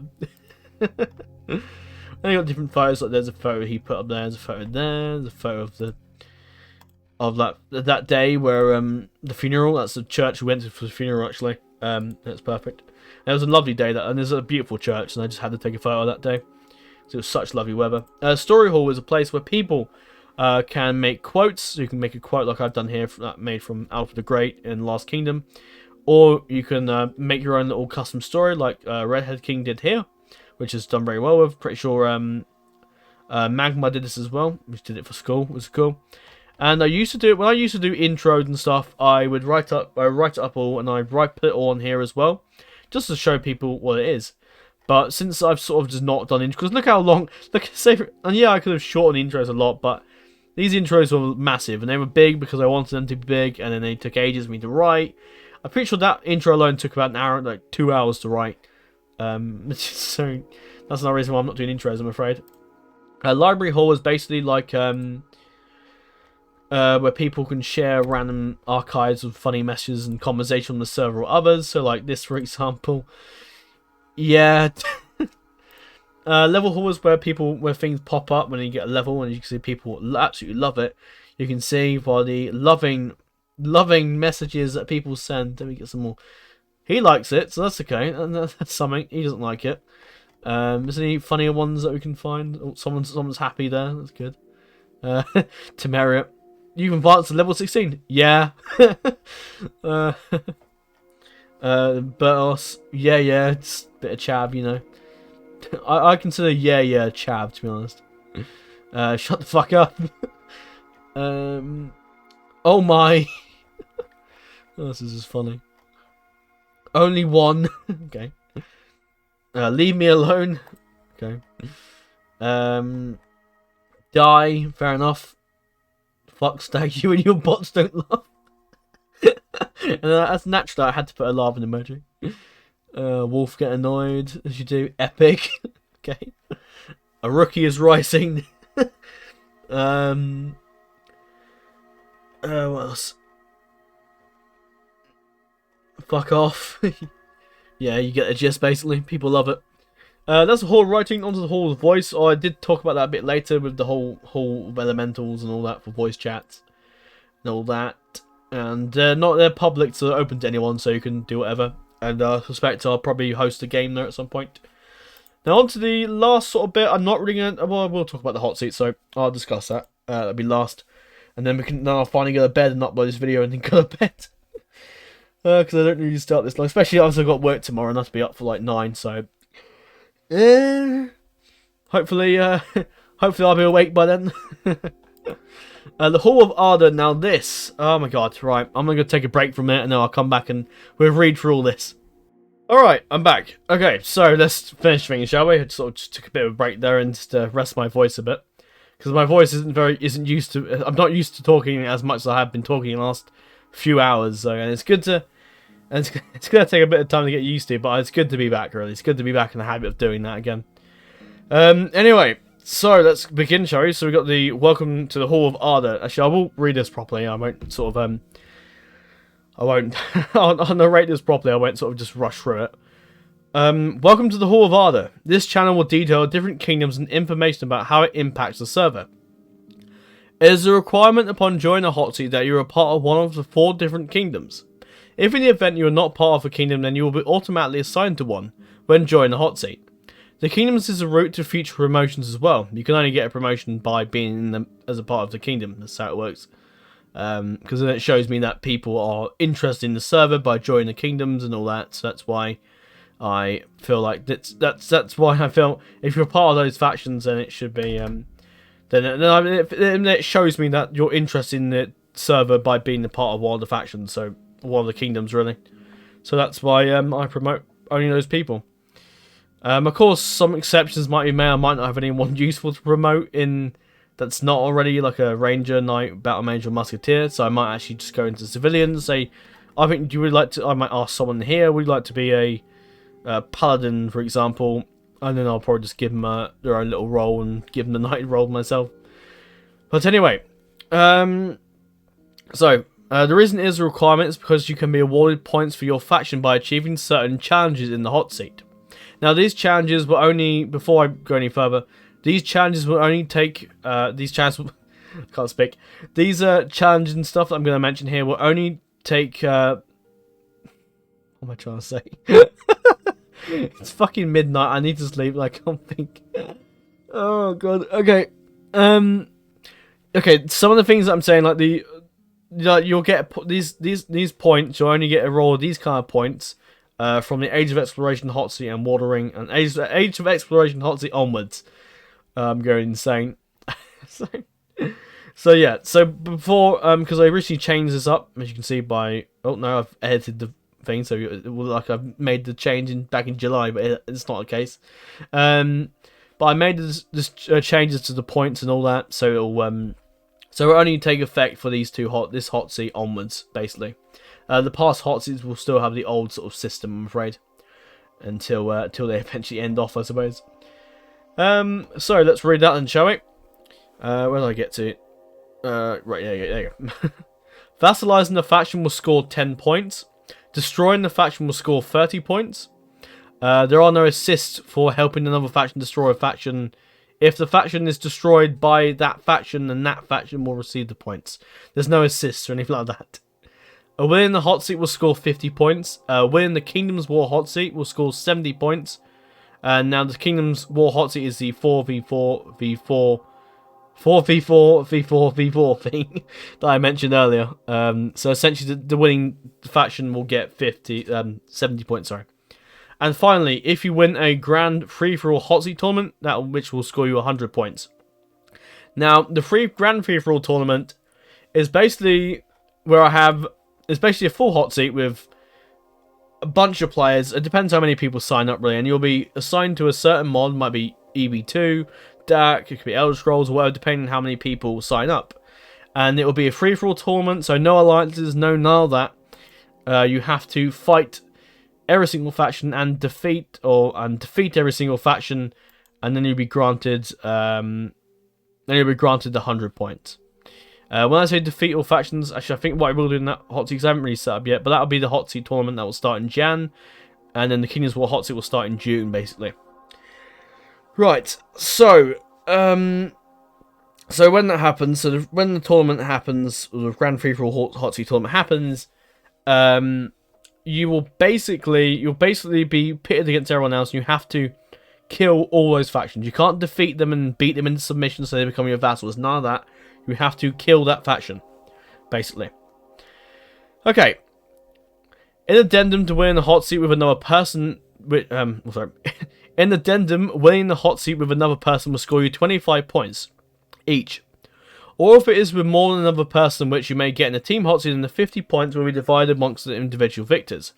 If you wish to see more details on the kingdoms, then check the enlistment hall for how many members are in the faction, scoreboard hall for the amount of points, and Hall of Fame for those that have proved themselves victorious. Now, I did tell you who the kings were earlier, but I'll say it again. The king of Elantara is Bertos, who hails from the lands of the United Kingdom and is a stellar warrior of the bow and in stealth. The king of Lulanixe is Titus, Lord of Death and Emotes, which is his nickname, who originates from the United Kingdom and is an honoured warrior in the mastery of riding and with a sword. The king of Islarus is Idrin, who across the sea lives in the United States and is a venerable. I don't know what I was going to say. I was going to say Venice warrior is a venerable warrior in the art of magic and its elements. The king of Reinda is your boy who comes from Catalonia and is a skilled warrior in using musket and advanced technology. Now, technically, your boy isn't actually from Catalonia, but he sort of has. Is he related to? I can't remember now. It's gone completely in my head. But your boy isn't actually. He was born in the United Kingdom, but I put Catalonia in there just for a bit of I guess cultural diversity, I suppose. But no, I'm pretty sure there's like relatives in Catalonia, and I think descendant kind of from. I can't remember how, but it's descendants from Catalonia. And he's a skilled warrior using the musket and advanced technology. There you go. And then you got the faction information. So the kingdom of Elantawa is a kingdom that specializes in the art of archery, stealth, and hunting. So if you decide to join that kingdom, you'll be anointed as a ranger of Elantawa. So that's the rank you get. It's a role, not rank. You have the Lulanixe, which is a kingdom that specializes in the arts of one-handed weaponry, riding, and two-handed weaponry. So your average knight, really. So if you decide to join that kingdom, you'll be anointed with the Knights of Lulanixe role. Kingdom of Islarus is a kingdom that specializes in the arts of magic, foresight, and have the powers to tame mighty creatures, like beast tamers, basically. If you decide to join that faction, you'll be anointed as a battle mage, basically. And Kingdom of Reinda is a kingdom that specializes in the arts of technological advancements, gunmanship, and naval warfare. If you decide to join this kingdom, you'll be anointed as a musketeer of Reinda. So yeah, that's the cool little things about the factions. I think it's great. I really like it. Sorry there, guys, I got interrupted there. Anyway, where was I? Yeah, we're going to enlistment hall. So this tells you how many people are in a faction. So as you see, the members of the sorry, it's getting late for me, so I'm gonna be pretty tired, I'm afraid, and I'm gonna slur my words a bit, I'm afraid. Kingdom of Elantar has 36 members. They have the most people in that. The most kingdom that has. The kingdom has the most people. I shouldn't really record this so late, but I'm determined to get this video out today, and it's going to be out today. So, Kingdom of Lulanixe 28, 34 Islarus, Reinda 29. In total, faction members are 127 people. That's quite a big thing. That's pretty much the entire majority of the server, pretty much. And then you got different high-ranking members. So now, when you say, for example, did I mention it earlier? Pretty sure I did. But basically, Fang the Magma, say if anyone in this role, like say if Wolf stepped down as Duke, then one of the lords here would take him on. And say if someone from the Paladins left, and only someone from the Elantawa faction would be able to become a new Paladin, basically. Apologies if I rehash that again, but I'm just going to say it anyway. But anyway, you got Bert, the King of Elantawa, Wolf, Wolf as the Duke, and Carol as a Duke, and there's a few others as well. I won't go for everyone because it'll be here all day, but I don't really need to go for everyone, but here you go. I did originally have like dates, so like Bertos is the King of Elantar from 2020 to 2021, but I removed that because it doesn't really matter when someone became the king of this and then left and was no longer the king of this or whatever. So I don't think it's really necessary, and it's a bit of a pain in the ass to keep track of things. Because everyone in this server joined the server at very different times, and it was about towards June, I think, when I set up the factions last year, I think, and since then everything's really changed. And I have had some past high-ranking members, so you have Berserk, dude, that's my... What I'm deleting there is my key, my recording hotkey. But Berserk unfortunately left the server. He was a Paladin or a Reinda, so there's a... It mentions the past high-ranking members that were, someone important at one point who left, but unfortunately left. Of course, if in the event Berserk returns, there's a good chance that he won't get his Paladin role back straight away. Unfortunately, he will have to wait if he decides to stay any longer. The scoreboard hall. So this is where I keep a track of the scores. So as you can see, Reindeer is firmly in top at the moment. And yeah. And actually, the way you can that is shown is by here. You can see Kingdom of Rain at the top here. Islarus, who's got 75 points behind. And the next series 60 is also behind. And then Alantava with 30 just at the bottom. So that's how I've done that. Moving on to the Hall of Fame, this is where I announce the victors of Hotseats. So this is the most recent one I've done. And this is how the new message will be done from here onwards.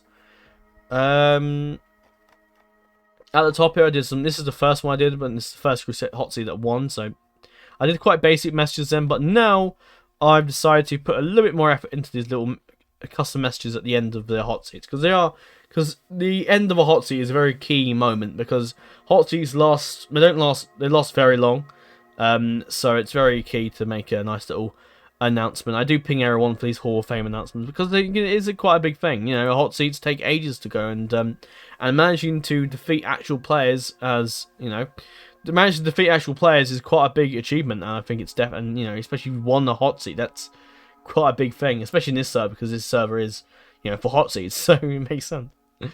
So the Third Crusade, I'll read this out because this is what it will be for most people. So, but you can imagine like the War of the Ring hot seat, Divide and Conquer hot seat has ended, or the Age of Exploration hot seat has ended, the Americas won, etc. You get the gist. So I'll read this out, and I'll give Sheep Whisperer and Churner Alpha the honor of being mentioned in my video. Big honor. The Third Crusade, Crusades 5 hot seat is finished, and the winners are Sheep Whisperer as the Sultan of Egypt, and Churner Alpha as a Turk Empire. All hail the new reborn Islamic realm of the Middle East. They have scored 15 points each to the Kingdom of the Nixay and to the Kingdom of Islarus.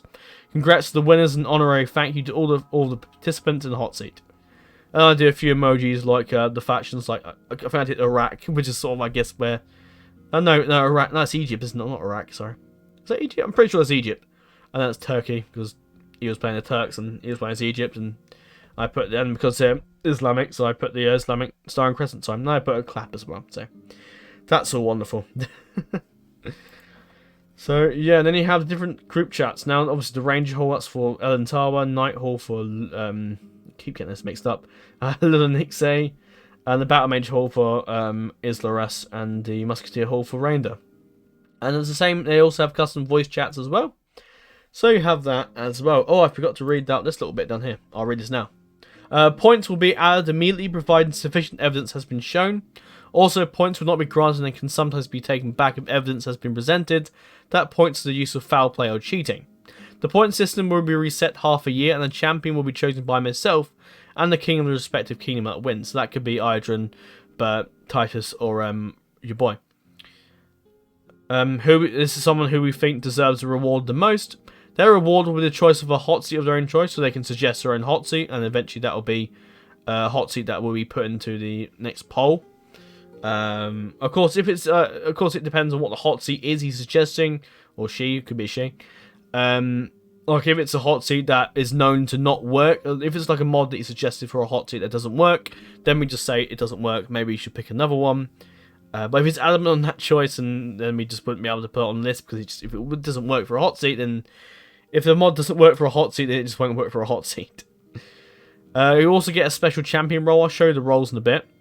And my first consideration for promotion as well. So say if it's like, say if it's Celtic Warband and he's done well, he's got a champion role, and then someone in his faction left the Paladin thing open, and I might give him that Paladin role. Obviously when one comes available, the kingdom that is currently in the lead will be above the others in the member list. So that's what I showed earlier. To represent that kingdom's strength and power, the announcements of the winning kingdoms will be the end of May and December. So December will be when it. So I'll announce the winners of the end of that month, and then January I'll start the new tournament, and then June we'll start. Well, I'll start a new faction war, kingdom war. Sorry. I am going on holiday. I don't 100% know, but I'm probably booking a holiday for June, for 2 weeks at the beginning of June. So that might be a bit delayed, the Kingdoms War for that one. But yeah. But that's halls around. Oh, someone's put a message in carry hall. Okay. So yeah, onto the hot seats. Now this is something that I'm sure some of the people that don't know hot seats, I'm sure are interested in. So now I'm aware that the information hall, playlist hall, and regulation hall can be merged into one channel, but I prefer to have it in separate channels so it's more clearly shown to other people. You have the information hall, and this is a really good example, is it? Let me find you a better. Actually, that's fine. Actually, let me find you a better example of the information hall. This is it. This is perfect. So this is basically the information hall, which will be a bit more detailed in future hot seats, but this is what it is now. Essentially, what we'll have is the message of the hot seat, and then it will have the map of turn 1, so people can have a look at what their starting would be for a certain faction. And obviously, of course, what mod you need to what the mod is that you need to install and where to find it, and perhaps I might leak if I've done an installation guide, I might leak an install guide there, perhaps. And then eventually you'll have a map update. So I do map updates every 10 turns of the toggle further map to show sort of because realistically people are going to be aware of what's going on in the world, and so I figured showing off a nice little turn 10 map is quite nice way to show the progress of time from turn 1, turn 10, turn 20 to turn 30 to turn 40, or the end turn. But this is what I do. When the hot seat ends, I put the end turn. I do like the final map turn. It pops up there. Which I guess in itself is a bit of a spoiler for like the hot seat overview when that comes. But as you can see, that's what I did there. Turn 10, turn 20, all that. It's nice to see the progress of time. Onto the playlist hall now, because this is actually a team hot seat. So essentially, there's 2 teams battling out for victory, basically. And of course, if in the event that the hot seat goes successful, did I set as 50, wasn't it? 50 points for, yeah, so in a team hot seat, so essentially 50 points would be divided by 5, so that'd be like 10 points each. So, lucky, say if the Aztecs, if the Native Coalition won, 10 points would go to Reindeer, 10 points to Reindeer again, 10 points to Islares, 10 points to Islares again, and 10 points to Elentala base. That's how it will be done, basically. But yeah, because it's a team hot seat, you have a group chat that's been set up. So a Colonial Hall one for the Colonial Alliance, and a Native Hall for the Native Coalition. So where it's a place, because obviously people can make their own little group chats elsewhere. One sec. So people can make their like battle plans up without having to worry about making their own little like Discord group chat, and it just feels easier for me to stick a Colonial Hall Native Hall, so I can see how the teamworks go. I can see what people are up to, I can see what decisions are being made and all that. And I really like the idea of the I really like the idea of the Colonial Hall and all that. Thankfully, there's nothing there to really show you, so it should be fine. Ah dear. Okay. Anyway, so we got the information hall, and right now what I've done is the turn 1 map. Basically, that's it. And then the playlist hall again. It will be split into different alliances, so it shows people clearly who's in our alliance with. I don't think there's any point in me cutting that little bit out because you can't see anything anyway. Because the hot hasn't started yet, so you're probably fine. Sorry guys if I've leaked your crucial battle plan. I don't think I have. I'm pretty sure I haven't, because I was talking about the hot seat starting, I think. But anyway, the Colonial Alliance, so that's what they got here. Tillet's Calo is actually on their side just for balancing reason. The Native Coalition, so that's there, and then you got the turn order, because that's always very crucial, so people know when their turn's going to be coming soon, and all that. Or if they're on holiday and they know they might need a sub, perhaps, so it's very handy. This is one of the hot seats that will be starting probably tomorrow. Yeah, well, yeah, why not? Tomorrow, well, actually it is today, well, today I guess, because it is the 8th of October now, so, I suppose today. So today will be when, so I'll probably start the hot seat later this evening, sometime after I finish work. So that will start up, and then eventually once I do the faction, the hot seat overview, the Wardering hot seat, it won't start straight away, so I need a few more players. I need a player for Endwife and Bree. But again, if you're interested, if that sounds interesting, if you sound interested in playing as either Bree or Endwife, then feel free to let me know. For those wondering, the DAC hot seat as well will also be a team's hot seat as well, with the 3 peoples, the Shadow of Melkor, and then you got the few neutral powers as well. So this actually isn't in this because there's no neutral powers in here, so I wanted it to be quite balanced. But So you have some factions that can. There will be a few custom like victory win conditions. So the R9, if they want, they can kill everyone. It's entirely up to them. But it's going to be pretty difficult because all these people on one side, and it's all very difficult. And then you have the wife. So you have the choice to like join one of their enemies, or you can stay on your own. Really, and it's entirely up to you. But going out on your own and fighting everyone might be a bit overwhelming. I'd imagine for the R9 or R9 or any wife, you need a very experienced player to decide, okay, fuck Melkor, fuck the Free Peoples, let's go out and just kill them all and win the hot seat myself. Which is a bit ridiculous.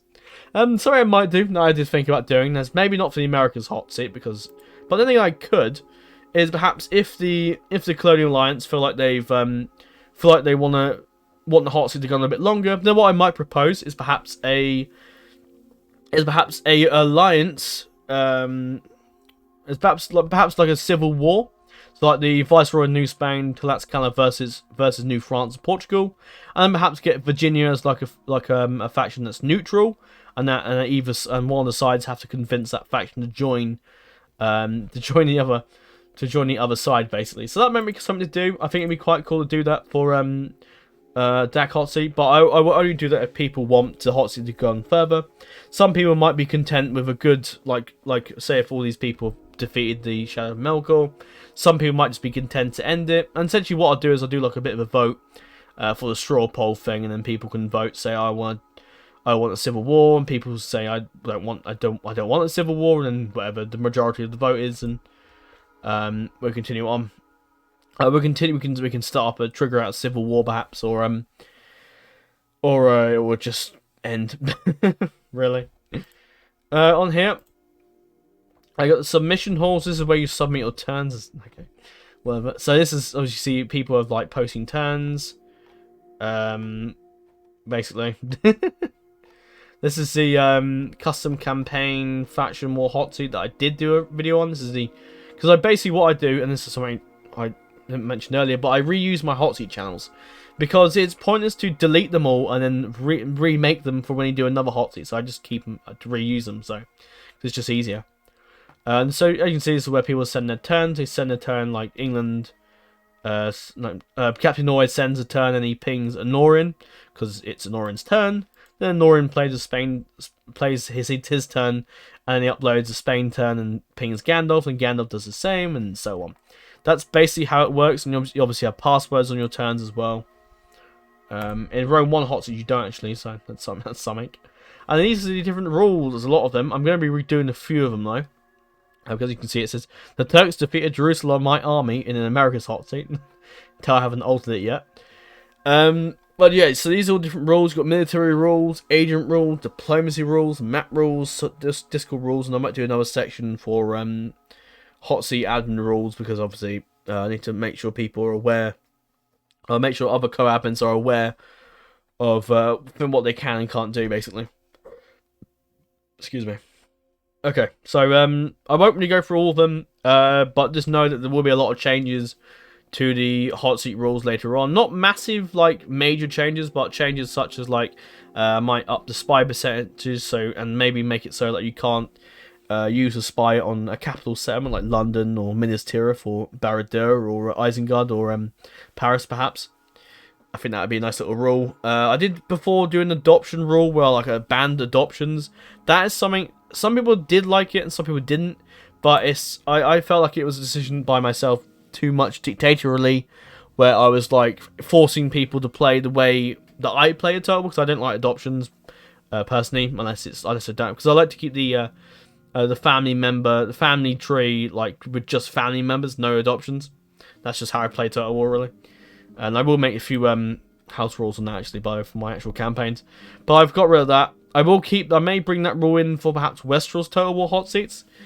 Because in Westeros Total War and Game of Thrones, there is no such thing as adoptions. I mean, yeah, you might adopt some guy into your family, but he wouldn't be like called Lannister. He wouldn't be like Lannister at all. He might have his own little house, or just some random lowborn, basically. But yeah, the adoption rule will go, but it will appear for Westeros hot seats and all that later on. because I think it makes sense for it to be Westeros Hotseats and not anything else really. Some cases, jihads and crusades might be allowed. Assassins some assassins might not be able to assassinate certain people. Like you might not be able to assassinate a princess, army, general, or like you might. Let me reword that. You might be able. You're not allowed to assassinate like princesses, diplomats, and I believe generals. I think was the plan. And you'll see all that in writing at some point later on. When we start up America's Hot Seat, which I'll probably be doing tomorrow. But then again, to be honest, I might not actually get the Hot Seat going, because to be honest, I kind of just want to chill tomorrow, because I've been so busy this week and the last few weeks getting all this Discord raid for everything, so I might just have some time off, tied to myself, and then maybe start the new America's Hot Seat at the weekend. So that's a regulation halt. I got the screenshot halt, so this is where you show screenshots of agent missions, like this, for example, 30%. Yeah, different spy missions like battles. Because what I like, and I think Captain Norway, is this Captain Norway's? I think it is. Pretty certain yes it is. He does his screenshots well, and this is the way I want screenshots to be from now on. If in the event you've used siege artillery, I like to show the artillery here, for example. I also like to see let's see where around the location it's fought, preferably. I like to see this. And the ratio, like the mouse to be hovered over the ratio when taking the screenshot, and I like to see this as well. I think this down here might be a bit better, but yeah, this is a spy thing you need to do as well to show you can get into a settlement. That's a bit better one there. Yeah, and also if you use spies and evidence needs to be shown, and if you use artillery like catapults, cannons, etc., then make sure that's shown, evidence is shown, so we know that your attack on that place has been used by either siege artillery or the spies, or it could have just been done by sieging out normally, or dry sieging, as it's commonly known. So yeah, that's how I like to see screenshots from now on. Another thing, actually, I forgot to mention when I was talking about regulation hall, is because with artillery you can sort of just knock down the gates with like a ballista at all, but that's going to change, and essentially what's going to happen is that you can only use certain types of artillery with certain settlement types, so you can't use a ballista to take down the walls of a citadel, or a trebuchet to take down the... Well, no, you can use a trebuchet against like a fucking town if you want, but you can't use ballistas against like cities and stuff like that, and I'll elaborate on that further probably at the weekend. And maybe at the weekend you might see the hot seat overview for the faction war. But I probably will leave this video up for a while. I don't think I'll upload anything too quickly because I want to get the hot seats going. But I want to get the Age of Exploration hot seat going. Once that all sorted out over the weekend, I'll probably be able to do the hot seat overview and get the DAC going, DAC hot seat going, and eventually you'll see the faction vote as well, and then eventually the final episodes of the Brazil and Men of the Mountains campaign. Anyway. On to... Oh, we've done it again. Oh dear. Discussion Hall is literally just a channel where it's a place where people just... It's a general chat for hot seats, so you can just talk about the hot seat if you want as well. So it's quite handy, really. And that about brings us to the end. I'm going to go ahead and show the roles. That's another thing, actually, I forgot about. Roles, right, where do we begin? So there's quite a few. Oh yeah, these are the people that I banned, by the way. Yeah, if you see any of them in your Discord, I'd recommend banning them or blocking them before they send a weird link or just do something very strange. I'd recommend that you do. I just noticed I did that. Just noticed I went to that channel again. Anyway, roles, here we go. So, I'll start at the bottom. You got the different bot roles. They're just bot roles that are assigned automatically. When you join a hot seat, you'll get a hot seat participant role, and this is so I can literally ping people about updates up to the hot seat. So say if I'm talking about I need to change something, or or the hot seat's going to start, then I will ping the War of the Ring hot seat participant role. So that's how it's going to work. That's the whole point of it, really. And then of course up here you got the different roles for the turn-based strategy stuff that I showed earlier in the not early in the video, but I don't know, whatever. Whatever.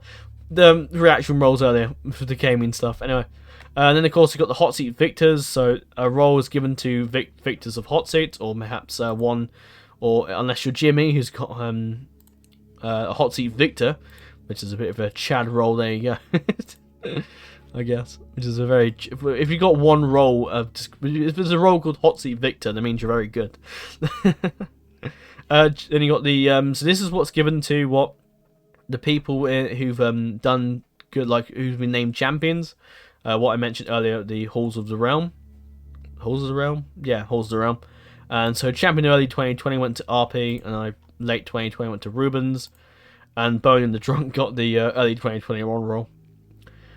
Let me go back a minute, so I'm showing that mode. So, Marshals, that's the server booster role. Civilians role, Sergeants. I mentioned all this, so I know I'm rehashing it, or rehashing most of it. Anyway, now, what you can do, actually, and this is something I'm quite open about doing, is that if you would like a custom role, then all you have to do is ask for it. Basically, I'm literally very much open to that idea. I do have one, actually, a few for myself. But yeah, if you want a custom role, then all you need to do is literally just say. I'm happy to give them to anyone. Of course, the color needs to be different. I don't want to have, like, different roles with the same colors, because maybe I don't know.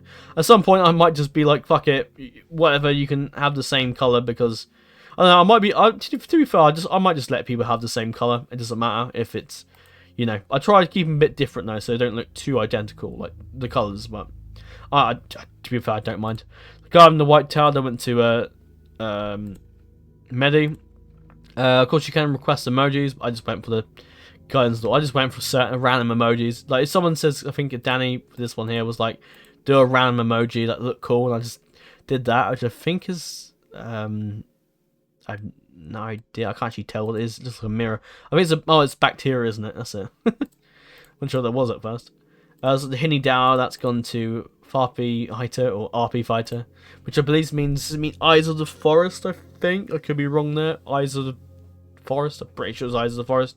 I think Hin is eyes, and then E is and Dower is forest. I think Eyes of the Forest. I'm not sure. Command of the Cavalry went to Katarata. King Elmo went to Wolfie. They can be anything you want, as long as they're not derogatory or whatever. Corrupted Jouster, that went to Titus, and then the Witcher went to Berthos. Excuse me. Now, the Halls of Valheim is a role that is given to people who are... This is basically the mute role. Now, I have to put the mute role at the very top, because if I put the mute role down like by lords, I can't mute people, like I can't mute a duke if they're out of line or something like that. So that's why I set at the very top. And I could obviously lower it down, because the paladins are pretty loyal, but you never know, you could get someone that's pretty... one of the dukes could just get really heated, and then they just need some time out, and yeah. So the Halls of Valheim is a role that has absolutely no permissions enabled. I'll show you that, what it's like in a bit. But this is a role given to people that misbehave. So this is me viewing the server as a role, and this is what I can't do. So you can't send permissions there. If I go to the Halls of Writing, you can for some reason see this. I don't really know why you can see this.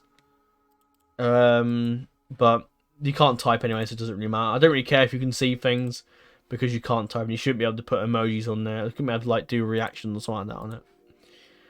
You got the Halls of the Voice, which is all disabled. Halls of the Realm, which will be disabled. And the same with the hot seat channels, they'll all be disabled as well. So you don't have permission to send messages. But these are the channels that you can't send messages to anyway, so it doesn't matter. And you can't actually see any of the other ones, so there you go. That's what it looks like. That's what it looks like when you have that role. And I hope that no one has that role, because it's not exactly a nice role to be granted. But that's pretty much rounds the video up, doesn't it now? We've done everything. I think I've covered everything, have I? Pretty sure that's everything. There's nothing else I can think of that we have to talk about now. Yeah, that's pretty much it. This video has been fucking... It's about 3 hours, probably, I think, roughly now. It's gone on way too long, and I'm if anyone's made it to the end of this video, then I say thank you. I'm absolutely honoured that you made it all the way through this video, and I'm impressed with the dedication you've shown me to the channel, not channel and Discord, I suppose. But yes, if you're interested in getting involved in Hotseats, or just want to join my Discord server and get involved in the community and all and different gaming events, then feel free to check the link in the description of the video, and that will take you to the Discord, of course. Yeah, so yeah, if you made it through this commentary, it's probably been a bit rubbish because it's like I should be in bed right now and sleeping, but I'm not. I'm making the video and recording, yeah. So yeah, I'm amazed this video's gone for like 3 hours. I didn't expect it to go. I expected it to be like an hour long, bit like my documentary review, but when I started speaking about the bit at the beginning of my family and all that went on, my nan and cat passing away and other family members passing away, it went on to about, I think it went on to about 40 minutes. Well, it went on pretty long, which is, I guess, what happens because I take my time with those things, because it's not exactly a thing you can talk about very easily. No, I'm just noticing something. There's what? What have I done? What have I done? I've forgotten to change this. Oh wait, hang on a minute. What have I done? Basically, I forgot to change this to that, and I can't believe I completely fucking forgot. Because I'm just like, uploads, wait, what? That's not it. Oh dear, I can't believe I missed that. Oh, whoops. There you go, that's how you change, oh, no, don't make the mistake again. But you find there's a mistake, you think, oh yeah, I've got all these mistakes, I've got all this done, this shouldn't be any mistakes, but yeah, you've noticed something, that's a mistake. Anyway, that about wraps it up, so thank you very much for watching this video, if you made it all the way to the flipping end. Oh, let's get more wholesome pictures and some, oh, that's Bumblebee, that's pretty wholesome actually, yeah, we're gonna stay with that. So yes, I thank you very much for watching this video, I'm looking forward to getting back in the full swing of things with YouTube. Hotseat, it's going to be a bit of a strange thing getting back into it again because, you know, I've had such a long break and talking in front of a microphone is strange and yeah, it's pretty odd. Well, I'm happy to be back. I'm happy to get back into it again. I really, one thing I have missed when I was doing YouTube is when I was on my break and all that, I really missed doing YouTube. I really absolutely missed it. Being able to come on and play a game, talk to people and all that, it's just so fun. I mean, obviously I'm talking to myself most of it, but the thing is, I'm not talking to myself because I am talking to two people watching the video. Just they don't reply on the video, obviously, but obviously they leave a comment and say hi or whatever. But anyway, yeah, I really missed doing YouTube. YouTube to me was always like I've been in it so long to the point now where it doesn't feel right when I'm not doing it. It's been a bit interesting doing YouTube again for work. I think that's opened up a few possibilities for like things I can do for my channel now. Thanks to the experience I had with the new video essays and making them and delving into the different world of making those kind of videos, which is interesting. Yeah, I've super missed doing YouTube. I'm so thrilled to be back at it again. And hopefully I won't be on any breaks anytime soon. There will be a time probably when won't be able to upload when I'm on holiday on the first week of November. So you won't get any videos then, I'm afraid. But until then, for the rest of this month, I will try and upload as much as I can to make up for lost time, really. And hopefully from now on with the channel, we should hopefully be getting pretty good. We should hopefully get close to 600 subscribers. That'd be a huge milestone to hit. And obviously we're slowly but surely getting towards the ultimate milestone. That's been my goal since the very start, since I ever started YouTube, which is the goal of hitting 1,000 subscribers. And now that's a huge milestone, at least for me, maybe not for some people that are really big YouTubers, but for me, that's an absolutely massive milestone. And also, the bonuses for hitting 1,000 subscribers is I can actually monetize my videos and make a bit of extra cash here and there, which is always handy. Of course, I won't be like doing YouTube full time. It's decisions that maybe I'd love to do. A part of me would like to do YouTube full time, but a part of me wouldn't because I'd have to, because it wouldn't be as fun. It would just be a job, and then I don't think I'd enjoy making videos for YouTube as much as I do now. As it was showing me in the making videos for work, It's fun, but it doesn't feel enjoyable to do. And I think I'd rather do a different job and then do YouTube in my spare time as a hobby. Because, yeah, that's just how I feel about it, really. And I'd rather do YouTube as a hobby, really. Of course, I will monetize my videos, and I probably will make... unfortunately, there will be ads, but you can always put an ad block on. That's not too hard to do, or just buy YouTube Premium, I suppose.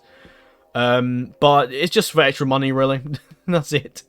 I don't know, really. I think I probably would monetize my videos, but I certainly wouldn't make it make it really clickbaity and anything like that. I wouldn't delve into that stupidness. I would stay. I'm not saying stupid for some people, because that's how they make their money. That's their decision to do that. But I like to keep my channel as it is, and just the way things are gonna. Well, I say as it is now. It's been pretty dormant, isn't it? But I like to keep my channel how things are now, how things are going to be going, how things are going forward in the future. And yeah, so I hope you stay tuned for what's next. The Hotseat overview will be very exciting to do. It's been a while since I've done one of those, so that'd be interesting to get back into doing that again. And then of course doing the faction poll video, which is something I've never done before, so that'd be quite interesting giving that a go. As well as what we were doing is doing some little cinematics of armies from that faction moving around in the battle map. So you'll see that in full form as well. And then of course we finish off the last few episodes of our campaigns, Men of the Mountains and Brazil. And then we can start anew with the the 3 Divide and Conquer campaigns, which I gotta say I'm super looking forward to getting into. But without further ado, I end this off now. Thank you very much for watching. Make sure to like, comment, subscribe if you enjoyed the video. And I will see you all in our next video. Farewell, guys.